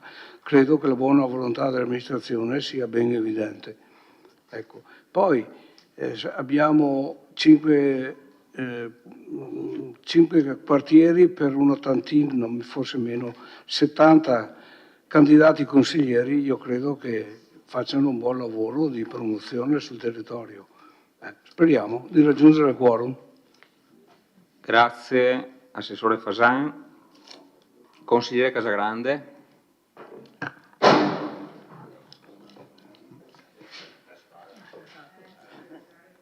Approvato. Buonasera a tutti. Come già anticipato il Sindaco e anche l'Assessore, c'è stata da parte dell'amministrazione del Comune insomma, un incentivo e anche un appello a candidarsi. Credo che sia uno sforzo importante e ancora altre attività verranno nei prossimi giorni. Credo però che sia in carico prima di tutti a noi consiglieri quella di andare a sensibilizzare i possibili candidati. Io personalmente ho avuto i contatti con dei cittadini per spronarli a entrare comunque nel mondo della politica e chiaramente i consigli di quartiere sono un primo ingresso. Non so quanto l'amministrazione possa spronare a candidarsi, quindi penso sia già uno sforzo notevole quello che si sta portando avanti. Certo, però possiamo dare il buon esempio, sia con contatti diretti che col cercare anche magari di dare anche un'immagine di professionalità sempre in quest'aula qua e andando a concretizzare i temi in maniera professionale, a volte con meno polemiche, insomma, che trovo un po' spicciole. Grazie. Grazie consigliere, ricordo comunque a tutti che ci sono i manifesti istituzionali che vengono appesi in giro per la città in sostanza. Altri interventi? Bene, passiamo alla dichiarazione di voto, se c'è. Assessore Uliana, prego. Poi per il prossimo. Ok. Dichiarazione di voto, non ce ne sono, passiamo in votazione. Un attimo.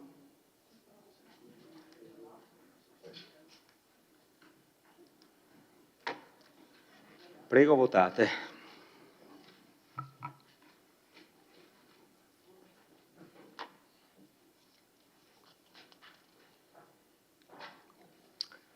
Allora la delibera è approvata con 15 favorevoli, 0 contrari e 0 astenuti. Non c'è immediata eseguibilità. Passiamo al prossimo punto.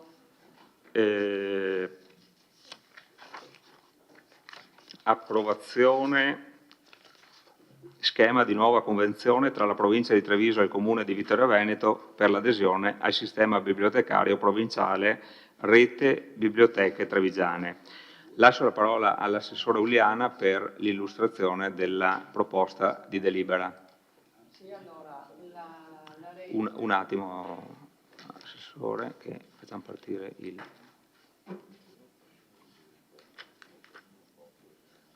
Scusi.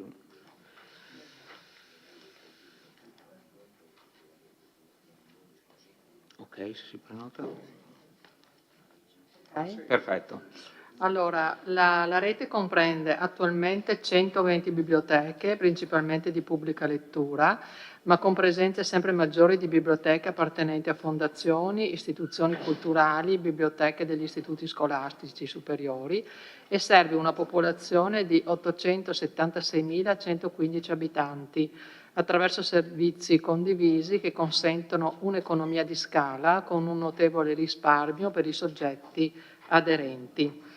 L'attività di coordinamento svolta in questi anni dal Centro Servizi Biblioteche ha garantito ai cittadini servizi sempre più innovativi, basti pensare al prestito interbibliotecario, alla biblioteca digitale, che fanno parte integrante di un'offerta culturale di qualità, gratuita ed accessibile al grande pubblico, che la provincia intende continuare a rendere disponibile al proprio territorio per favorirne lo sviluppo culturale. E quindi a questo proposito ci propongono di sottoscrivere la convenzione che, mantenendo gli impegni assunti precedentemente e le attività avviate attraverso il centro servizi, si occuperà in particolar modo, io vi faccio una sintesi, il coordinamento e supporto tecnico-amministrativo del sistema bibliotecario provinciale sostenendo la cooperazione tra le biblioteche. Il progetto di prestito interbibliotecario provinciale con assunzione degli oneri organizzativi e finanziari attraverso il Bibliovan che gestisce la circolazione dei libri in interprestito tra le biblioteche dei comuni di tutta la provincia di Treviso. Poi un servizio per il prestito nazionale e internazionale principalmente per le biblioteche trevigiane con costi parziali a carico dell'utente richiedente. La gestione inoltre della biblioteca digitale attraverso la piattaforma MLOL, attiva nel portale con la messa a disposizione del seguente materiale, l'edicola digitale, per cui risulta attivo un abbonamento fino a giugno 24, e gli e-book, i libri digitali, attraverso un sistema PDA. Ecco, cambia con questa convenzione la durata che è fissata in 5 anni a partire dalla sottoscrizione, anziché 3 dei precedenti, ed è confermato il diritto di recesso con preavviso di 3 mesi anziché 12. Il tutto a costo zero per i comuni. Grazie, assessore Uliana. Apriamo la discussione, prego. Prenotazioni.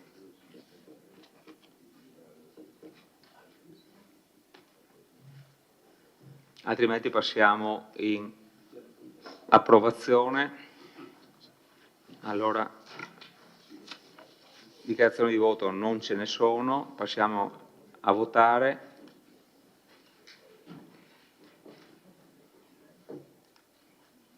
Apro la votazione.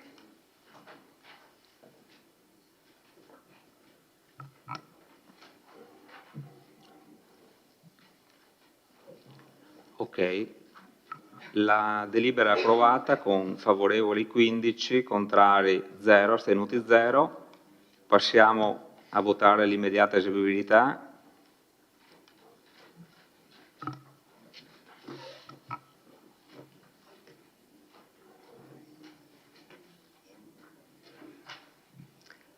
La delibera è immediatamente eseguibile, con favorevoli 15, contrari 0, astenuti 0. Passiamo al prossimo punto, che sarà il punto numero 12.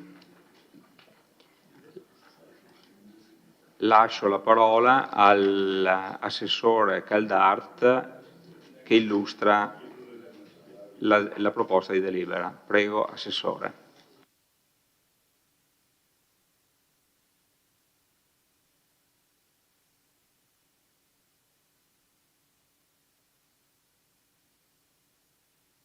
Grazie.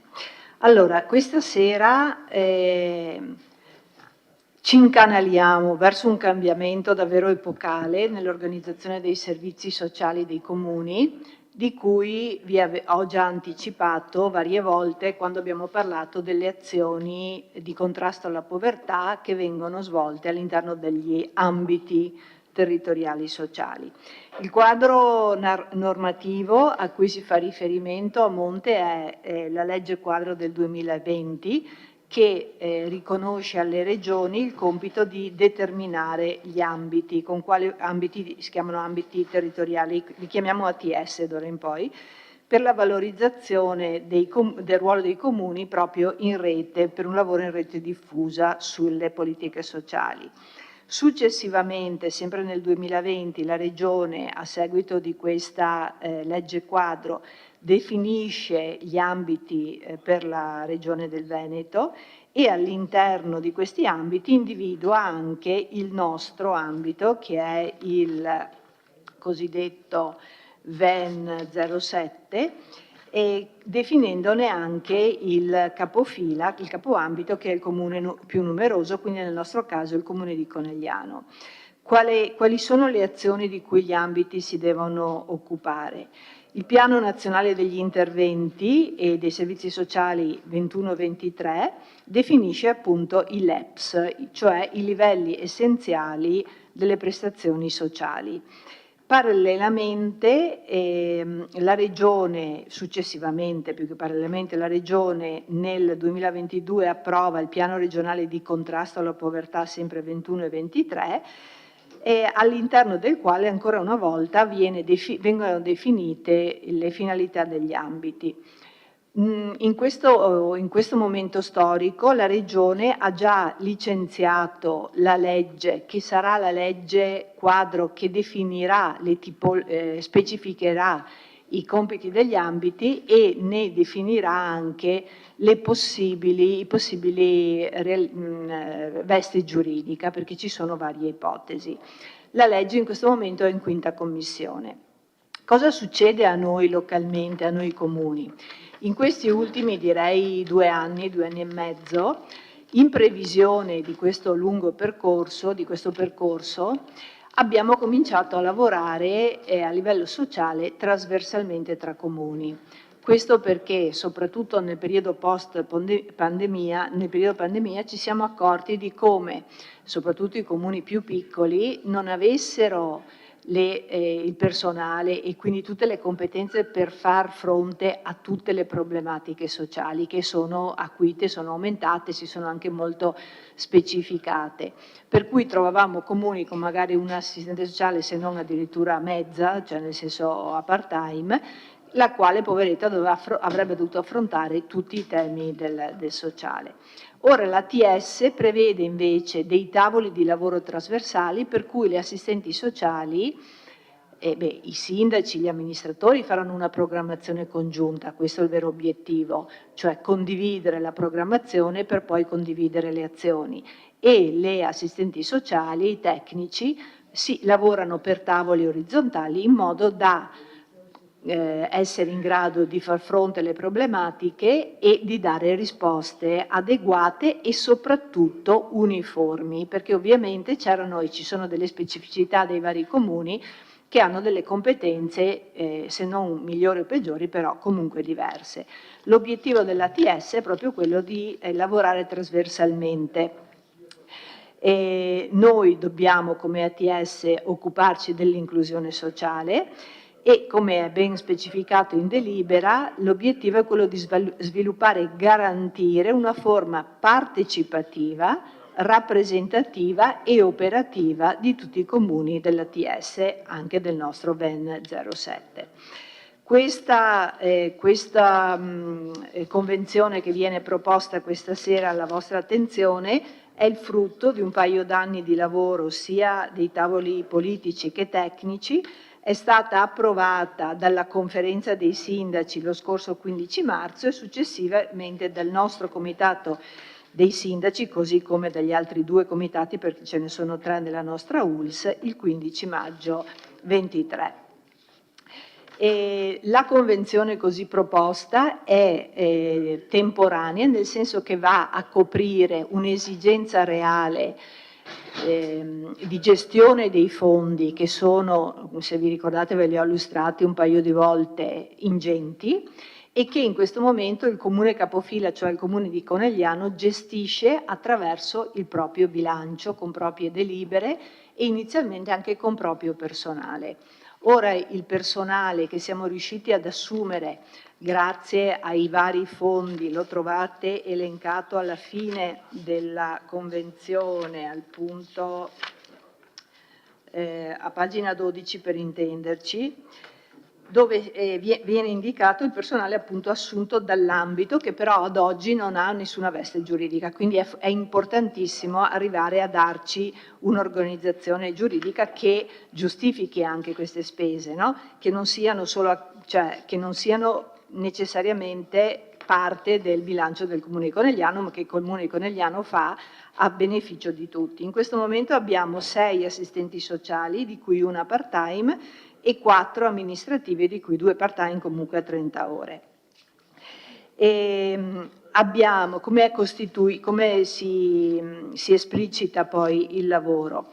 Allora, le finalità, più o meno mi pare di avervele dette. Il modello organizzativo è appunto, e di governance è appunto quello di avere il comune capofila, poi il cosiddetto NOT, cioè il nucleo operativo territoriale di ambito, che al suo interno ha i rappresentanti dei 3 sottoambiti, quindi il vittoriese, il coneglianese e la zona della vallata, diciamo così.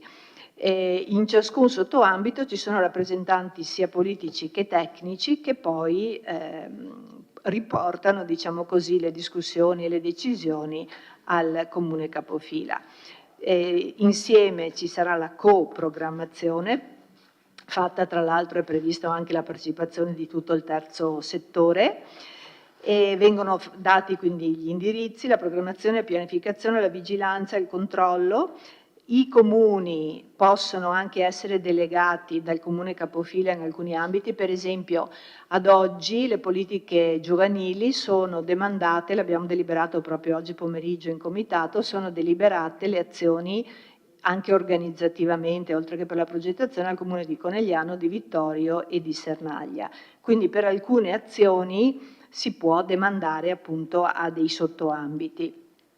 Si deve però sempre ovviamente dopo deliberare tutto in comitato dei sindaci d'ambito. Il livello tecnico ve l'ho detto, il personale anche, del NOT vi ho accennato. In cosa ci impegniamo? Se guardiamo l'articolo 7 vediamo che impegni prendiamo noi questa sera, sottoscrivendo la convenzione. Allora, sono a pagina 14, ogni comune si impegna a svolgere i compiti affidati al singolo comune dalle norme di riferimento, dal comune capofila e del comitato dei sindaci d'ambito, nel caso ci siano appunto attività attribuite al singolo comune. Per esempio vi ricordate che per quanto riguarda il PNNR, la parte capitale del PNNR, la sottoscrizione con il Ministero l'ha fatta il Comune di Vittorio per la sua parte dello stabile di via Galilei, mentre la parte corrente, quindi i servizi, sono stati fatti complessivamente dal Comune capofila. L'altro esempio è appunto quello che vi ho fatto delle politiche giovanili. Poi c'è tutta la parte di collaborazione, c'è la parte, ecco, dico, la domanda potrebbe essere: abbiamo delle spese in più rispetto ad oggi? In questo momento no, non sono previste dalla Convenzione, però quando arrivano i fondi ministeriali, ogni fondo già dice se finanzia al 100% l'azione o se viene richiesta un cofinanziamento, e di volta in volta si delibera. Qualche volta il cofinanziamento aumenta percentualmente poi il valore del fondo complessivo. E poi si dice che qualora necessario mettiamo a disposizione i locali. Per esempio noi abbiamo una assistente sociale il cui costo tra l'altro era previsto prima nella variazione di bilancio, che ci è stata data attraverso l'ambito, e ovviamente noi a lei abbiamo dato quello che serve, la scrivania, il computer e tutto ciò che serve per la dotazione. Ecco, penso molto importante alla fine dell'articolo 7, il punto 3, dove si dice che i comuni convenzionati si impegnano ad assicurare progressivamente, tenuto conto delle specificità dei territori, l'omogeneità delle caratteristiche funzionali dei servizi oggetto della presente convenzione. Questo è molto importante perché non è che da domani cambia tutto. Il percorso è già iniziato un paio d'anni fa e è in fieri, ovviamente il lavoro sarà importante, però è un lavoro che progressivamente verrà ottimizzato. E verrà ottimizzato quando? Nel momento in cui si capirà, anche la discussione è già aperta, anche a livello di ambito nostro, ma molto dipenderà da ciò che la legge regionale deciderà, indicherà più che altro, che dovrebbe essere approvata verso luglio, e quali possono essere le forme giuridiche del nuovo ambito. Potrebbe essere un consorzio, un'azienda speciale, quindi pensate che cammino c'è da fare anche a livello organizzativo, anche di passaggio del personale a questo eventuale, anzi a questa nuovo ente. A tal fine abbiamo chiesto come conferenza dei sindaci dell'ULSS nostra e attraverso la quinta commissione che vengano previste anche risorse per la gestione, perché è chiaro che ci vorrà un manager, un dirigente che dà vita poi a questa nuova consorzio o azienda speciale. Ecco, c'è già, come dice anche nell'articolo 8, ci possono essere fondi, gestiamo non solo fondi comunitari, statali, regionali e comunali, ma anche di fondazioni, enti e private. Mi piace ricordare il lavoro che stiamo facendo con la Fondazione di Comunità della Sinistra Piave proprio sul progetto Abitare, sul progetto per favorire l'abitazione. Quindi vedete che ci sono tanti percorsi in atto che verranno poi esplicitati. Ecco, queste sono le caratteristiche fondamentali. Dicevo che l'accordo, questa convenzione dura fino al 31 dicembre 2025, ovvero qualora fosse antecedente alla costituzione della forma giuridica che sarà quella del nuovo ambito, ma non credo che in un anno e mezzo che prima di un anno e mezzo si arrivi a questa scelta, che sarà comunque una scelta che davvero stravolgerà tutta l'organizzazione dei servizi sociali. Grazie. Grazie Assessore. Passiamo alla discussione.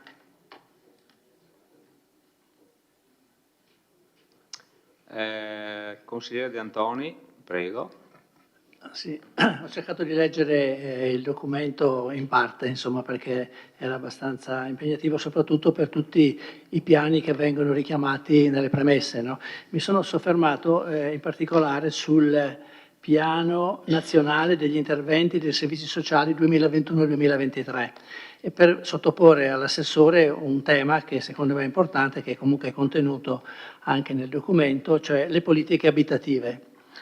E se velocemente insomma, riprendo quello che c'è scritto in questo documento, si dice vabbè, che il problema abitativo è all'origine della situazione di fragilità delle persone, i servizi sociali non sono in grado da soli di offrire una risposta duratura laddove le politiche sociali non siano affiancate da coerenti politiche abitative, e poi in sostanza insomma, si dice che occorre inventare qualcosa di nuovo per venire incontro alla povertà abitativa che anche nel nostro territorio è molto forte in questo momento.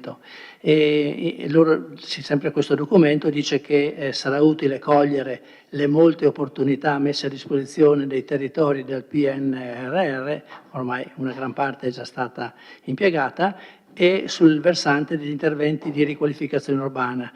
E inoltre dice anche dell'innovazione in materia di social housing. Cioè in sostanza dice che anche le amministrazioni pubbliche potrebbero cercare di mettere a disposizione dei locali, degli appartamenti ora diciamo non utilizzati, in maniera di favorire la risposta a questo problema. Cioè in effetti anche a Vittorio Veneto questa emergenza abitativa è molto sentita, non si trovano appartamenti in affitto, anche le giovani coppie che forse vorrebbero insediarsi e venire ad abitare a Vittorio Veneto non trovano risposta. Una volta si ricorreva al mutuo per l'acquisto della casa, dove un po' di mercato c'è, però adesso con i tassi che sono aumentati è più difficile trovare la possibilità di fare questi mutui. In sostanza intervenire su questo settore, su questo problema è anche un aiuto a invertire questa riduzione continua della popolazione a Vittorio Veneto e di favorire diciamo, l'insediamento di coppie giovani. Quindi diciamo, per quanto riguarda il documento e la proposta, anticipo che condivido il contenuto e quindi voterò favorevolmente, ma chiedo all'assessore se è possibile insomma, di approfondire questo aspetto e magari di qualche volta venire in consiglio qualche volta a raccontarci quello che è stato fatto, quello che può essere fatto secondo l'assessore, il vostro servizio, insomma, per favorire queste persone in difficoltà. Grazie. Grazie consigliere.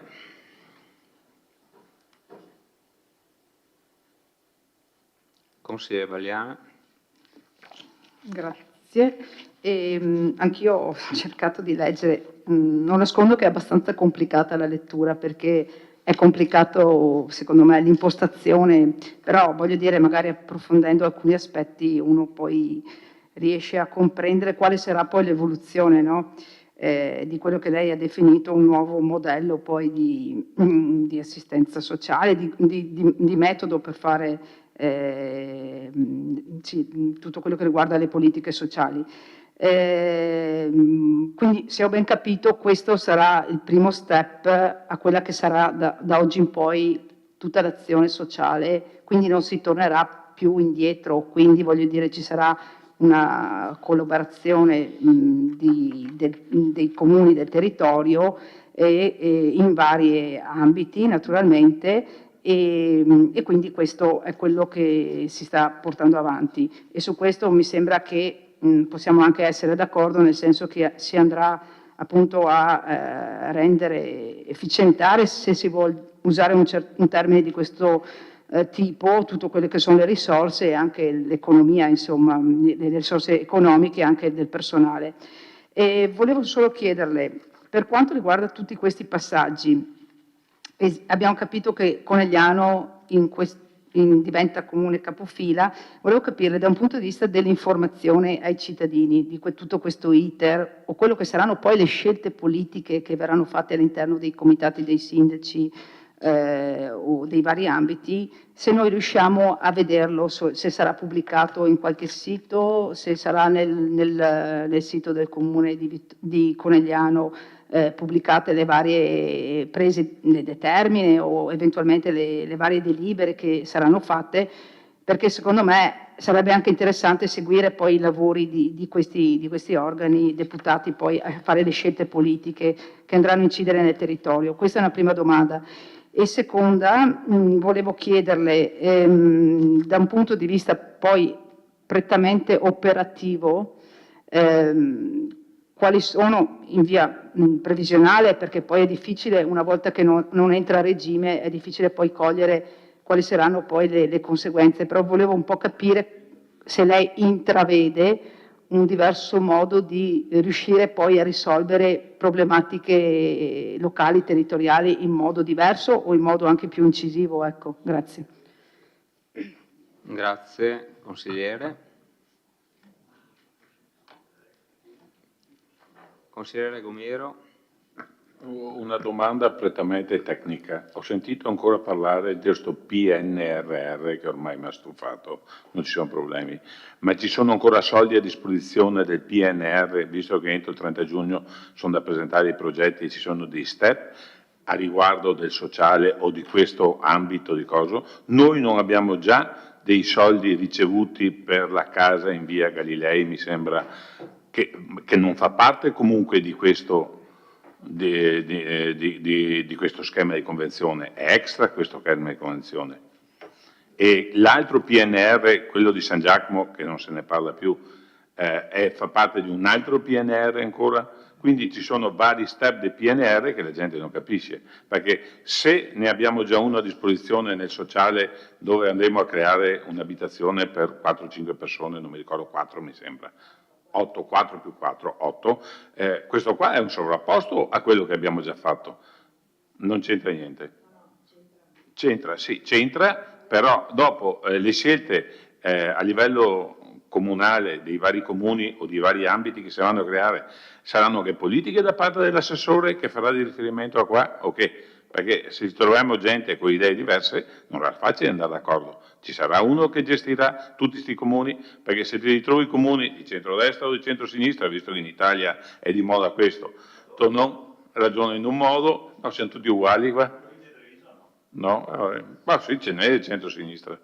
Comunque dopo non sarà facile gestire con tutte queste problematiche i vari comuni, a meno che i 3 capofila, che ho capito che sono Pieve di Soligo, Vittorio e Conegliano, potranno fare quello che vogliono. Quando i comuni sono piccoli dipenderanno anche da quella gente. Quindi stiamo creando un ennesimo carrozzone, secondo me, che dopo avrà quello che avrà, sarà un'idea futura, non lo so, non riesco a capirlo. Comunque mi interessa sapere questi ambiti di PNRR se ce ne sono ancora a disposizione o se questa approvazione di schema di convenzione dà atto ad avere la possibilità di avere altri soldi. Grazie. Grazie, consigliere Gomiro.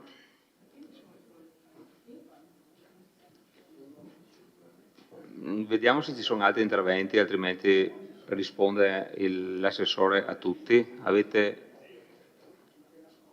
Ci sono altri interventi? No? Possiamo far rispondere all'assessore? Prego, assessore. Allora, non mi sono assolutamente spiegata se il consigliere Gomiro mi fa queste osservazioni. Allora, quello che noi approviamo oggi, che voi approvate oggi, spero, la convenzione, è una convenzione per mettere a sistema una situazione che esiste già da 2 anni e 2 anni e mezzo, cioè noi come comuni lavoriamo già insieme, sia la parte amministrativa sia la parte tecnica, da un paio d'anni e lo facciamo da quando dal Ministero piuttosto che dalla Regione arrivano tutti i fondi, che sono tanti, finalizzati ai LEPS. I LEPS sono i livelli essenziali. Cosa vuol dire? Che in qualsiasi punto d'Italia un minore piuttosto che un disabile o una persona senza casa deve avere gli stessi diritti. Quindi, siccome è impossibile per un comune medio-grande come il nostro, ma immaginiamo un comune piccolo, essere in grado di rispondere a tutte le esigenze, anche nuove, che la popolazione ha, la legge quadro nazionale dice dovete mettervi insieme come ATS, quindi non c'è nessun carrozzone. È un modo, una modalità operativa diversa. E fin qua è facile. Il punto è che questi soldi che arrivano qualcuno li deve gestire. Lo Stato ha detto alle regioni decidete voi gli ambiti territoriali, la regione ha detto nel Veneto uno degli ambiti si chiama 07 con capofila Conegliano.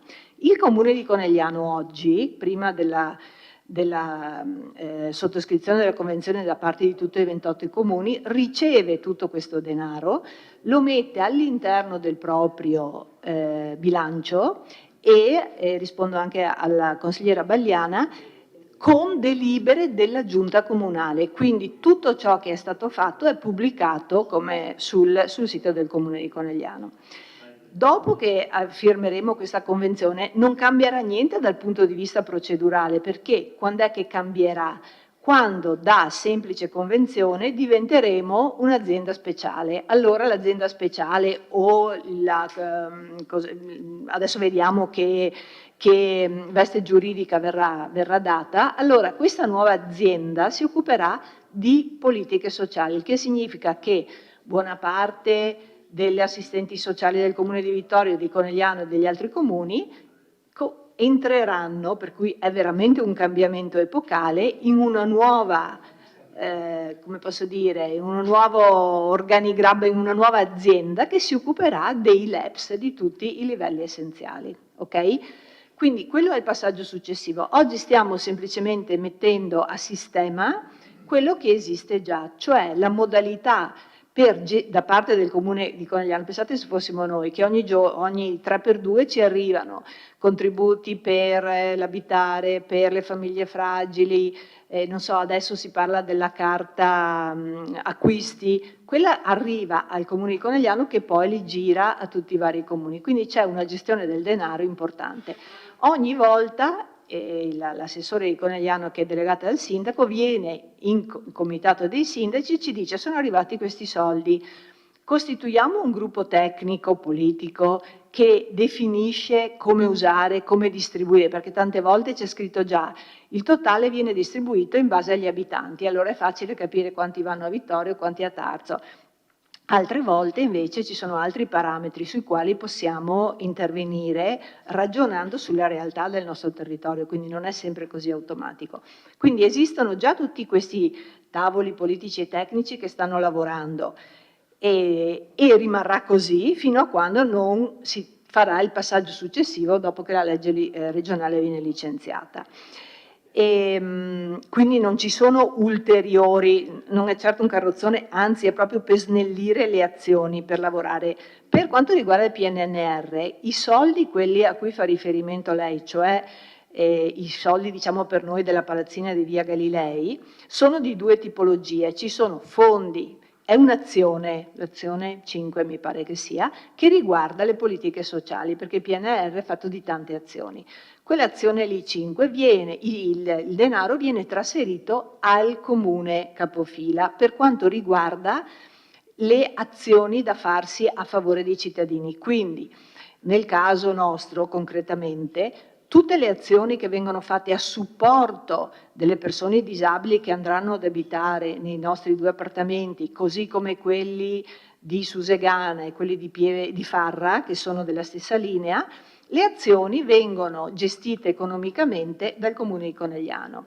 Viceversa, le spese in conto capitale, quindi il costo per noi della nostra ristrutturazione per Susegana e per Farra, la convenzione con il Ministero lo fa ogni comune, altrimenti il comune capofila avrebbe dovuto mettere nel proprio bilancio i costi di ogni comune, quindi sarebbe diventato ingestibile. Ecco, per questo prima ho detto ci sono azioni che possono essere demandate dal comune capofila ai singoli comuni, ma quella è l'azione del PNRR per il sociale, non è una roba in più. L'abbiamo già fatta, adesso la mettiamo a sistema sottoscrivendo questa convenzione.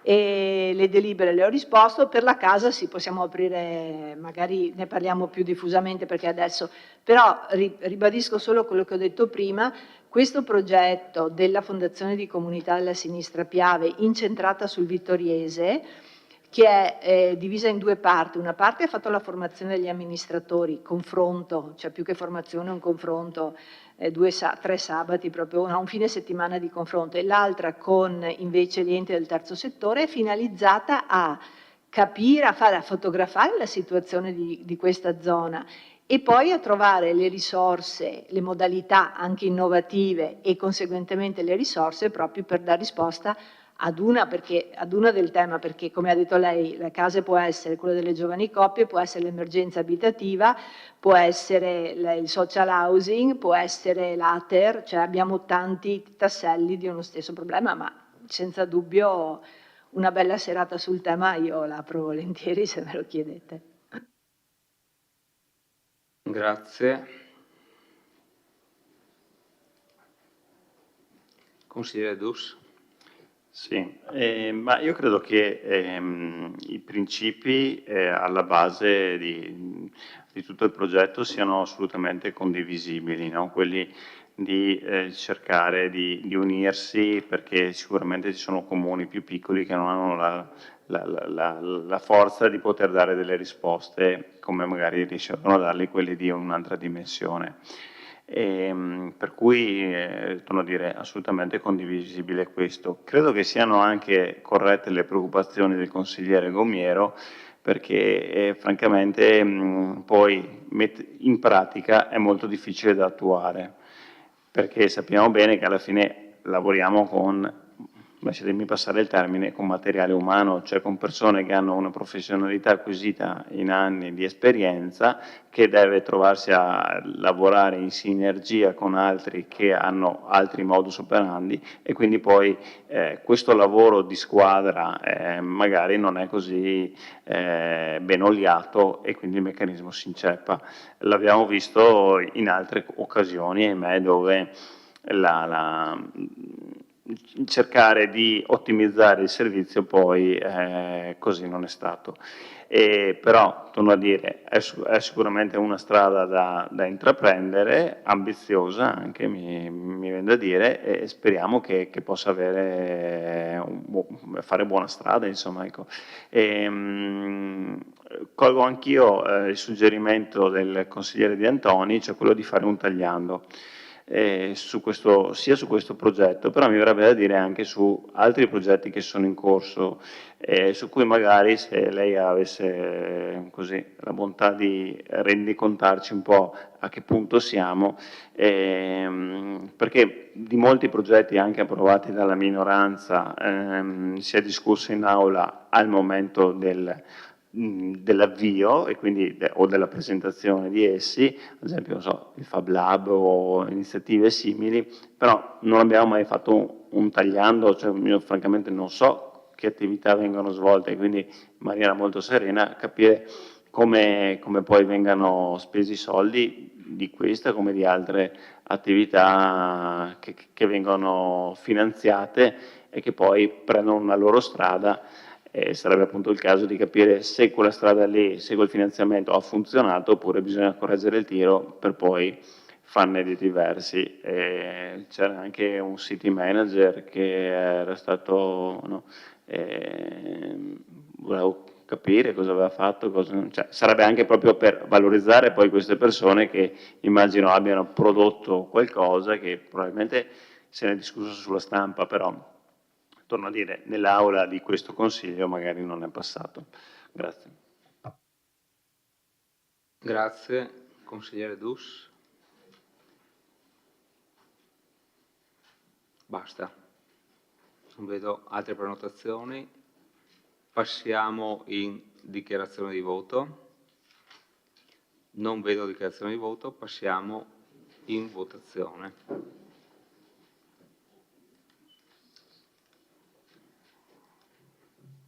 Prego, votate.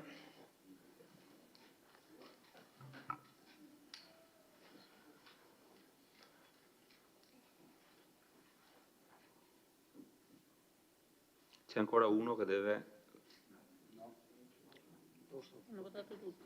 Hanno votato tutti, vediamo. Ok. Allora, la delibera è approvata con favorevoli 15, contrari 0, astenuti 0.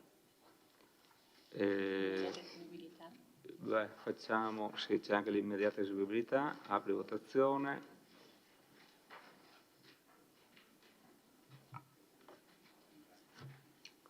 Ok. La delibera è immediatamente eseguibile con favorevoli 15, contrari 0, astenuti 0. Passiamo al prossimo punto. Punto numero 9, scusate, modifica dello statuto e proposta di aumento di capitale della società GAL dell'Alta Marca Trevigiana, società consortile, approvazione.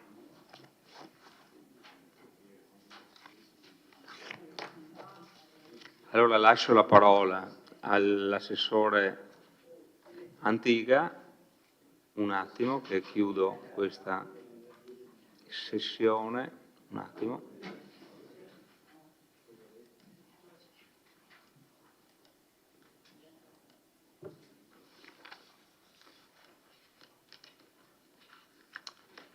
Allora, modifica. Prego, assessore Antiga. Grazie Presidente. Punto numero 9, viene messa in discussione e votazione in questo punto la modifica dello statuto e proposta di aumento di capitale sociale del GAL dell'Alta Marca Trevigiana. La richiesta di modifica dello statuto di questa società è fondata su 2 punti, in quanto l'aumento di capitale non compare in questo statuto. Uno in merito all'allineamento ai regolamenti comunitari UE 2021-2115 che risultano superati o dissonanti nella vecchia edizione. L'altro è sulla durata societaria del GAL, che ad oggi è fissata al 31/12/2023 e con questo limite di fatto negherebbe la propria candidatura al bando di selezione per il periodo 2023-2027 al piano di sviluppo PSN, Piano Strategico Nazionale, o PAC, Programmazione Agricola Comunitaria, che parte con l'approvazione della Comunità Europea avvenuta nel dicembre 2022, discendendo a cascata nel PSN, nel Piano Strategico Nazionale, e il CSR, componenti di sviluppo rurali regionali, ma includere tra gli interventi programmati lo sviluppo locale, partecipativo, leader, quale collegamento tra le azioni di sviluppo dell'economia rurale. A tal proposito, sempre in tema di partecipativo, la nuova programmazione verrà illustrata anche in 3 comuni del territorio. Una sarà a Valdobbiadene, una in zona Possagno e una l'abbiamo richiesta e ottenuta a Vittorio Veneto, che si terrà verso fine giugno, primi di luglio, con data e luogo però ancora da destinare. In questa occasione ci sarà la possibilità di conoscere in maniera approfondita la nuova programmazione e, se di interesse, chiedere in merito alle attività svolte passate e future, portando anche un vostro contributo eventuale. In merito a quanto richiesto dal consigliere De Antoni in Commissione, ritengo che questa opportunità possa essere per lui un'ottima occasione di confronto. Agli atti avete il malloppo, avete tutte le, se ci sono domande e se posso essere utile sono qua. Grazie, Assessore. Consigliere Dus, prego. Sì, nulla in contrario, ma mi chiedevo se lo prevede il regolamento europeo. Perché se lo prevede già un regolamento, perché passa per in Consiglio? Cioè per poter continuare ad accedere ai fondi con la nuova PAC? Vabbè. Microfono. Oh, vabbè.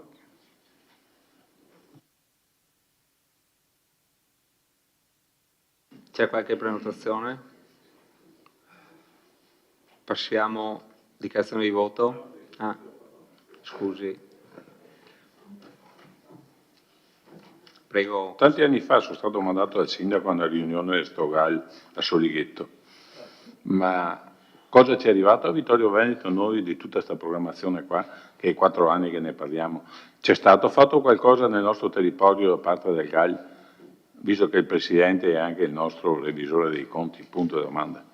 Domanda tecnica, perché noi come prima tutti votiamo e via, ma sapere che, qua leggo rurale, non rurale, su e giù, noi non siamo più rurali, siamo cittadini, ma abbiamo 3/4 del territorio rurale. Qualcosa è stato fatto da sto GAL per il nostro territorio in questi 4-5 anni, o non so da quando è stato fondato, perché guarda, avevo parecchi anni che è stato fondato. C'è qualcosa di concreto, visto che vi hanno chiesto di deliberare l'aumento di capitale e per non farlo saltare e via dicendo, punto di domanda? Questo chiedo, grazie. Grazie, consigliere Gomiero.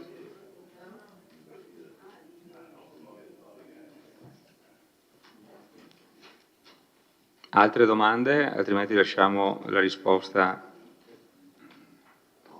all'assessore, sindaco. Risponde l'assessore Antiga. Sì, solo per dire che rispetto al GAL c'è l'assessore Fasan che va alle riunioni, credo che sia più addentro alle cose. È più schillato. Prego, assessore Fasan. Duro la vita. Allora, il GAL, volevo fare una battuta che tutti avete capito, ma non c'entra niente con la gallina. Cos'è il GAL? È è un braccio operativo della Regione sul territorio per aiutare il turismo. Fondamentalmente la mission è aiutare il turismo rurale. Il GAL Alta Marca si propone di valorizzazione del territorio. Dimmi. Si propone di valorizzare il territorio sviluppando quelli che sono i caratteri fondanti dell'identità locale, caratteri il cui degrado può compromettere la sostenibilità dello sviluppo delle risorse patrimoniali e quindi la perdita del patrimonio stesso. Finora il GAL aveva un ruolo nella distribuzione dei finanziamenti del PSR, del Piano di Sviluppo Rurale. Devo precisare subito,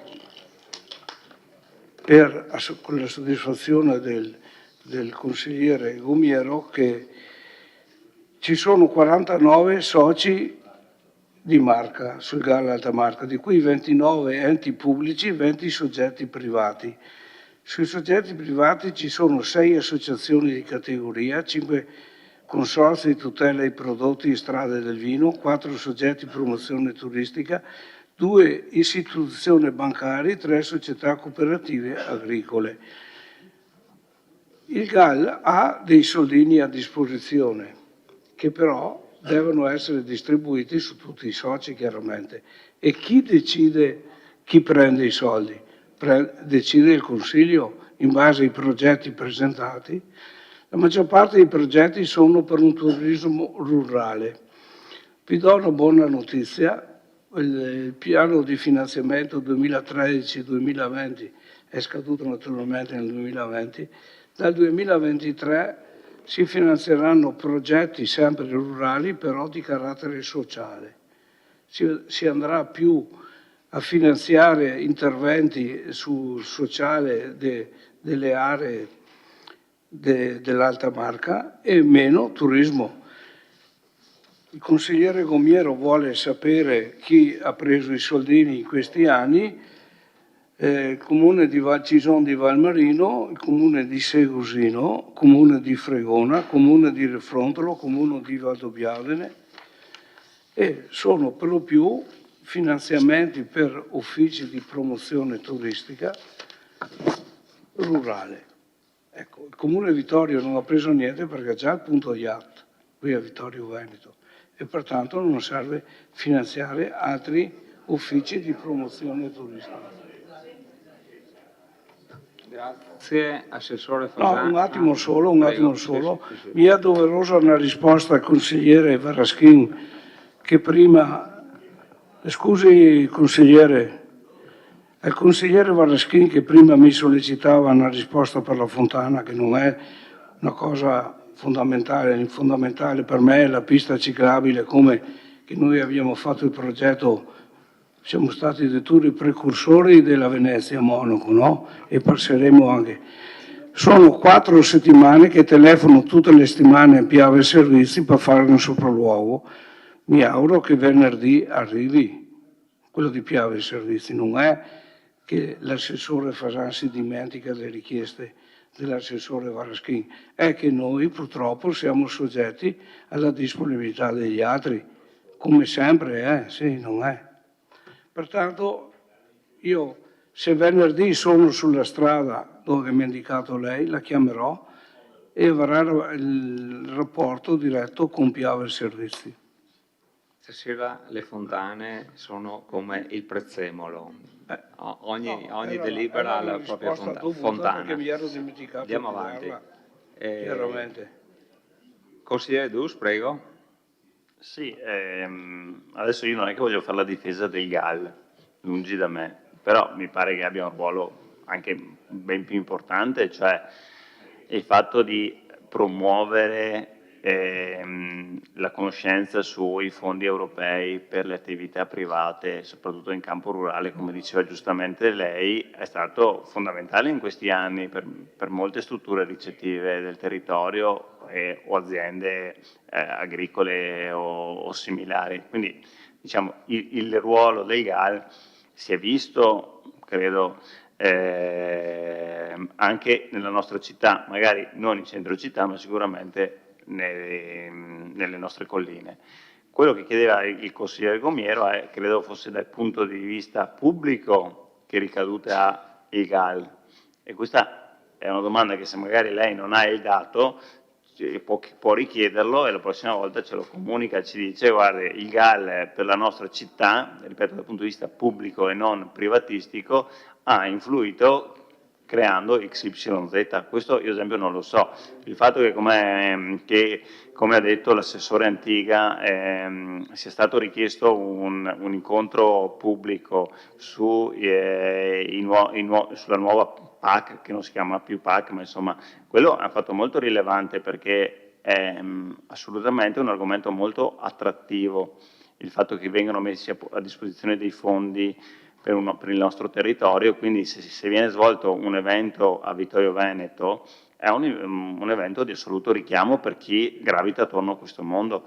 Ecco, torno a dire, quello che c'è da capire è cosa ha influito il GAL sulla città di Vittorio Veneto, intesa pubblica amministrazione. Ecco, magari non è inciso per nulla, abbiamo capito che per altri comuni è stato rilevante, evidentemente per il nostro territorio è stato rilevante in ambito privatistico e non pubblico. Però questo non toglie che abbia un ruolo, insomma, ecco. Grazie, consigliere Dus. Bene, a questo punto passiamo in votazione.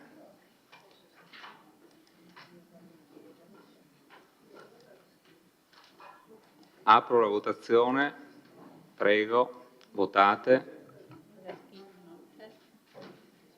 Chi no? Baraschin, beh vabbè. Non espresso uno, e tanto, vabbè, assente Baraschin. Chiudo la votazione. Allora, la delibera è approvata con favorevoli 12, contrari 0, astenuti 2 e un voto non espresso. L'immediata eseguibilità.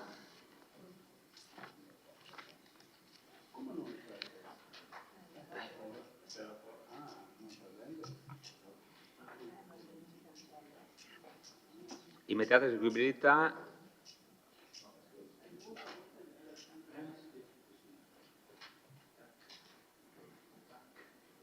Posto?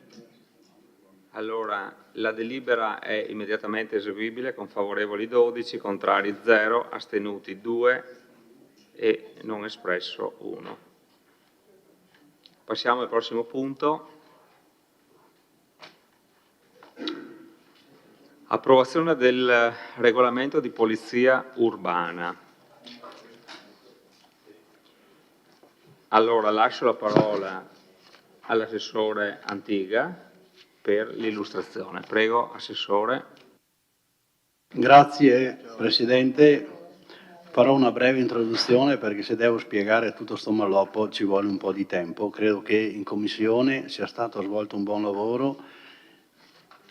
Volevo dire invito, ma c'è già il comandante Ezio Camerin che lo ringrazio per il suo apporto ed è qua se ci sono qualche domanda da fare.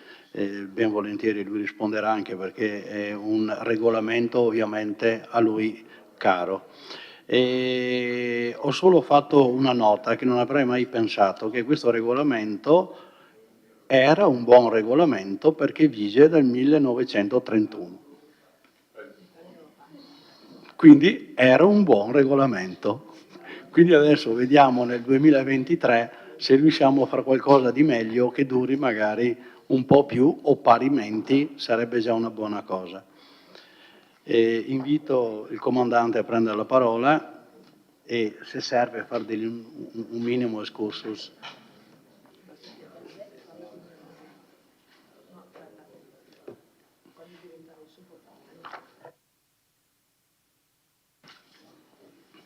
Buonasera. Prego, Comandante Gamerin. Buonasera. Allora, il regolamento di polizia urbana, tra tutti i regolamenti, è quello che avrebbe lo scopo di salvaguardare la convivenza civile all'interno della comunità, per garantire la massima fruibilità dei beni e dei servizi pubblici. Sostanzialmente è quel regolamento che detta delle norme di convivenza in modo tale da prevenire possibili conflitti che possono verificarsi nel convivere civile in un ambito urbano. E quindi è uno strumento di cui il Comune può dotarsi. Il Comune di Vittorio Veneto ha fatto questa scelta ancora, per quanto è noto, nel 1931, e sono una raccolta di quelli che sono usi e costumi nei quali una comunità tende a riconoscersi. Chiaramente nel corso del tempo l'evoluzione degli stili di vita fanno sì che questo regolamento, per quanto buono sia stato il momento in cui è stato redatto, dimostri i suoi limiti e quindi ha bisogno di momenti di aggiornamento. Per cui anche questo regolamento che viene proposto dal Consiglio Comunale sicuramente avrà bisogno di revisioni nel tempo e tanto più saranno ponderate e frequenti, tanto più lo strumento rimarrà attuale. Come diceva l'assessore, è stato varato nel 1931 e quindi da quel momento ad oggi si sono succeduti tanti fatti, sono state rivolte all'amministrazione e alla polizia locale tante richieste da parte dei cittadini e sono state emanate anche diverse ordinanze da parte dei sindaci che si sono succeduti per regolamentare alcune situazioni particolari. Per cui nel redigere la bozza di questo regolamento abbiamo cercato di far sintesi di tutto questo. Inoltre nel 2017 è stato emanato il decreto legislativo 14 che è intitolato Disciplina per la sicurezza delle città, dove ha introdotto un concetto nuovo che è quello della sicurezza urbana, che è il concetto della sicurezza integrata alla quale dovrebbero partecipare tutte le istituzioni che operano su un determinato territorio. La valenza nel contesto del regolamento di polizia urbana è che questo decreto legislativo consente ai comuni di inserire all'interno dei regolamenti di polizia urbana di andare a individuare delle aree e dei comportamenti, aree soggette a particolare tutela e comportamenti svolti in quelle determinate aree che possono essere considerati un po' più pregevoli di attenzione e quindi anche sanzionati in maniera diversa da quelle che sono le violazioni alle norme tradizionali dei regolamenti di polizia locale. Chi commette le violazioni in queste aree è soggetto, oltre alla sanzione amministrativa pecuniaria, con dei valori diversi rispetto a quelli delle norme regolamentari ordinarie, ma anche a un ordine immediato di allontanamento da parte dell'organo accertatore e nel caso di reiterazione di comportamenti sanzionati e che possano compromettere la pubblica sicurezza, il questore ha anche facoltà di emettere un ordine di non accesso alle aree. L'ordine è a discrezione del questore, nel caso di recidiva, come dicevo, e è limitato nel tempo a un massimo di 12 mesi. Tra l'altro, in occasione di un incontro dell'amministrazione in prefettura, il prefetto stesso ha sollecitato, anzi ha invitato l'amministrazione a valutare di recepire questa possibilità proposta dal decreto legislativo e quindi andare a individuare all'interno del comune le aree soggette a maggior tutela proprio per garantire una maggiore incisività nel momento in cui si dovessero verificare fatti che vanno a turbare la convivenza civile.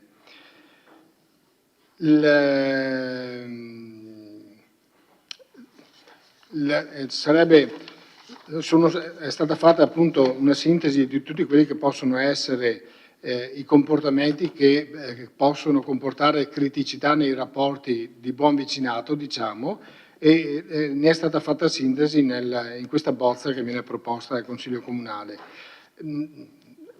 È un regolamento articolato, per cui andare a descrivere ogni singolo articolo sarebbe piuttosto tedioso, per cui io come presentazione del regolamento mi fermerei qui e rimarrei a disposizione di eventuali richieste. Grazie.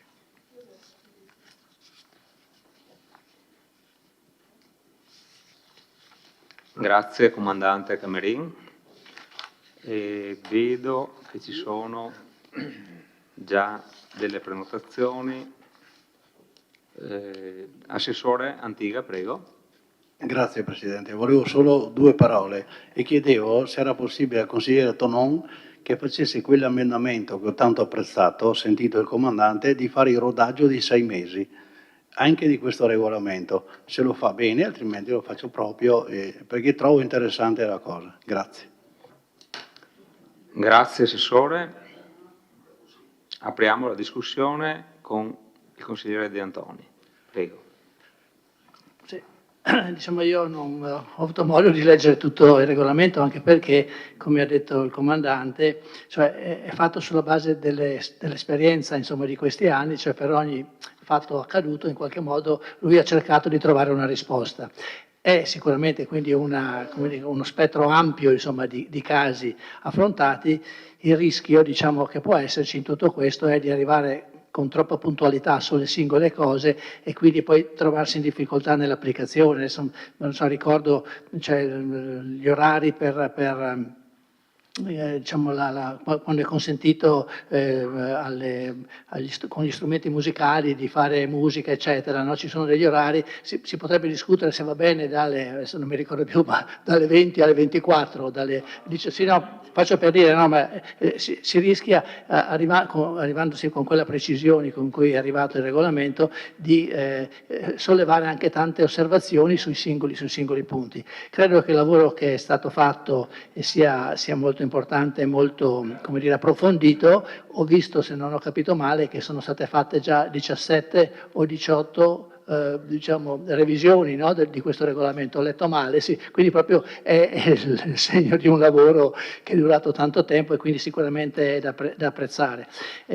Avevo capito in una riunione a cui ho partecipato, una delle due, che c'era la possibilità di fare questo DASPO si chiama, direttamente come polizia locale, oppure deve passare attraverso il questore? Questo non l'ho capito, me lo dice dopo. Comunque, ad esempio, quella formula lì è sicuramente interessante anche per le piccole cose che sono successe al nostro interno. Sì, qui in città ci sono dei punti in cui si incontrano queste persone, questi giovani che poi oppure ci sono anche altre zone, diciamo, sulla pista ciclabile, insomma, noi qui ci sono queste persone che magari potrebbero forse essere allontanate e non consentire loro di trovarsi in questi posti, perché mettendo assieme tutte le persone magari si crea qualche problema, come è successo anche in passato. Quindi da parte mia, come dire, un apprezzamento al lavoro fatto, diciamo, penso di votare a favore, diciamo, del documento con un minimo di riserva, tenuto conto della specificità, insomma, no, delle previsioni che probabilmente determineranno la necessità poi di fare delle ulteriori modifiche su quando poi il regolamento verrà messo in attuazione. Quindi ecco, finisco qui il mio intervento, che mi rendo conto non è entrato nel merito dei singoli punti, ma era molto difficile. Su ogni punto si potrebbe dire qualche cosa, ma sempre discutibile in sostanza. Ecco. Grazie. Grazie. Consigliere. Consigliere Dus. Sì, ringrazio anch'io per lo sforzo che è stato fatto. È assolutamente necessario di tentare di normare e attualizzare le numerose casistiche. Ho sempre il timore quando andiamo a approvare nuovi regolamenti o a modificarne quelli precedenti, perché poi nella realtà dei fatti ci si trova spesso ad applicare le deroghe a quei regolamenti, perché poi la casistica vuole che quell'evento preveda che allora si chieda al sindaco se si può soprassedere, allora il sindaco dice vabbè, facciamo una deroga, e quindi gli uffici lavoreranno più per le deroghe a quel regolamento che se non sull'applicazione del regolamento stesso. Purtroppo questo succede molto spesso e speriamo che questa volta insomma, non accada. Naturalmente le norme è giusto che ci siano ed è giusto anche che lo siano scritte in modo chiaro e preciso. Io mi ho fatto solo notare, ad esempio, una cosa molto banale che è, da quello che capisco, è vietato ora apporre quei mini volantini sulle auto che trovate magari quando parcheggiate, se non sbaglio, no? Che è una cosa banale, però se parcheggiate l'auto in stazione ogni settimana vi trovate il bigliettino compro e vendo auto, e poi quel bigliettino il 99% delle volte va per terra, inquinamento, rifiuti, eccetera, eccetera, si incastra sul tergicristallo, cioè, e quella cosa lì ora non è più permessa. No?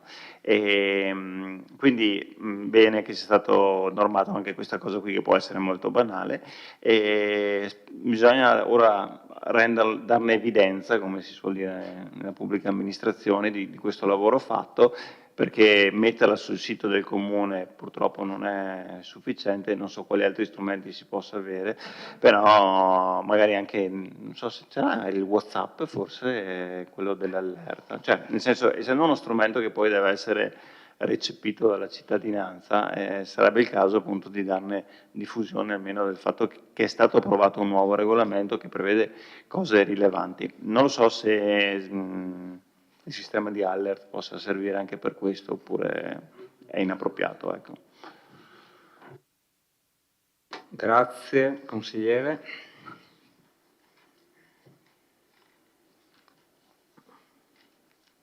Consigliere De Bastiani. Sì, io non posso partecipare alla votazione di questo documento perché sinceramente non ho avuto il tempo di leggerlo e lo ritengo troppo importante per votarlo a scatola chiusa. È passato quanto tempo dall'ultimo consiglio comunale? Mi sembra più di un mese. Ecco, ci troviamo questa sera con un sacco di materiale, voglio dire, se un consigliere comunale che non ha partecipato alle commissioni, perché tra l'altro noi non facciamo parte della commissione che ha analizzato questo documento, e avrebbe dovuto in una settimana studiarsi tutto questo materiale qua, doveva applicarsi come minimo 5-6 ore al giorno, e io sinceramente non sono riuscito a farlo e credo che non siano tanti quelli che hanno avuto la possibilità di affrontarlo. Ripeto, il documento è troppo importante per votarlo senza averlo letto e senza averlo dibattuto, considerando poi che la prossima volta lo faremo fra altri 90 anni, no? Sì. Dal 31 a oggi non sono passati 6 mesi, dal 1931 a oggi non sono passati 6 mesi. No, io chiedo ai consiglieri comunali se voi non ritenete... Ero di questa commissione? No, beh, è una bella novità questa.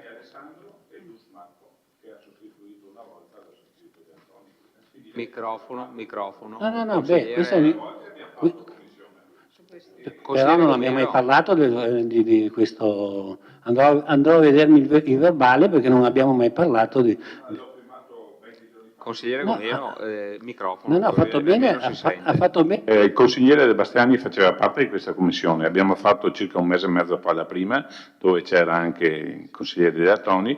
Nella seconda volta, dopo che abbiamo riletto tutto e sono state fatte parecchie correzioni, una decina circa, e sono state integrate anche delle richieste fatte dai consiglieri di maggioranza relative a certi comportamenti tipo sui laghi, vietata la balneazione se non come dal regolamento nazionale c'è un bagnino o c'è una guardiania, visto quello che è successo ai laghi di Revine, e quindi ne abbiamo sviscerato questa roba qua, e i verbali sono stati pubblicati e firmati da me, anche sulle modifiche. Probabilmente ero assente, quindi chiedo scusa. Beh, comunque la raccomandazione che volevo, cioè così, l'osservazione che volevo fare al Presidente è che magari evitiamo di avere questi consigli comunali fitti e impegnativi, e magari ne facciamo uno in più e svisceriamo un po' assieme gli argomenti. Va bene, richiesta accolta.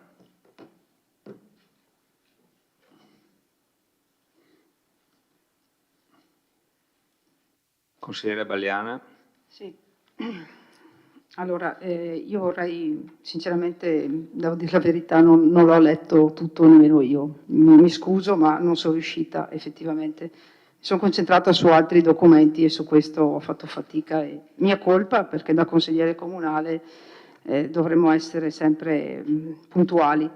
Allora, la cosa che però ho cercato di capire anche dalle considerazioni fatte dal comandante sono, e le condivido, sulla questione di un nuovo modo di vivere, cioè ci sono delle evoluzioni nella società e di conseguenza ci sono comportamenti che sono cambiati nel corso degli anni e delle situazioni che si stanno creando nel territorio, anche nei piccoli comuni, che una volta assolutamente non succedevano. E qui penso a vari ambiti, non solo prettamente l'ambito della sicurezza, ma anche l'ambito ambientale, della tutela dell'ambiente, l'ambito anche del comportamento umano in generale, anche l'ambito stradale, cioè il discorso appunto dell'utilizzo dell'auto o dei mezzi di trasporto in determinate maniere rispetto a quello che succedeva una volta, forse meglio o forse di più, c'è l'aumento del traffico, quindi sono varie le considerazioni da fare. Quindi immagino che lo sforzo sia stato fatto appunto per riuscire un po' a disciplinare tutti questi aspetti che si sono evoluti. La cosa che però volevo sottolineare questa sera era questa, che soprattutto per quanto riguarda alcuni aspetti legati alla persona, mi sentirei di chiedere eventualmente se c'è stato anche un interscambio di informazioni del modo di procedere anche con l'assessorato alle politiche sociali. Perché dico questo? Perché secondo me certe situazioni che poi vediamo anche nel territorio comunale oggigiorno, ripeto che magari una volta c'erano lo stesso, non è che non ci fossero, però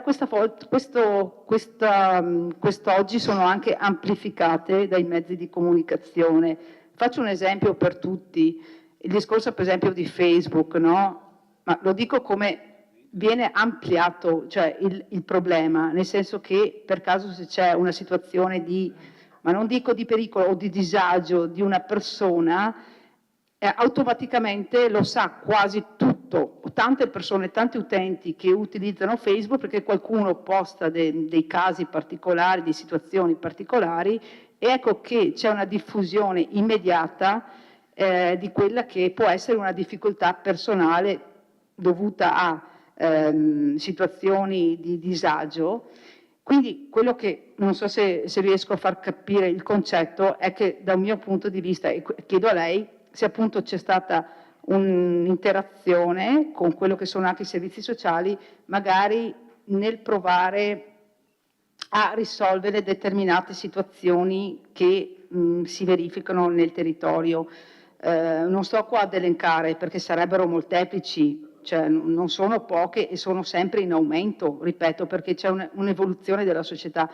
Io quello che sto dicendo è che utilissimo l'azione di regolamentare e di disciplinare e di cercare di tutelare con delle normative severe, però dallo stesso tempo sarebbe utile, dal mio punto di vista, mi ripeto, dal mio punto di vista sarebbe utile cercare qua, mi rivolgo anche all'assessore ai servizi sociali, di interagire anche in modo diverso. Ecco, grazie. Grazie, consigliere Balliana. Consigliere Rosset, prego. Grazie Presidente. Su questo argomento mi trovate particolarmente sensibile soprattutto per i miei trascorsi amministrativi. Parlare di sicurezza urbana non è cosa facile. Era necessario, indubbiamente, adeguare il concetto di sicurezza urbana ai nostri tempi. Le esigenze sul territorio si sono mutate nell'ultimo decennio e in particolar modo nello stile di vita legato all'aggregazione di persone sia diurno che notturno. Siamo sicuri che la polizia locale saprà fare un ottimo uso di questo nuovo strumento amministrativo per la tutela soprattutto dei cittadini più fragili. Sono altresì sicuro, come da sempre, che nel caso i protagonisti siano persone in situazioni di disagio sociale, l'abbiamo sempre fatto, saranno, come sempre ovviamente, segnalati ai servizi sociali comunali, i quali da sempre si sono presi carico di queste persone.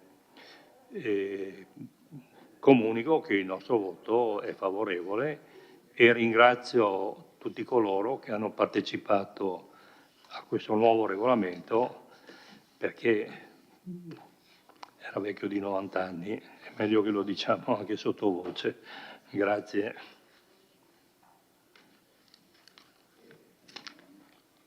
Grazie. Consigliere Rosset, consigliera Bagliana. No, non avevo Niente. premuto. Consigliere Varaschin. Grazie Presidente, ho partecipato personalmente a un paio di riunioni di queste commissioni e ho visto che è stato un gran lavoro. Si è cercato di toccare tutti quanti i punti sulla sicurezza urbana. Condivido il discorso dell'avviamento di 6 mesi per magari smussare se c'è qualche problema, e una bella cosa senz'altro è il DASPO urbano, speriamo che funzioni. Il nostro voto è sicuramente favorevole. Grazie. Grazie consigliere Varaschin. Consigliere Tonon. Grazie. Assessore, io la ringrazio per la sua cortese sollecitazione. Non credo di dover presentare un emendamento scritto. Penso che se c'è la garanzia meglio, l'affermazione e la volontà da parte dell'amministrazione di farlo, credo sia più che sufficiente. Grazie. Allora, credo fosse il regolamento più longevo che c'era in Comune a Vittorio, anche se, come capita spesso, lo stesso regolamento si basa su testi unici, su reggi decreti ancora del 31, ma è inevitabile, siamo in Italia.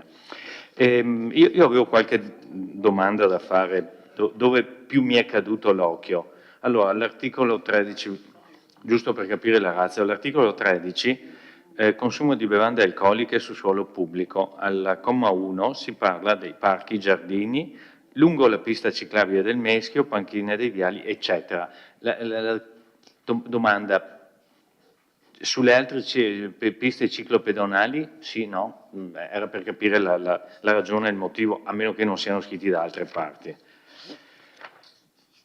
Poi avevo un altro paio di osservazioni. Ah sì, per quanto come si dice, la lingua batte dove il dente duole. Io ho guardato la questione degli strumenti musicali, perché c'è scritto che nelle proprie abitazioni, anzi scusi, 45, chiunque nella propria abitazione faccia uso di strumenti musicali, giustamente, è tenuto ad adottare tutti gli accorgimenti e tutte le cautele al fine di evitare disturbi ai vicini. E all'articolo 3, dunque, l'uso della batteria messo esclusivamente in locali totalmente insonorizzati. È già un problema. Totalmente insonorizzati non ce n'è. 3. Non è comunque consentito l'uso di strumenti musicali, penso che qui si riferisca ai regolamenti condominiali, dalle 12 alle 15 e dalle 21 alle 9. Ora, è vero che siamo in edifici privati, però se poi andiamo invece a vedere nella musica, quella che si può fare in strada, è fino alle 22 e non fino alle 21. Se poi parliamo articolo 59,6. Se poi andiamo alla musica di accompagnamento nei pubblici esercizi, ben venga perché gli orari sono più ampi, però c'è un problema grosso secondo me, la lettera D. Dunque, i titolari di pubblici esercizi possono liberamente organizzare all'interno o all'esterno dei locali di somministrazione musica dal vivo di sottofondo o piano bar, purché, va bene i primi tre punti, il quarto, non siano utilizzati impianti di amplificazione. Ahimè credo sia quasi impossibile, perché è vero ci sono anche gli strumenti acustici, ma se uno suona una tastiera non può non avere un impianto di amplificazione, non può, che poi debba tenere il volume, qua si parla mi pare di 100 metri se non ricordo male massimo, che non si deve udire oltre i 100 metri, ma vietare del tutto diventa un po' castrante secondo me, nel senso uno può portarsi la chitarra acustica, se però non si porta un pianoforte o un clavicembalo o una spinetta, no.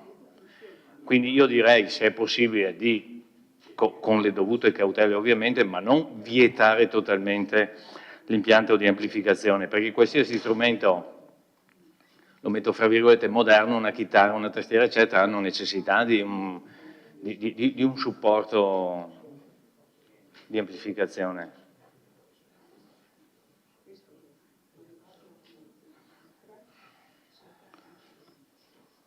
Basta, tutto qua, grazie. Grazie. Consigliere De Bastiani.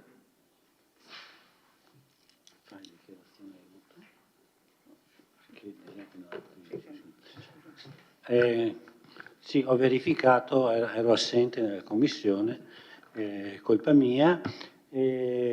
Comunque ribadisco che parlo anche per conto della collega Mirella Vagliana, non ce la sentiamo di affrontare il voto e quindi se ci considerate assenti a questa votazione. Grazie.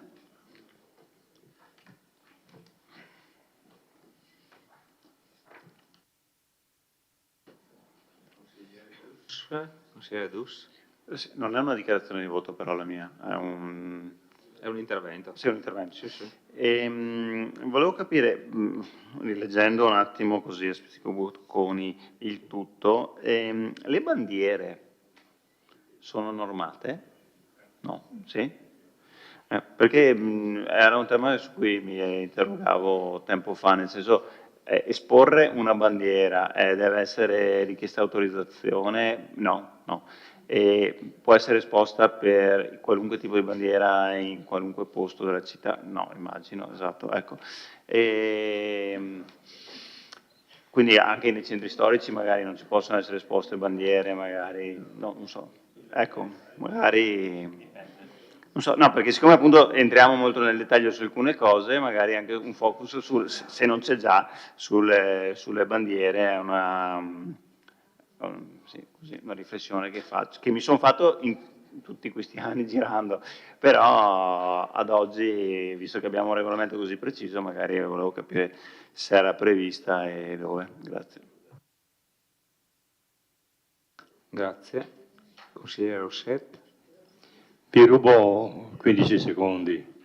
Consigliere, lei lo sa che l'unica bandiera regionale che non può essere esposta se accompagnata dal tricolore è la bandiera del Veneto. C'è una legge nazionale. Grazie.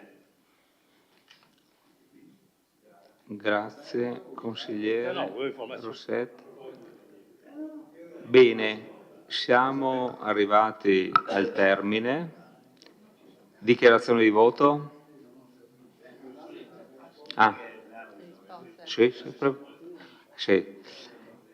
Il consigliere Tonon chiede un attimo una risposta relativamente ai quesiti che ha posto precedentemente. Prego. Allora, rispondo in ordine delle domande che sono state poste. Il consigliere De Antoni osserva che avendo inserito degli orari in molti articoli, gli stessi articoli possono diventare un po' rigidi e difficili da far rispettare. Gli orari in realtà li avevo inseriti proprio perché le persone ce li chiedevano. Quando ci telefonano ci chiedono ma fino a che ora uno può tagliare l'erba, da che ora deve smettere. Quindi è chiaro che tutti gli orari sono opinabili e infatti sono rimessi alla decisione del Consiglio Comunale, ma costituiscono una chiarezza per le parti. Cioè se abbiamo fissato un orario sappiamo dov'è il limite, sia per chi deve fare il lavoro rumoroso, l'attività rumorosa nel caso dei rumori, sia per chi invece gradisce riposare. Il DASPO urbano, un termine improprio, è quello che io ho spiegato all'inizio. Nel momento in cui viene accertata una violazione in una determinata area, che è stata individuata dal regolamento di polizia locale, urbana, l'accertatore ordina l'immediato allontanamento. Questo è il primo step. Se c'è recidiva, cioè se l'azione viene ripetuta, allora in quel caso sia il verbale di allontanamento, l'ordine di allontanamento deve essere comunicato immediatamente al questore. Ogni volta che il questore riceve l'ordine di allontanamento, valuta se quei comportamenti possono costituire pericolosità sociale, allora in quel caso può emettere quello che si chiama l'ordine di divieto di accesso all'area, che sarebbe il DASPO sostanzialmente. Quindi è questo il meccanismo di funzionamento.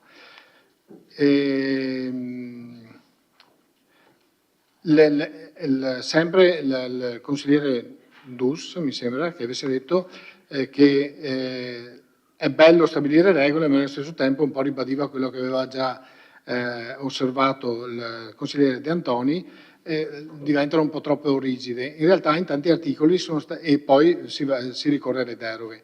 In tanti articoli sono state inserite delle clausole di flessibilità, cioè questa cosa è vietata, non si può fare salvo autorizzazione, perché dall'esperienza quotidiana ci sono situazioni che meritano una particolare considerazione nonostante la regola generale imponga un comportamento ben preciso.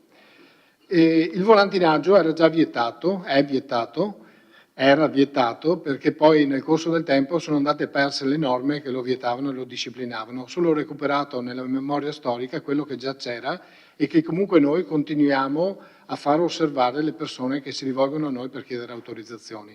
Sostanzialmente l'unica forma di volantinaggio ammessa è quella della consegna a mano, proprio perché responsabilizza chi lo riceve che dovrebbe smaltirlo correttamente.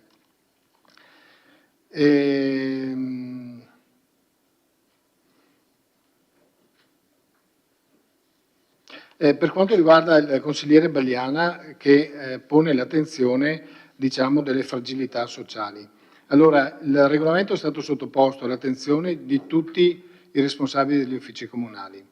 È stato uno dei primi passaggi che abbiamo fatto una volta che avevamo costruito lo scheletro, l'abbiamo diffuso a tutti, l'abbiamo portato in giunta comunale proprio perché fosse condiviso da tutta la giunta e per quanto riguarda invece la collaborazione con i servizi sociali, le assicuro che quotidiana forse è esagerato, ma almeno un paio di volte alla settimana ci sentiamo, perché ci sono situazioni in cui è impensabile poter intervenire solo come forza di polizia o solo come aiuto e assistenza sociale, quindi molto spesso gli interventi li facciamo anche insieme.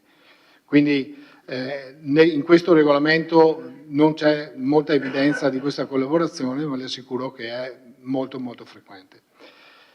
Il consigliere Tonon, articolo 13, mancano le ciclopedonali. Probabilmente sì, nel senso che... No, io ho chiesto se c'era una ragione o se... No, noi abbiamo individuato quelle che sono le esigenze del territorio negli ultimi periodi e sappiamo di cosa stiamo parlando. Avevamo bisogno di avere uno strumento per intervenire perché oggi non abbiamo nessuna possibilità. Quindi abbiamo individuato delle situazioni, nulla vieta che nel caso in cui sia necessario di integrarle riportando la questione al Consiglio Comunale. Strumenti musicali, gli orari, è un po' lo stesso discorso che si faceva prima per regolamentare un po', disciplinare la situazione. È chiaro che le autorizzazioni agli spettacoli in luogo pubblico o all'interno di edifici possono avere orari diversi. Stiamo pensando a una situazione condominiale nel disciplinare in questo modo. È vero, una stanza non può essere completamente insonorizzata, ma era per sottolineare la necessità di maggior tutela per chi usa la batteria, perché è tra tutti gli strumenti musicali forse il più impattante. Forse perché poi... esatto. E per quanto riguarda la musica di sottofondo nei locali. Questo è tutto un capitolo a parte di cui abbiamo parlato anche in commissione consigliare. Questa è musica di sottofondo. Noi abbiamo oggi una ordinanza, la 255, che prevede la possibilità di fare musica di accompagnamento nei pubblici esercizi per allietare i clienti e fissa determinati paletti. Nel corso del tempo questa ordinanza è stata ampiamente abusata, forse perché era intitolata Piccoli concertini, quindi è passata l'idea che si potessero fare dei concertini, degli spettacoli musicali all'interno dei pubblici esercizi. Con questo articolo e il titolo dell'articolo recuperiamo il senso di quell'ordinanza, che era quella di consentire al pubblico esercizio, come dicevo, di allietare i propri clienti con una musica di sottofondo. Proprio per questo motivo l'uso di amplificatori non è contemplato come musica di accompagnamento, pensiamo un po' al piano bar. Se una persona, un pubblico esercente, gradisce fare un qualcosa di diverso, può fare uno spettacolo e se questo spettacolo rimane all'interno di determinati paletti, 200 persone, lo può fare semplicemente presentando una scia. Quindi c'è uno step successivo. Dopodiché può presentare anche domanda di autorizzazione e fare uno spettacolo vero e proprio con dimensioni completamente diverse. Quindi questo articolo è stato per riportare al senso originale il contenuto di quell'ordinanza perché nel corso del tempo era andato perso. Tutti i pubblici esercizi hanno abusato di questo strumento suscitando notevoli lamentele da parte dei vicini e di chi abita nelle immediate vicinanze, anche non tanto immediate visti i volumi che venivano ottenuti.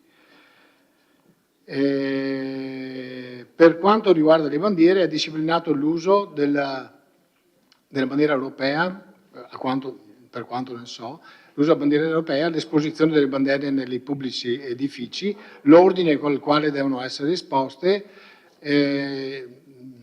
non sono a conoscenza di divieti particolari per l'esposizione di altre bandiere. Sì, l'unico vincolo è che una bandiera, quando rappresenta un'istituzione ufficiale, lo Stato, la bandiera italiana, dovrebbe essere sempre esposta in condizioni decorose, non stracciata dal vento come si vede in qualche situazione, e se esposta di notte dovrebbe essere illuminata.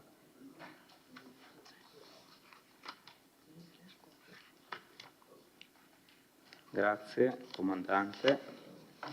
Consigliere Fagotto. Sì, grazie Presidente. Volevo approfittare della presenza del comandante. Visto che per noi il DASPO è una novità, può essere applicato nell'immediatezza in una persona o deve essere ricettiva in più volte? Cioè nel senso, si può applicare subito o deve essere compiere quell'azione diverse volte? Perché lei prima ha detto che ogni volta viene valutata in base alle volte che arrivano al prefetto, se non sbaglio, ha detto così. Allora se me lo spiega, grazie. Grazie. Capisco che è un meccanismo un po' particolare, comunque sostanzialmente definite le aree meritevoli di maggior tutela, se uno commette una violazione all'interno di quell'area, una delle violazioni che poi sono state già individuate nella prima parte del regolamento, in quel caso là l'organo accertatore che interviene redige un verbale di accertamento della violazione. immediatamente redige anche un ordine di allontanamento da quel posto. L'ordine vale 48 ore, decorse le quali la persona può ritornare in quel luogo.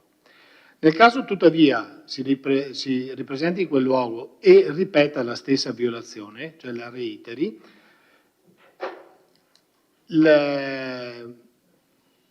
le comunicazioni che vengono inviate, quei verbali, quegli ordini di allontanamento che vengono redatti ogni volta, devono essere inviati immediatamente al questore. Il questore li raccoglie, naturalmente sarà cura anche nostra di segnalare le reiterazioni, cioè quando la violazione viene ripetuta, e in quel caso il questore ha la facoltà di emettere l'ordine di divieto di accedere a quell'area specifica. Quello è, tra virgolette, il DASPO. La valutazione del questore è libera nel senso che è lui che valuta la pericolosità sociale del comportamento che consente l'emissione dell'ordine specifico di divieto di accesso dell'area. E è lui che lo può valutare perché è lui l'autorità di pubblica sicurezza a livello provinciale.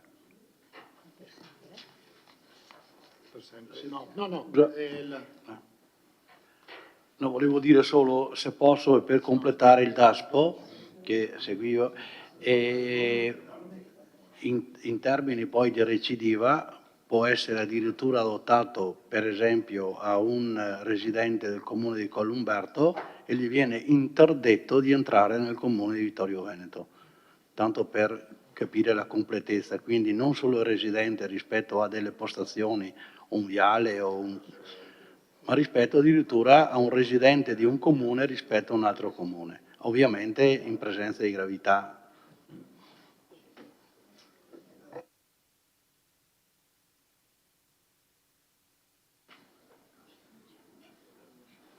Consigliere Dus? Sì, un'altra domanda sempre tecnica, perché immagino che il regolamento sia frutto di esperienze raccolte nel tempo, no? Allora, il punto 8 dice consumare cibi o bevande sedendosi per terra, sui gradini o sulle soglie delle abitazioni. Quando avete pensato a questo punto, era per normare cosa? Cioè, nel senso, sì, No, sì, no, avevo capito. Cioè, immagino che sia arrivate delle segnalazioni, ci sono le persone che mangiano sui gradini di casa mia, ecco, non so. Così è successo? Allora, ecco, scusi.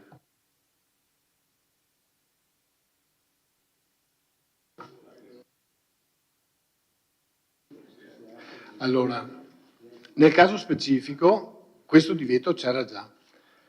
Come c'era il divieto di sedersi sulle panchine con i piedi. Una cosa che quando ero un giovane agente che operava appiedato nel centro, facevo osservare spesso.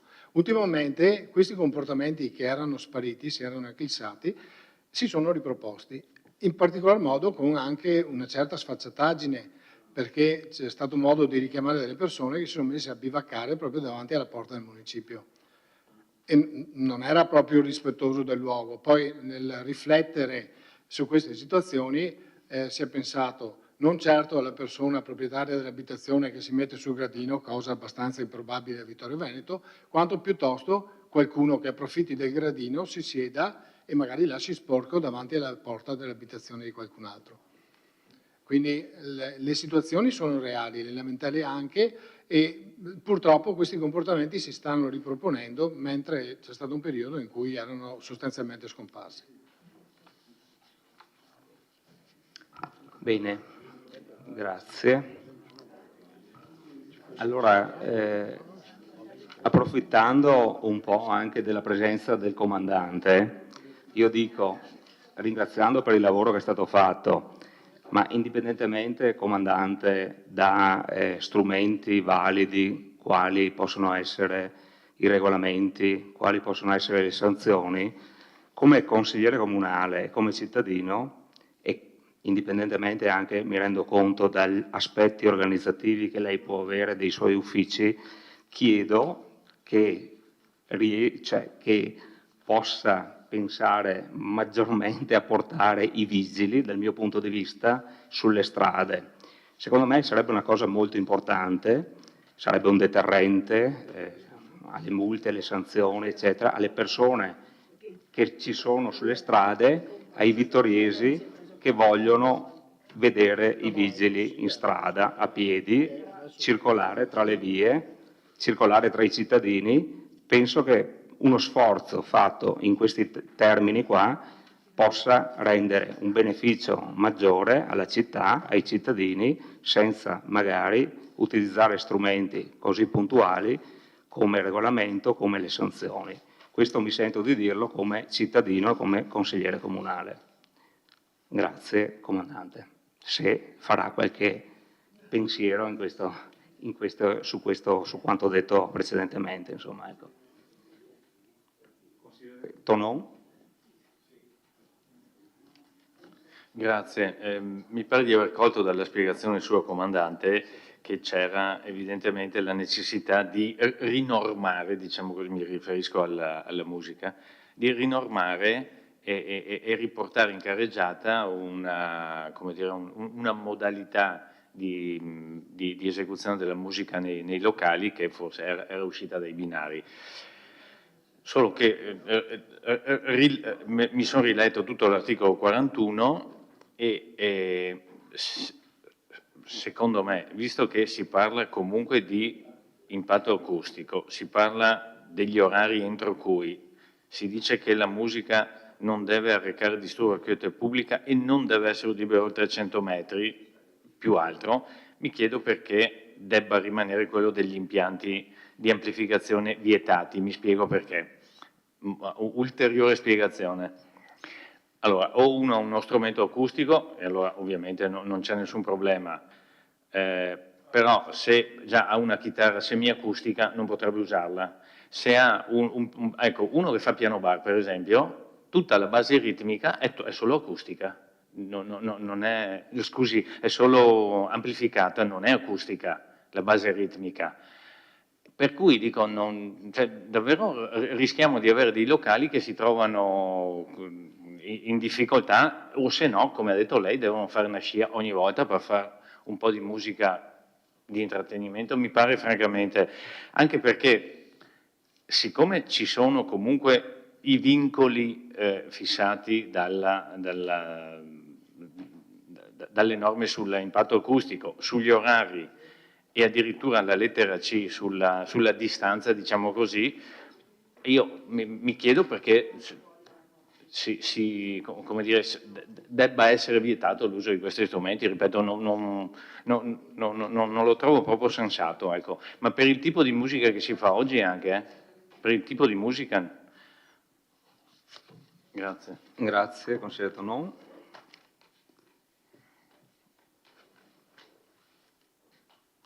Prego. Allora, per l'utilizzo di impianti di amplificazione la legge stessa che prevede che debba essere presentata una scia. Cioè bisogna pensare che questa disciplina della musica di accompagnamento nei pubblici esercizi è stata creata ad arte per ampliare le possibilità che erano molto ristrette, molto restrittive da parte della legge. E quindi è un qualcosa in più che viene offerta ai gestori di pubblici esercizi rispetto alla norma che è abbastanza stringente. Cioè per fare musica, spettacolo e intrattenimento servirebbe sempre un'autorizzazione sostituibile con la scia a determinate condizioni. Quindi è un qualcosa in più, non è un qualcosa in meno. Vabbè. O ogni volta si fa la scia, ma no, perché se hai la chitarra elettrica fai la scia, se hai la chitarra acustica non serve. No. Secondo me, se questa è la ragione, ancora meno concordo sul tipo di norma, come è fatta la norma. Cioè, non ha senso per una persona, questa francamente. Cioè, se no si dice ogni volta si fa la scia, saranno contenti i locali pubblici, però il contrabbassista può suonare, il bassista no. Perché?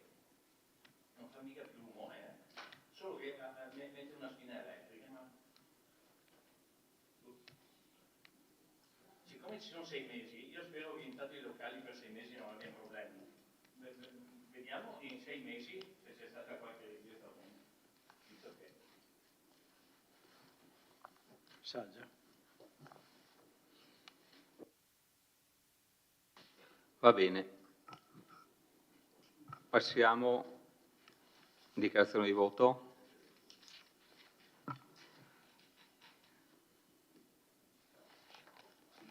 Voto. No. Consigliere, vuole parlare? Sì. No, siccome confido, conoscendolo, nella preparazione e nell'intelligenza del comandante e di tutto il suo corpo, non mi metto a fare un emendamento su sta roba. Chiedo solo che in questi 6 mesi sia verificato se effettivamente questo tipo di divieto, diciamo così, o di permesso, vista dalla parte che ha indicato il comandante, comporta o meno dei problemi. Considerando ovviamente che bisogna a questo punto però verificare, perché se uno fino a ieri ha usato la tastiera per fare musica di sottofondo, cioè se continua a usarla e non viene a chiedere, teoricamente è fuori legge. Grazie. Grazie consigliere.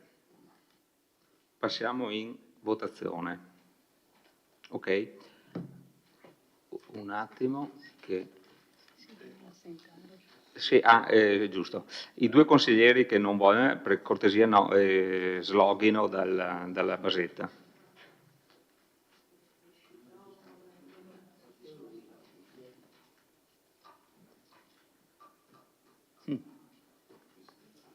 Ok, good. Presidente? Sì?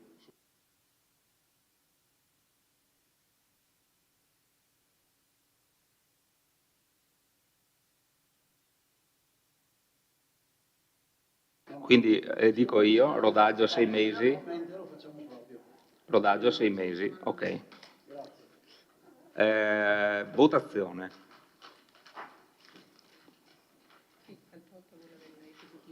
Tac.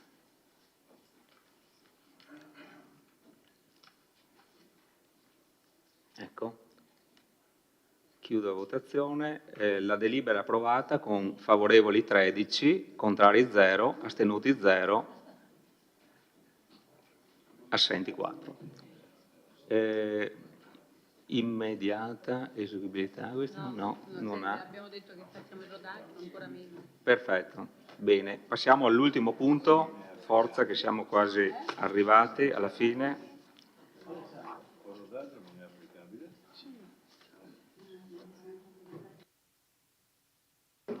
Passiamo al punto relativo al nuovo regolamento comunale per la gestione del patrimonio immobiliare. Chiedo all'assessore Antiga di illustrare il nuovo regolamento.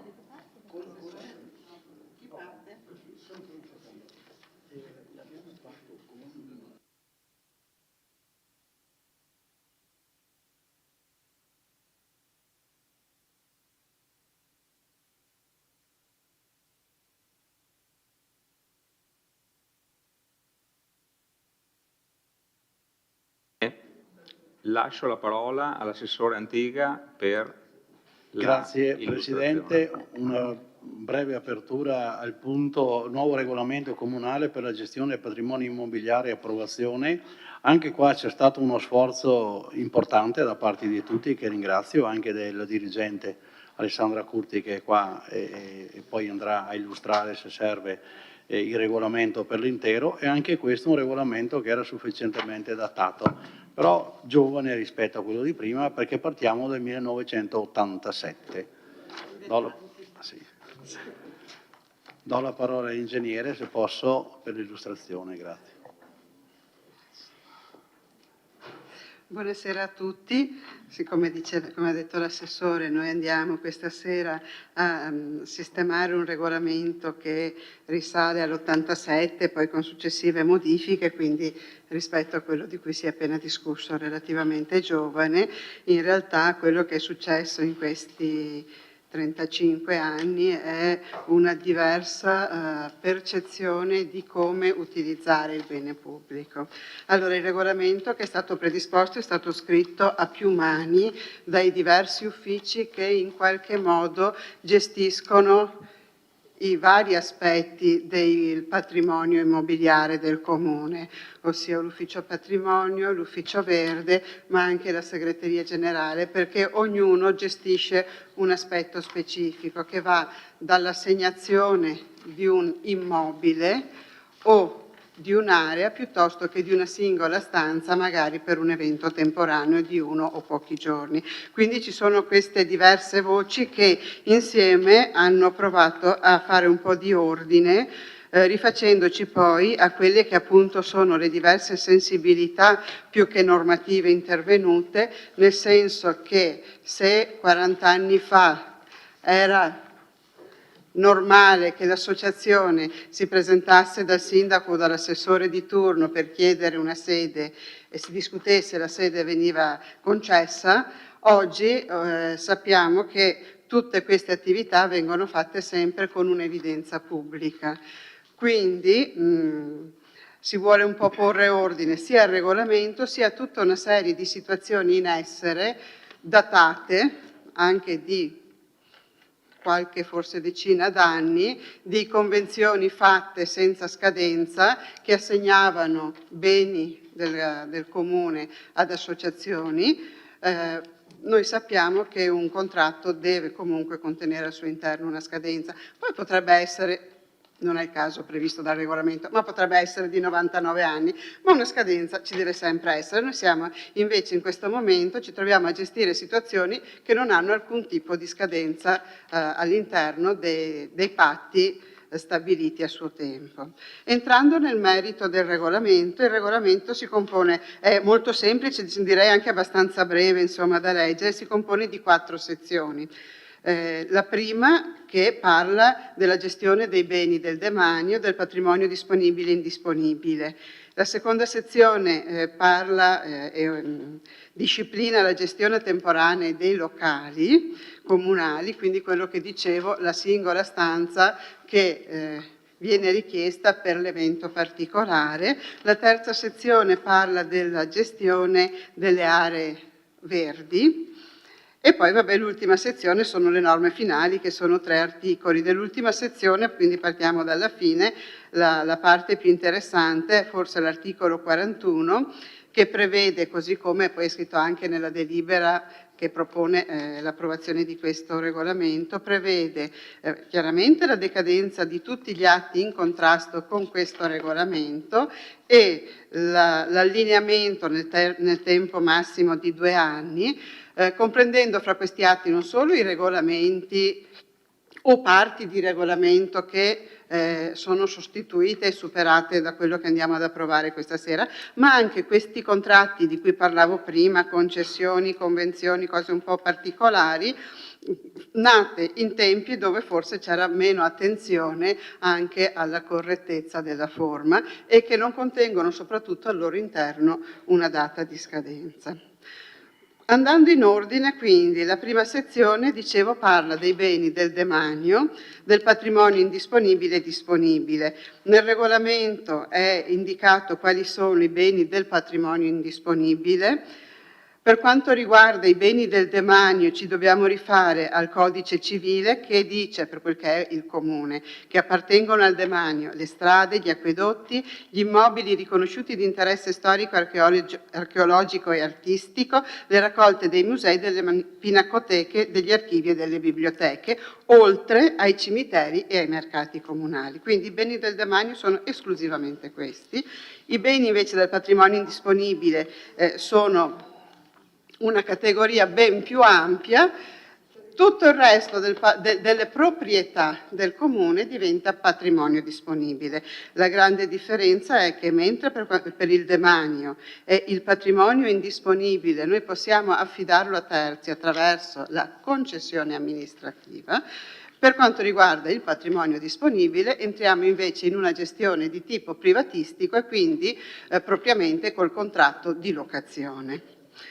Il regolamento individua all'articolo 8, scusate che me lo apro anch'io, all'articolo 8 individua gli scopi sociali e quindi disciplina l'assegnazione dei beni del patrimonio indisponibile o del demanio per scopi sociali o l'assegnazione degli stessi, quindi articolo 7, o l'assegnazione degli stessi beni per scopi non sociali. Per scopi non sociali significa che io potrei assegnare un bene del patrimonio indisponibile o del demanio anche per uno scopo di tipo commerciale. L'importante è che questa assegnazione venga sempre fatta su evidenza pubblica, quindi preceduta da un bando dove si individuano i beni che vengono messi a disposizione e le condizioni. Importante ancora è che la concessione prevede comunque il riconoscimento di un affitto che va da un minimo di 100 euro fissato dal regolamento a un massimo che verrà valutato di volta in volta a seconda dell'utilizzo del bene del bando che si andrà anche a proporre, fino a un massimo del 70% di quello che potrebbe essere un valore di locazione che viene stabilito invece, valutato dall'ufficio. Per quanto riguarda invece il patrimonio disponibile, anche questo viene affidato sempre previo bando, e però qui abbiamo che, aspettate che me lo sono segnato, che viene pagato l'affitto, il patrimonio disponibile potrebbe essere dato anche incomodato, anche il patrimonio indisponibile può essere dato incomodato ma esclusivamente agli enti del terzo settore, quindi facciamo riferimento al decreto legislativo 117 del 2017. Ecco, mentre per quanto riguarda stavo dicendo, il patrimonio disponibile viene dato su procedura pubblica e quindi in affitto o locazione, insomma. Dopodiché, chiaramente sono indicati gli obblighi che le associazioni o comunque coloro che ricevono il bene devono garantire, che sono pagamento del canone, la manutenzione ordinaria, la concessione che viene fatta, stiamo parlando concessione patrimonio indisponibile, o il contratto di locazione potrebbero prevedere anche la possibilità per chi utilizza il bene di effettuare anche interventi che vanno oltre la manutenzione ordinaria, quindi interventi di manutenzione straordinaria o migliorie. E queste chiaramente devono essere preventivamente approvate dal Comune e alla fine del periodo di concessione / locazione rimangono all'ente, al Comune, senza che abbia nulla, che la controparte abbia nulla a pretendere, a meno che non sia diversamente pattuito fin dall'inizio. È stato posto un limite per quanto riguarda la concessione di 9 anni, questo per un motivo pratico, nel senso che le concessioni che superano i 9 anni sono soggette a registrazione e quindi si è scelto di fare concessioni per 9 anni. Le concessioni non possono essere, questo per legge, rinnovate, tuttavia sia per la concessione che per la locazione è previsto il diritto di prelazione per chi già utilizzava l'immobile, purché, ma questo credo sia ovvio, partecipi al bando, perché se non partecipa è evidente che forse non è interessato. Per quanto poi riguarda la gestione temporanea dei locali, quindi quella che può essere la singola stanza che viene richiesta per un evento particolare o, non so, una serie di lezioni, di conferenze, ma quindi non un utilizzo continuato nel tempo. Qua non abbiamo il bando, perché chiaramente non è il Comune che può sapere quando l'associazione XYZ ha bisogno del locale, sarà chi ne ha. Io parlo di associazioni, ma in realtà può essere il singolo cittadino, può essere anche una figura giuridica di tipo economico che farà la richiesta almeno un 20 giorni prima e chiaramente poi ci sarà un'istruttoria. È previsto il caso in cui ci siano più richieste concorrenti, come entrare nell'istruttoria e a chi affidarle, e le modalità di utilizzo, il rilascio della concessione, ma sono cose che già in realtà viviamo quotidianamente, abbiamo solo cercato di metterli in ordine. La cosa forse un po' più nuova è la parte relativa alla gestione del verde, degli spazi destinati a verde pubblico. Allora, intanto è importante definire quali sono, e quindi all'articolo 32 abbiamo fatto un elenco dove diciamo che questi spazi sono i giardini, il verde attrezzato, i parchi, altri spazi verdi destinati alla fruizione nel tempo libero, siepi, fioriere e aiole mobili, aiole rotatorie e parterre. Quindi andiamo dal poco più che il vaso fino a quello che può essere un parco. Chiaramente la dimensione e la qualità del verde che viene dato in gestione richiede delle modalità diverse. Possono essere dati in gestione dal singolo cittadino all'associazione ente del terzo settore, fino anche comunque a una figura giuridico-economica.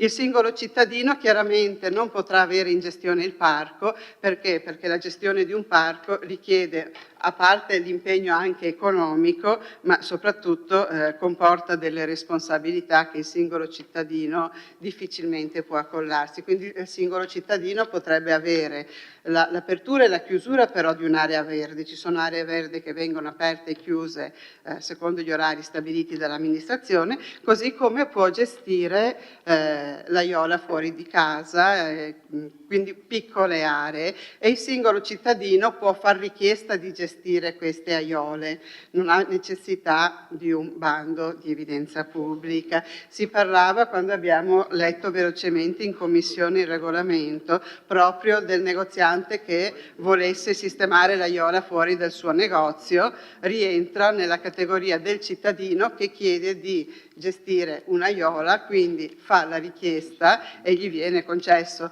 anche perché dubito che ci siano richieste concorrenti che tutti, scusate, vogliono gestire la medesima aiola. Magari saremmo felicissimi, ma di solito non è così. Per quanto invece riguarda tutte le altre aree, lì ritorniamo al bando di evidenza pubblica, quindi l'amministrazione, la giunta individua quali aree intende valorizzare con questo strumento, vengono rese note le aree per i diversi tipi di aree, perché chiaramente saranno diverse le modalità di gestione, verrà predisposto un bando e quindi le figure interessate potranno partecipare a un bando che prevederà la valorizzazione di queste aree. Quindi quello che che è lo scopo non è tanto di dire l'associazione degli amici del verde mi taglia l'erba a gratis, ma è l'associazione degli amici del verde gestisce questo parco perché ha un progetto di valorizzazione. Ovviamente nel progetto di valorizzazione, che prevede l'utilizzo del parco e quindi garanzia che ci sia la sicurezza, l'igiene, il decoro, taglierà anche l'erba. Tant'è che ogni bando è previsto, dovrà stabilire i contenuti minimi del progetto di valorizzazione. Si parla poi della possibilità di ricorrere alla sponsorizzazione. Questo in particolare è pensato per le rotatorie. Ormai girando per il nostro territorio vediamo spesso rotatorie con la scritta, con la tabella del fiorista o di turno, per cui la possibilità di affidare la manutenzione delle rotatorie con un contratto di sponsorizzazione ai sensi del codice dei contratti. Quando l'abbiamo scritto era il decreto legislativo 50, ora che lo applichiamo probabilmente sarà il nuovo codice, che comunque continua a prevedere questa figura e anche per interventi come questo l'ha anche abbastanza semplificata, quindi si dovrebbe riuscire senza grossi problemi. Ecco, questa è un po' un'estrema sintesi dei contenuti. Adesso, se ci sono domande, cercherò di chiarire magari meglio qualche passaggio.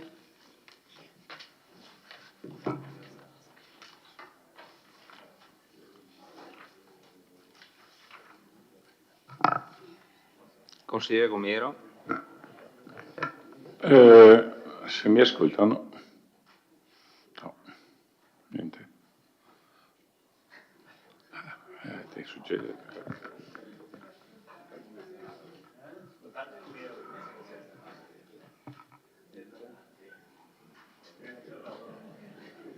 Scusate un attimo, signori. Sì. Prego, consigliere. Mi chiedo, stiamo normando tutto? Prima è stato contestato un po' anche il lavoro che abbiamo fatto col comandante Camerin vecchio. No contestato, ha fatto delle precisazioni, ma qua andiamo a toccare un problema non da poco nella città. Qua si dice che entro 2 anni tutti devono andare a bando su tutto e ci sono delle situazioni con delle associazioni a livello nazionale, come a San Giacomo alle Filande, che ce ne sono 5 o 6, che sono là da decenni e nessuno le ha mai toccate. Se adesso ne arriva un altro che gli frega il posto, cosa succede? Che offre di più? Cioè, un tantino di buonsenso su questo regolamento non mi sembra ci sia, è normato, preciso. Allora io dico questo, bene, io associazione prendo quell'area, la pulisco, la tengo in ordine, ma se non lo fa neanche il comune tenere in ordine le strade o tagliare gli alberi lungo la strada e bisogna che noi lo contestiamo, mi vuoi che il comune mi venga a dire guarda che non hai tagliato entro quel periodo l'erba o non hai pulito la iola che ti ho assegnato l'area? Quello che mi dà un po' fastidio di normare queste robe qua. Perché ragazzi, lungo l'argine del Meschio, adesso per fortuna negli ultimi anni non è successo, ma c'era l'erba alta così, lungo i cigli e le strade no, piove tanto, piove poco, però noi normiamo le associazioni che prendono in gestione dei parchi e non normiamo il comportamento del comune nel confronto nel territorio.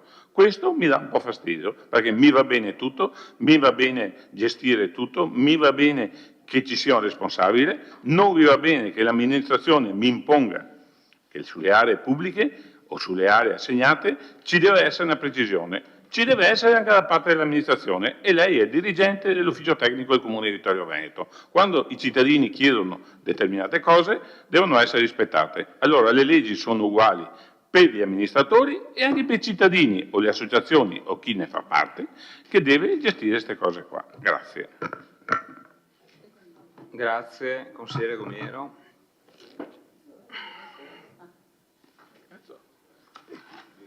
Mica per niente, vai là e mi dice, no, non ti attieni bene. E strade te niente. Altri interventi? Scusate, magari lo anticipo, prima in conferenza di capigruppo, relativamente a un articolo, c'è l'articolo 18 sulle finalità, c'è stata un'osservazione sul comma 4, ovvero, ultimo capoverso, relativa a, nell'ambito del perseguimento dei fondamentali principi di libertà, eccetera, eccetera, eccetera, praticamente è stato proposto di modificare quindi l'ultima riga o che abbiano tra i loro fini l'apologia del fascismo, del nazismo, del comunismo in modo diverso. Allora, lo facciamo dopo, verso la fine, ma intanto ve l'ho anticipato. Ok, prego, consigliere no. Grazie. Mi è fatto venire in mente la famosa frase le leggi sono, ma chi pone mano ad esse?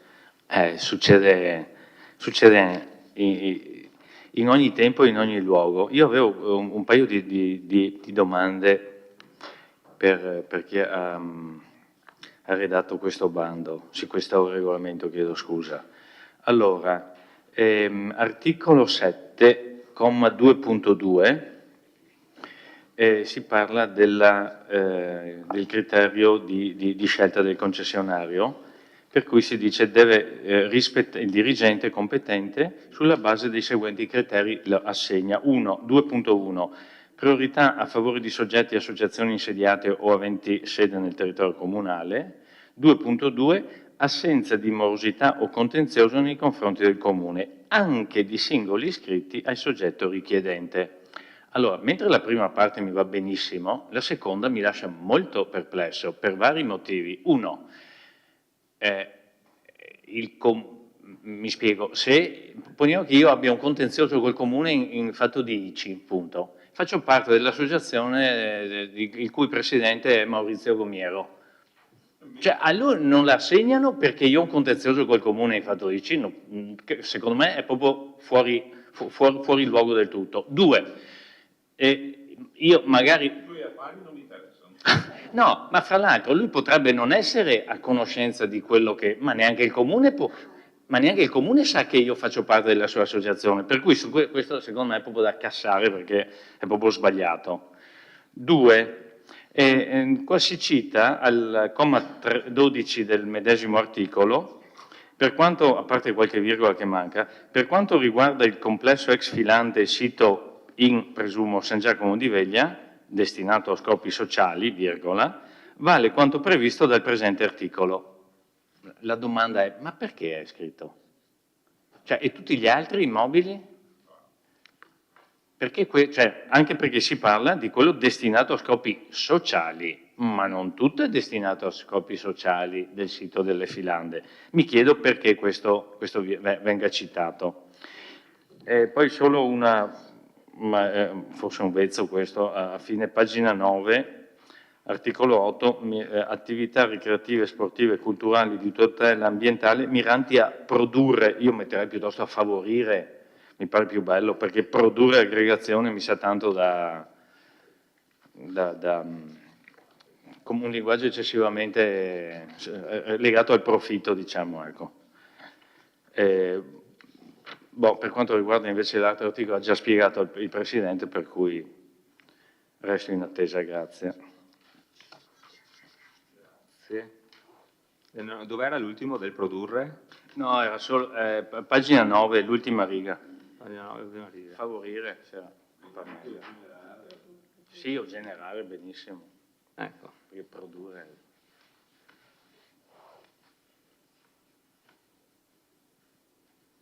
O favorire.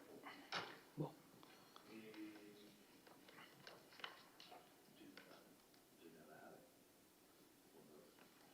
Favorire. Mirella, consigliere Balliana. Grazie.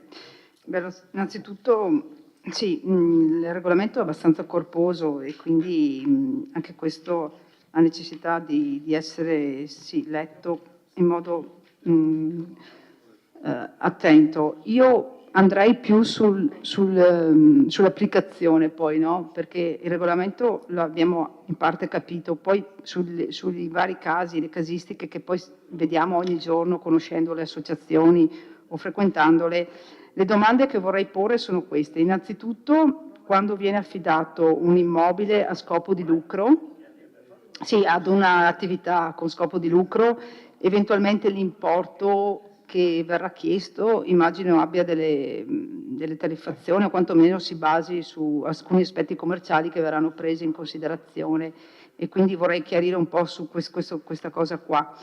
Poi per quanto riguarda le associazioni che attualmente occupano delle sedi, degli immobili, e vorrei capire anche qui, allora ci sarà immagino una riformulazione di una convenzione.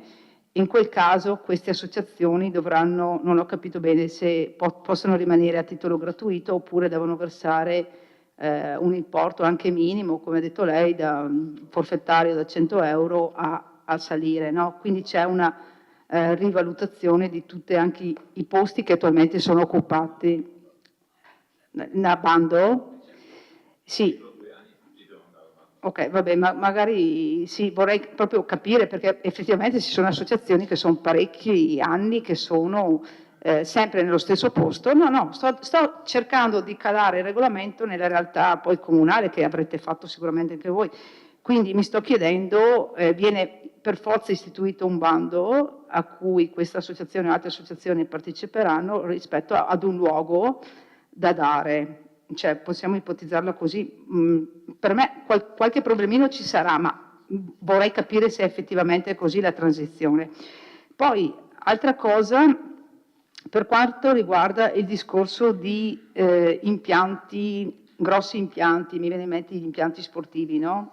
La gestione di impianti sportivi a determinate concessioni, che deve essere plurinale.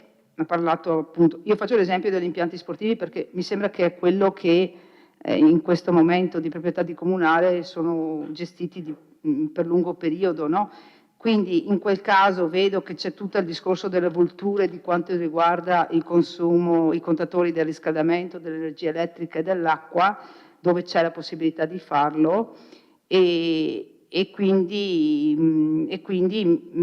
sì, capisco che si va, mi sembra che più di una volta è stato fatto emergere anche qui in Consiglio queste difficoltà poi degli impianti sportivi che siano veramente tariffati, nel senso che coloro che sono dentro, che li gestiscono, siano effettivamente, riescono a pagare poi tutte le spese e quant'altro. Comunque qui diventa un'importante rivalutazione di quello che è poi tutto il patrimonio comunale.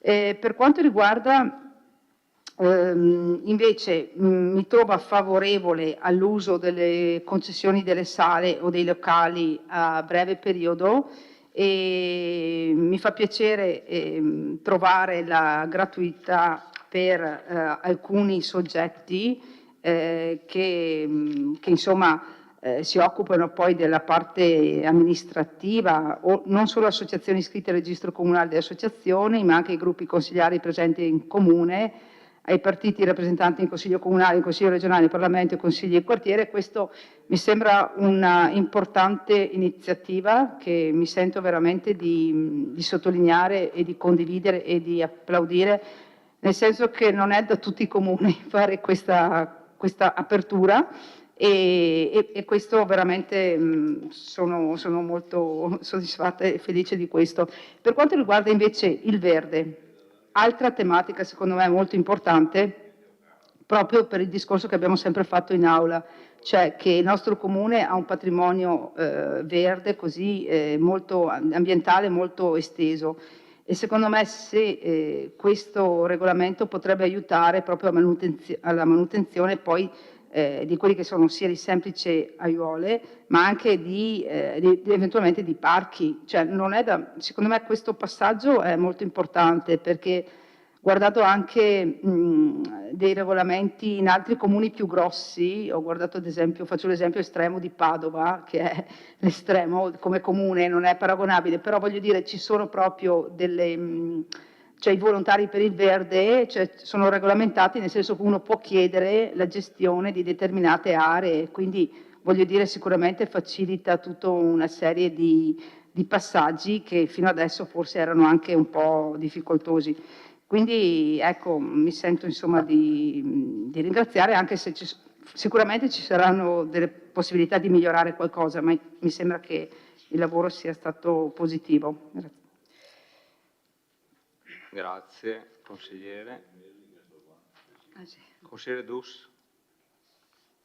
Sì, innanzitutto ricordo al Presidente che siamo a 5 ore e 35 di Consiglio Comunale. Sì, E lei, quando era seduto Sì. su questi banchi, ogni consiglio ricordava che non era ammissibile per chi fa questo lavoretto, diciamo, stare ore seduti a discutere a mezzanotte di questi regolamenti. E io sono qui oggi per ricordargli che lei da Presidente invece continua la seduta dopo 5 ore e 35. Allora, caro consigliere Dus, intanto questa non è la norma ma è l'eccezione. Poi ho sempre detto e ribadisco che se un punto, e questo è l'ultimo punto, è a cavallo, si finisce. Ho capito. Quindi adesso continui. Noi il punto lo finiamo, però dico, quando lei prepara Guardi, è fuori luogo perché i consigli comunali... 5 ore e 35... È fuori luogo la sua osservazione, perché i consigli comunali nella norma sono sempre finiti prima di mezzanotte. Assolutamente è vero, però i consigli comunali un tempo iniziavano... Continui. I consigli comunali un tempo iniziavano alle 20, ora iniziano alle 18. Continui pure. Continuo, sì. No, in merito al punto...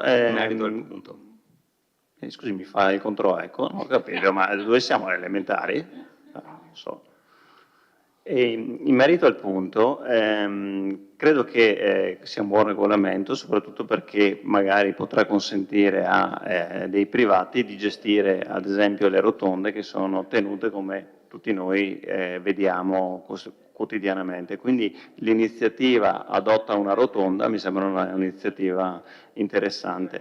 Mi chiedevo ad oggi, siccome ci sono delle rotonde che vengono gestite da dei privati, c'è già comunque una sorta di convenzione che viene fatta per le rotonde, domando? No? Quindi quella della caserma del Quinto Corpo? fatta... no, è roba vecchia.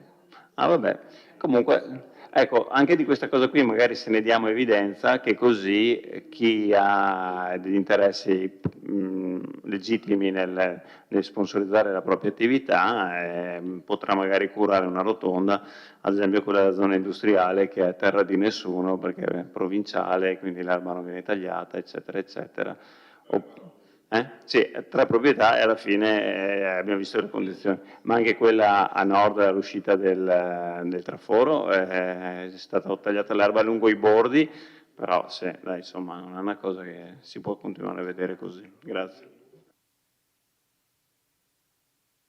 Consigliere Bastiani, prego. Sì, il consigliere Gomiero mi stimola un'osservazione a proposito di regolamenti.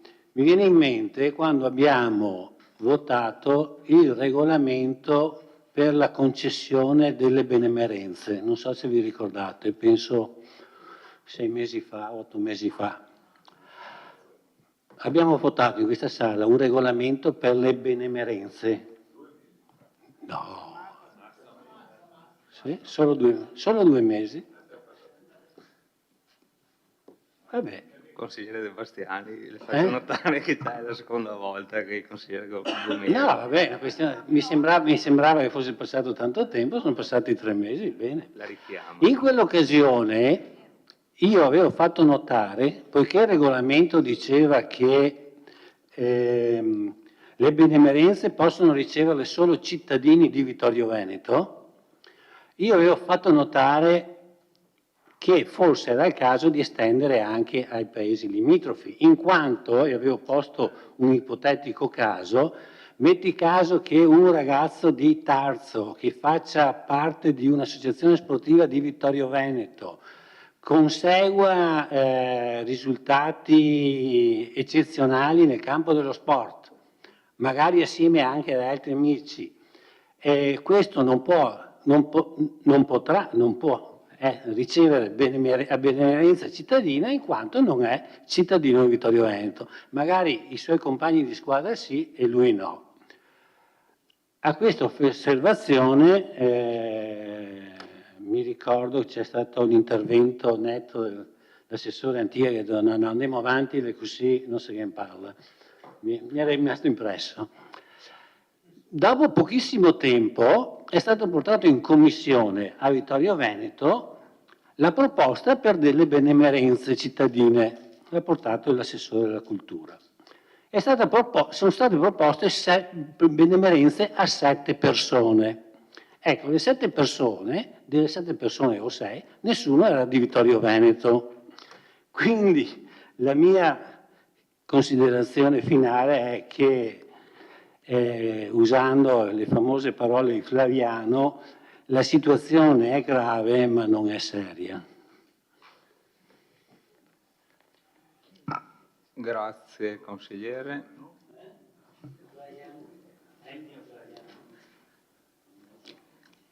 Ci sono altri interventi?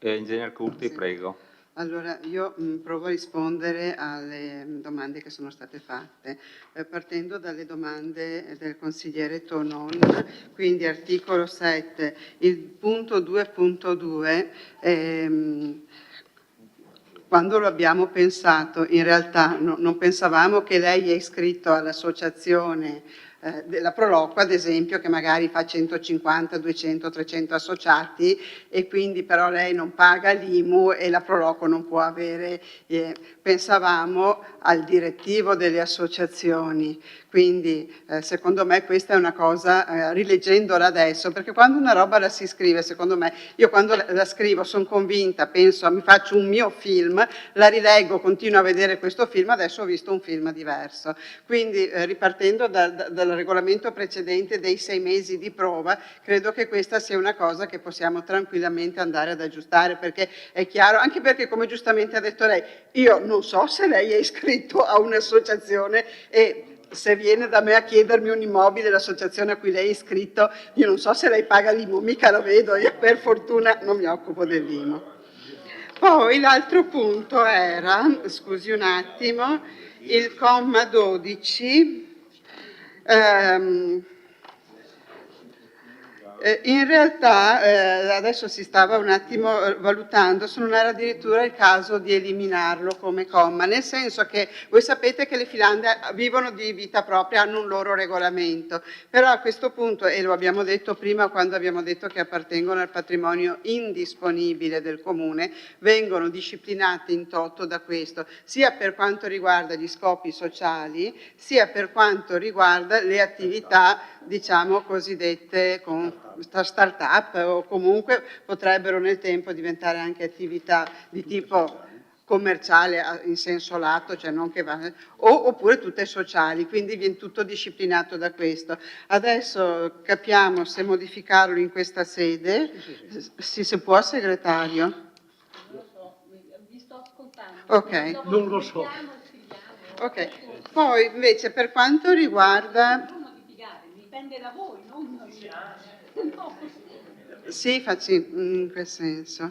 Allora, per quanto riguarda invece le domande che ha fatto la consigliera Bagliana, per le associazioni già occupanti, allora, cioè, non è che la situazione sia che tutte le associazioni del Comune di Vittorio Veneto hanno in mano una concessione alcune, molte in questi anni sono anche già state allineate comunque, perché quello che è scritto poi nel regolamento sono prassi che già applichiamo, per cui molte associazioni sono già allineate. Quelle che non sono allineate e che verranno allineate nei prossimi anni, chiaramente parteciperanno a un bando ad evidenza pubblica, però nel regolamento abbiamo scritto che chi è dentro ha comunque il diritto di prelazione. Dopodiché il discorso dell'importo minimo lo dobbiamo mettere perché la concessione non è a titolo gratuito.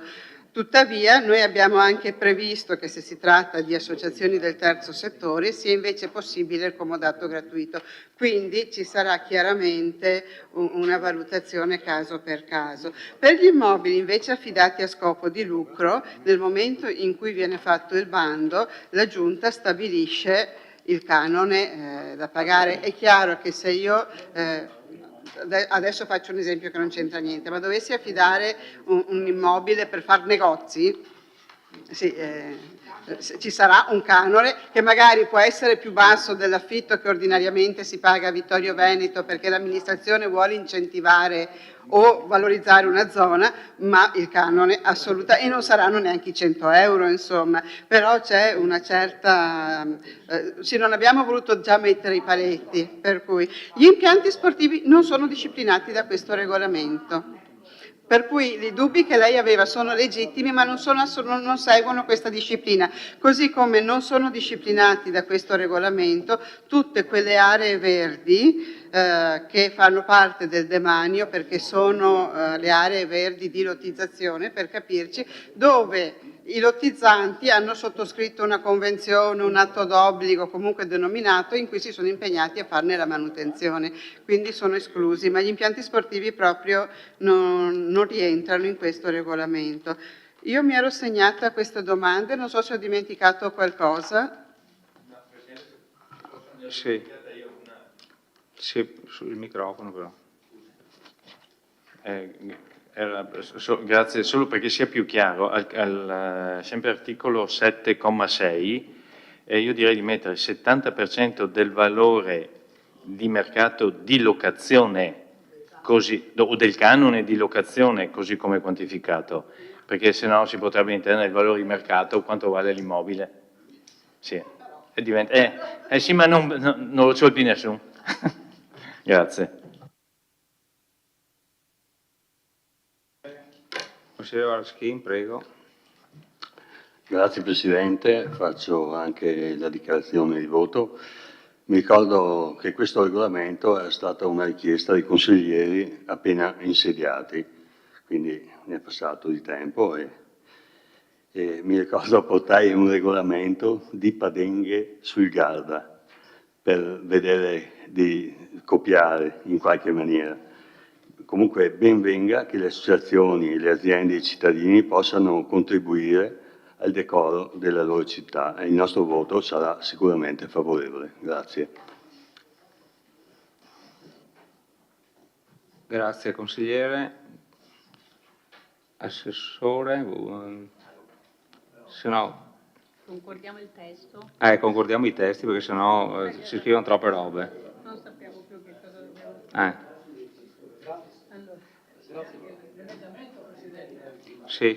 Grazie Presidente. Se posso faccio un po' di sintesi e andiamo a votare magari se siamo tutti d'accordo e già modificato il testo. Se non ricordo male, a pagina 8, al punto 2.2 che osservava il consigliere Tonon, insomma, credo che sia più corretto mettere magari o quantomeno restringere i componenti del direttivo. No, ai componenti del direttivo magari è corretto perché siamo una limitazione di 3-4 persone, non giustamente, come diceva il consigliere Tonon, magari 200 associati che uno non può sapere dell'altro. Solo per dare un minimo di... Ma se...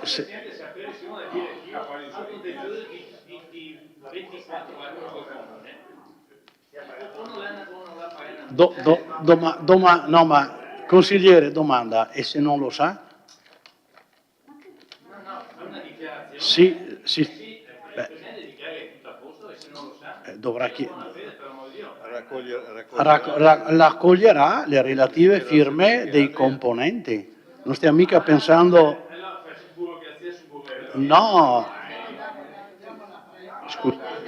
Non possiamo neanche discutere il regolamento in consiglio comunale così, le commissioni sono Lo fatte togliamo per... avanti, se no non finiamo. Pagina...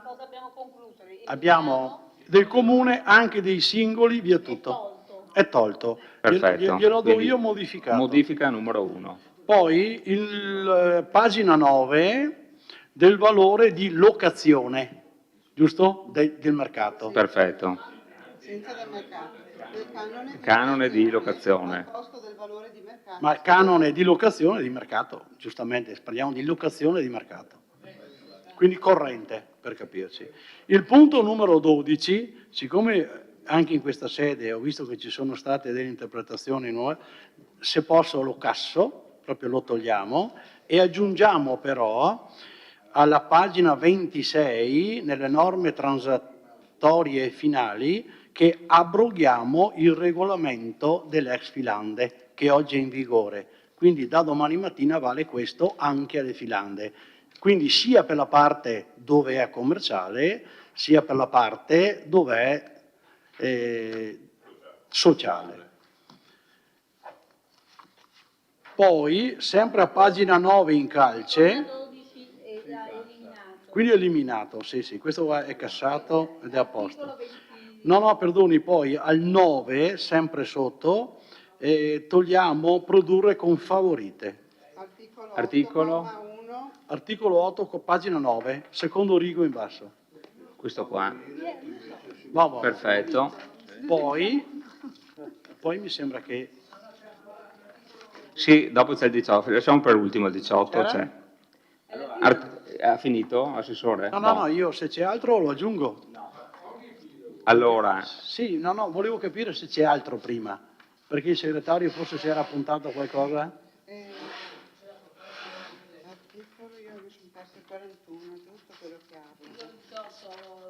Articolo 18. Comma 4. Articolo 18. Comma 4. Comma 4. Allora, fino a religiosi e poi Poi va eliminato quello che c'è scritto. O che abbiano? Va eliminato o che abbiano i loro fini, i loro fini l'apologia del fascismo, del nazismo o del comunismo. Sì, va bene. E va aggiunto o che contrastino con i principi costituzionali. o che contrastino con i principi costituzionali. Ok? Delle condanne. Benissimo, basta.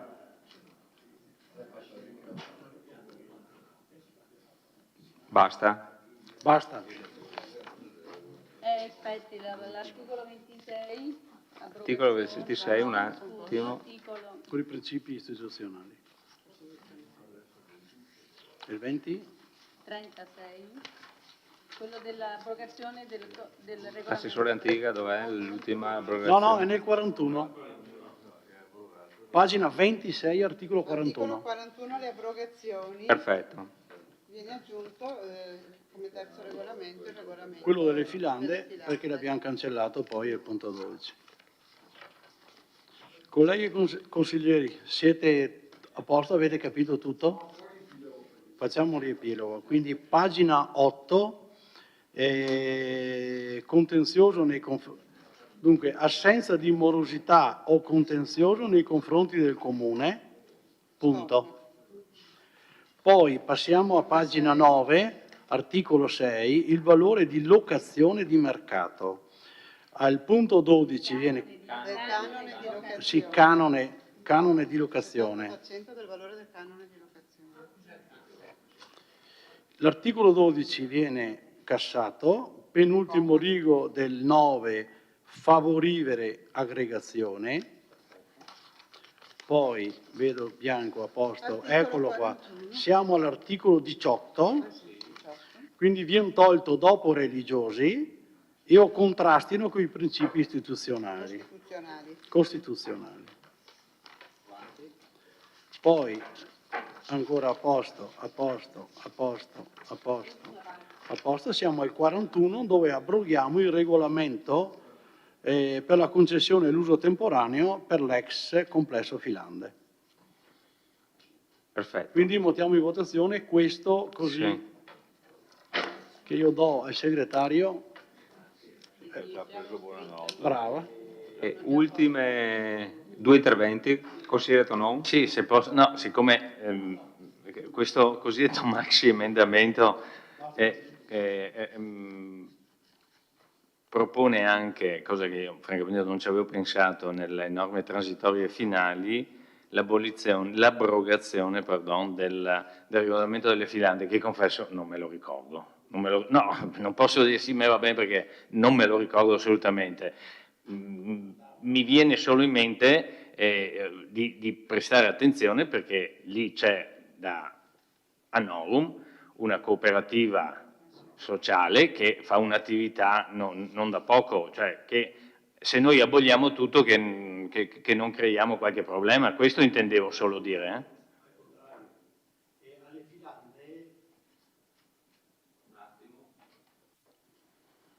Alle filande, se non ricordo male, per mettere dentro terra fertile in allora è stato modificato un po' il regolamento, perché il regolamento delle filande, se vi ricordate, è nato con un contributo nazionale per le start-up, dove il comune mandava dentro per 5 anni aziende che partivano, giusto? E che gli si dava dei percorsi preferenziali in economia di affitto.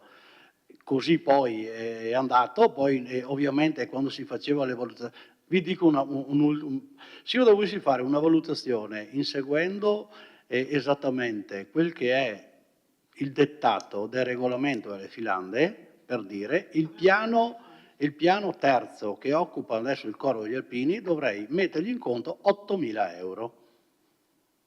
Direi anche no. E quindi con questa abrogazione tutto quello che è filande verrà gestito nella stessa maniera in cui si può gestire un altro, mandiamo fuori da quel regolamento, quindi ce lo togliamo. Per esempio, vi faccio un altro esempio, lì c'è quello del CAI, che occupa il primo piano qualcosa, gli abbiamo fatto un conto, giusto? Erano 3.800 euro. Cioè, sono cose fuori. E quindi poi, quando si facevano i bandi, ovviamente in allora la brava architetto Cristina Scalè faceva i conti e poi diceva ma quasi impossibile che, difatti andava così, bandi deserti e quindi, tanto per capirci, l'associazione gelatai, visto che di volta in volta si metteva al bando quel locale e nessuno chiaramente lo beccava, loro continuavano e hanno continuato per tempo. Quindi ci togliamo un po' quel laccio, se si può. Quindi vanno rispettate quelle che sono le socialità.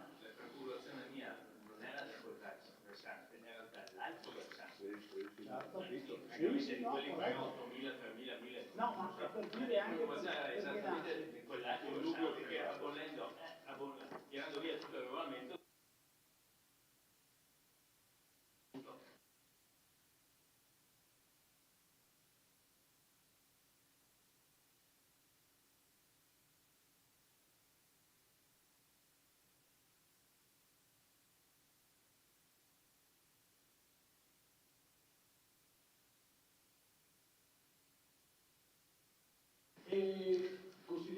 posso sempre i 6 mesi anche qua.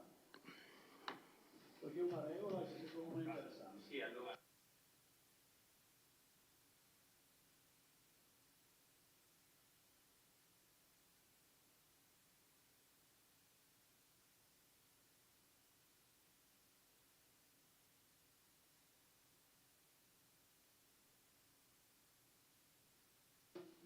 Casagrande, prego. Sì, grazie. Voglio solo fare un appello, visto che abbiamo le commissioni che di solito dovrebbero vagliare tutta la documentazione, i punti. Io faccio parte di una commissione che di sicuro non è rilevante quanto altre, tipo in materia di bilancio. Però nel piccolo della mia commissione spesso accade che io arrivi e il documento sia fornito qualche ora prima o magari l'istante in cui si arriva in commissione. Di conseguenza credo che sia più importante la commissione, che magari se si potesse fornire documentazione in anticipo in modo tale che uno quando arriva in commissione, non so dire, almeno 5 giorni prima, 3 giorni prima, la documentazione deve essere a disposizione dei membri della commissione. Uno se la studia, arriva in commissione, smarca i punti, dato che questo non credo sia il luogo adeguato per smarcare i punti tecnici, perché ci siamo anche pure trovati tutti d'accordo, ma avendo cades le sie ore, e non è stato l'unico punto in cui una commissione avrebbe potuto tecnicamente semplicemente smarcare dei punti semplici e ovvi. Quindi faccio un appello al sindaco, se possibile, cercare di impostare questo tipo di protocollo, e così arriviamo qua con i punti tecnici almeno già smarcati. Poi, opinione personale, se uno non ha letto la documentazione e arriva qui questa sera senza neanche essere preparato, può anche tacere a volte. Grazie.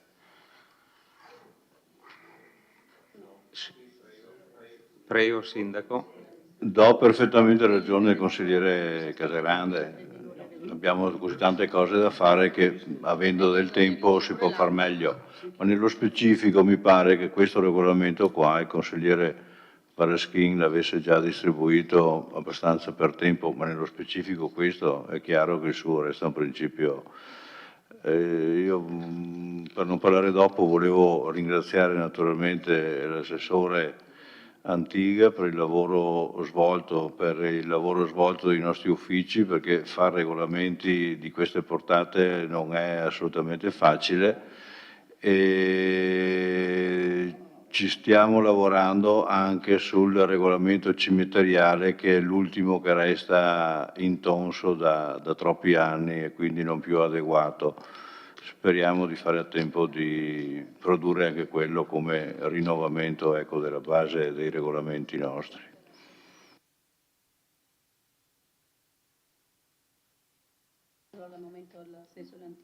Sì, prego, Assessore. Se posso, per una precisazione, come abbiamo fatto nel regolamento edilizio, non c'è stato magari l'intervento del consigliere Tonon, ma abbiamo detto che si poteva fare a meno, i regolamenti che abbiamo votato stasera entrano subito in funzione.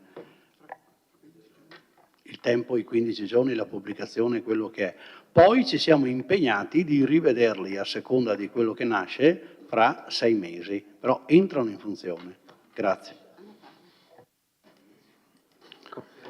Grazie, sono parzialmente d'accordo con quello che ha detto il collega Casagrande, mi spiego. È vero che le commissioni hanno una funzione propedeutica, ma non esclusiva rispetto al Consiglio Comunale, anche perché è capitato più di qualche volta che si arriva in commissione e non ci sono le risposte. Cioè, se dovessi dire proprio apertis verbis, l'assessore Antiga in 4 anni è venuto una volta e ha confessato perché costretto, perché non c'era...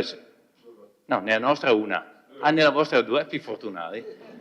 Una perché mi ha detto il sindaco non c'è, la Curti non c'è, per cui devo venire io, se no non sarei venuto. Quindi, sì. No, per quello dico, in quel caso non avremmo avuto nessuna risposta, per cui è chiaro che si discute in Consiglio Comunale. Se poi una parte del lavoro si può fare prima, ben venga, ma questo è il luogo in cui si discute, no? in commissione senza il sindaco, senza, sì, una volta dico, comunque senza l'assessore di riferimento, sempre senza. Grazie. Consigliere Varaschin. Grazie. A onore del vero devo dire che i regolamenti alla maggioranza erano stati forniti, alla minoranza è stato fornito al momento al consigliere De Antoni e il consigliere non c'era in commissione, mi sembra, giusto? Nella commissione dove si presentava il regolamento non c'era, per precisazione. Grazie. Grazie, consigliere Varaschin. A questo punto pongo in votazione.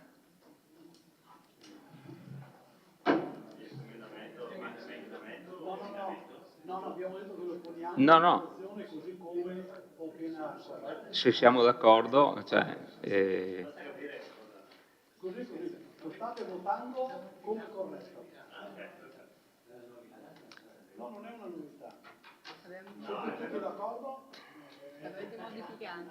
Non è una novità. Se tutti d'accordo, io dico chi vorrei l'ultimo slide, visto che siete di d'accordo. Signori, dai, votiamo. Ribadisco il concetto di prima, la situazione è grave. Per un'interpretazione del genere in una sala consigliare non si era mai sentita. C'è sempre la prima volta.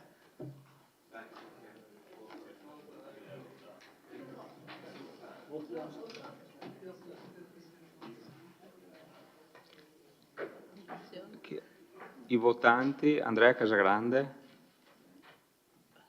Ok. Allora chiudo la votazione. La delibera è approvata con favorevoli 13, contrari 0, astenuti 1. Basta. Sebastiani astenuto. Assente? No. De Bastiani. Buonanotte.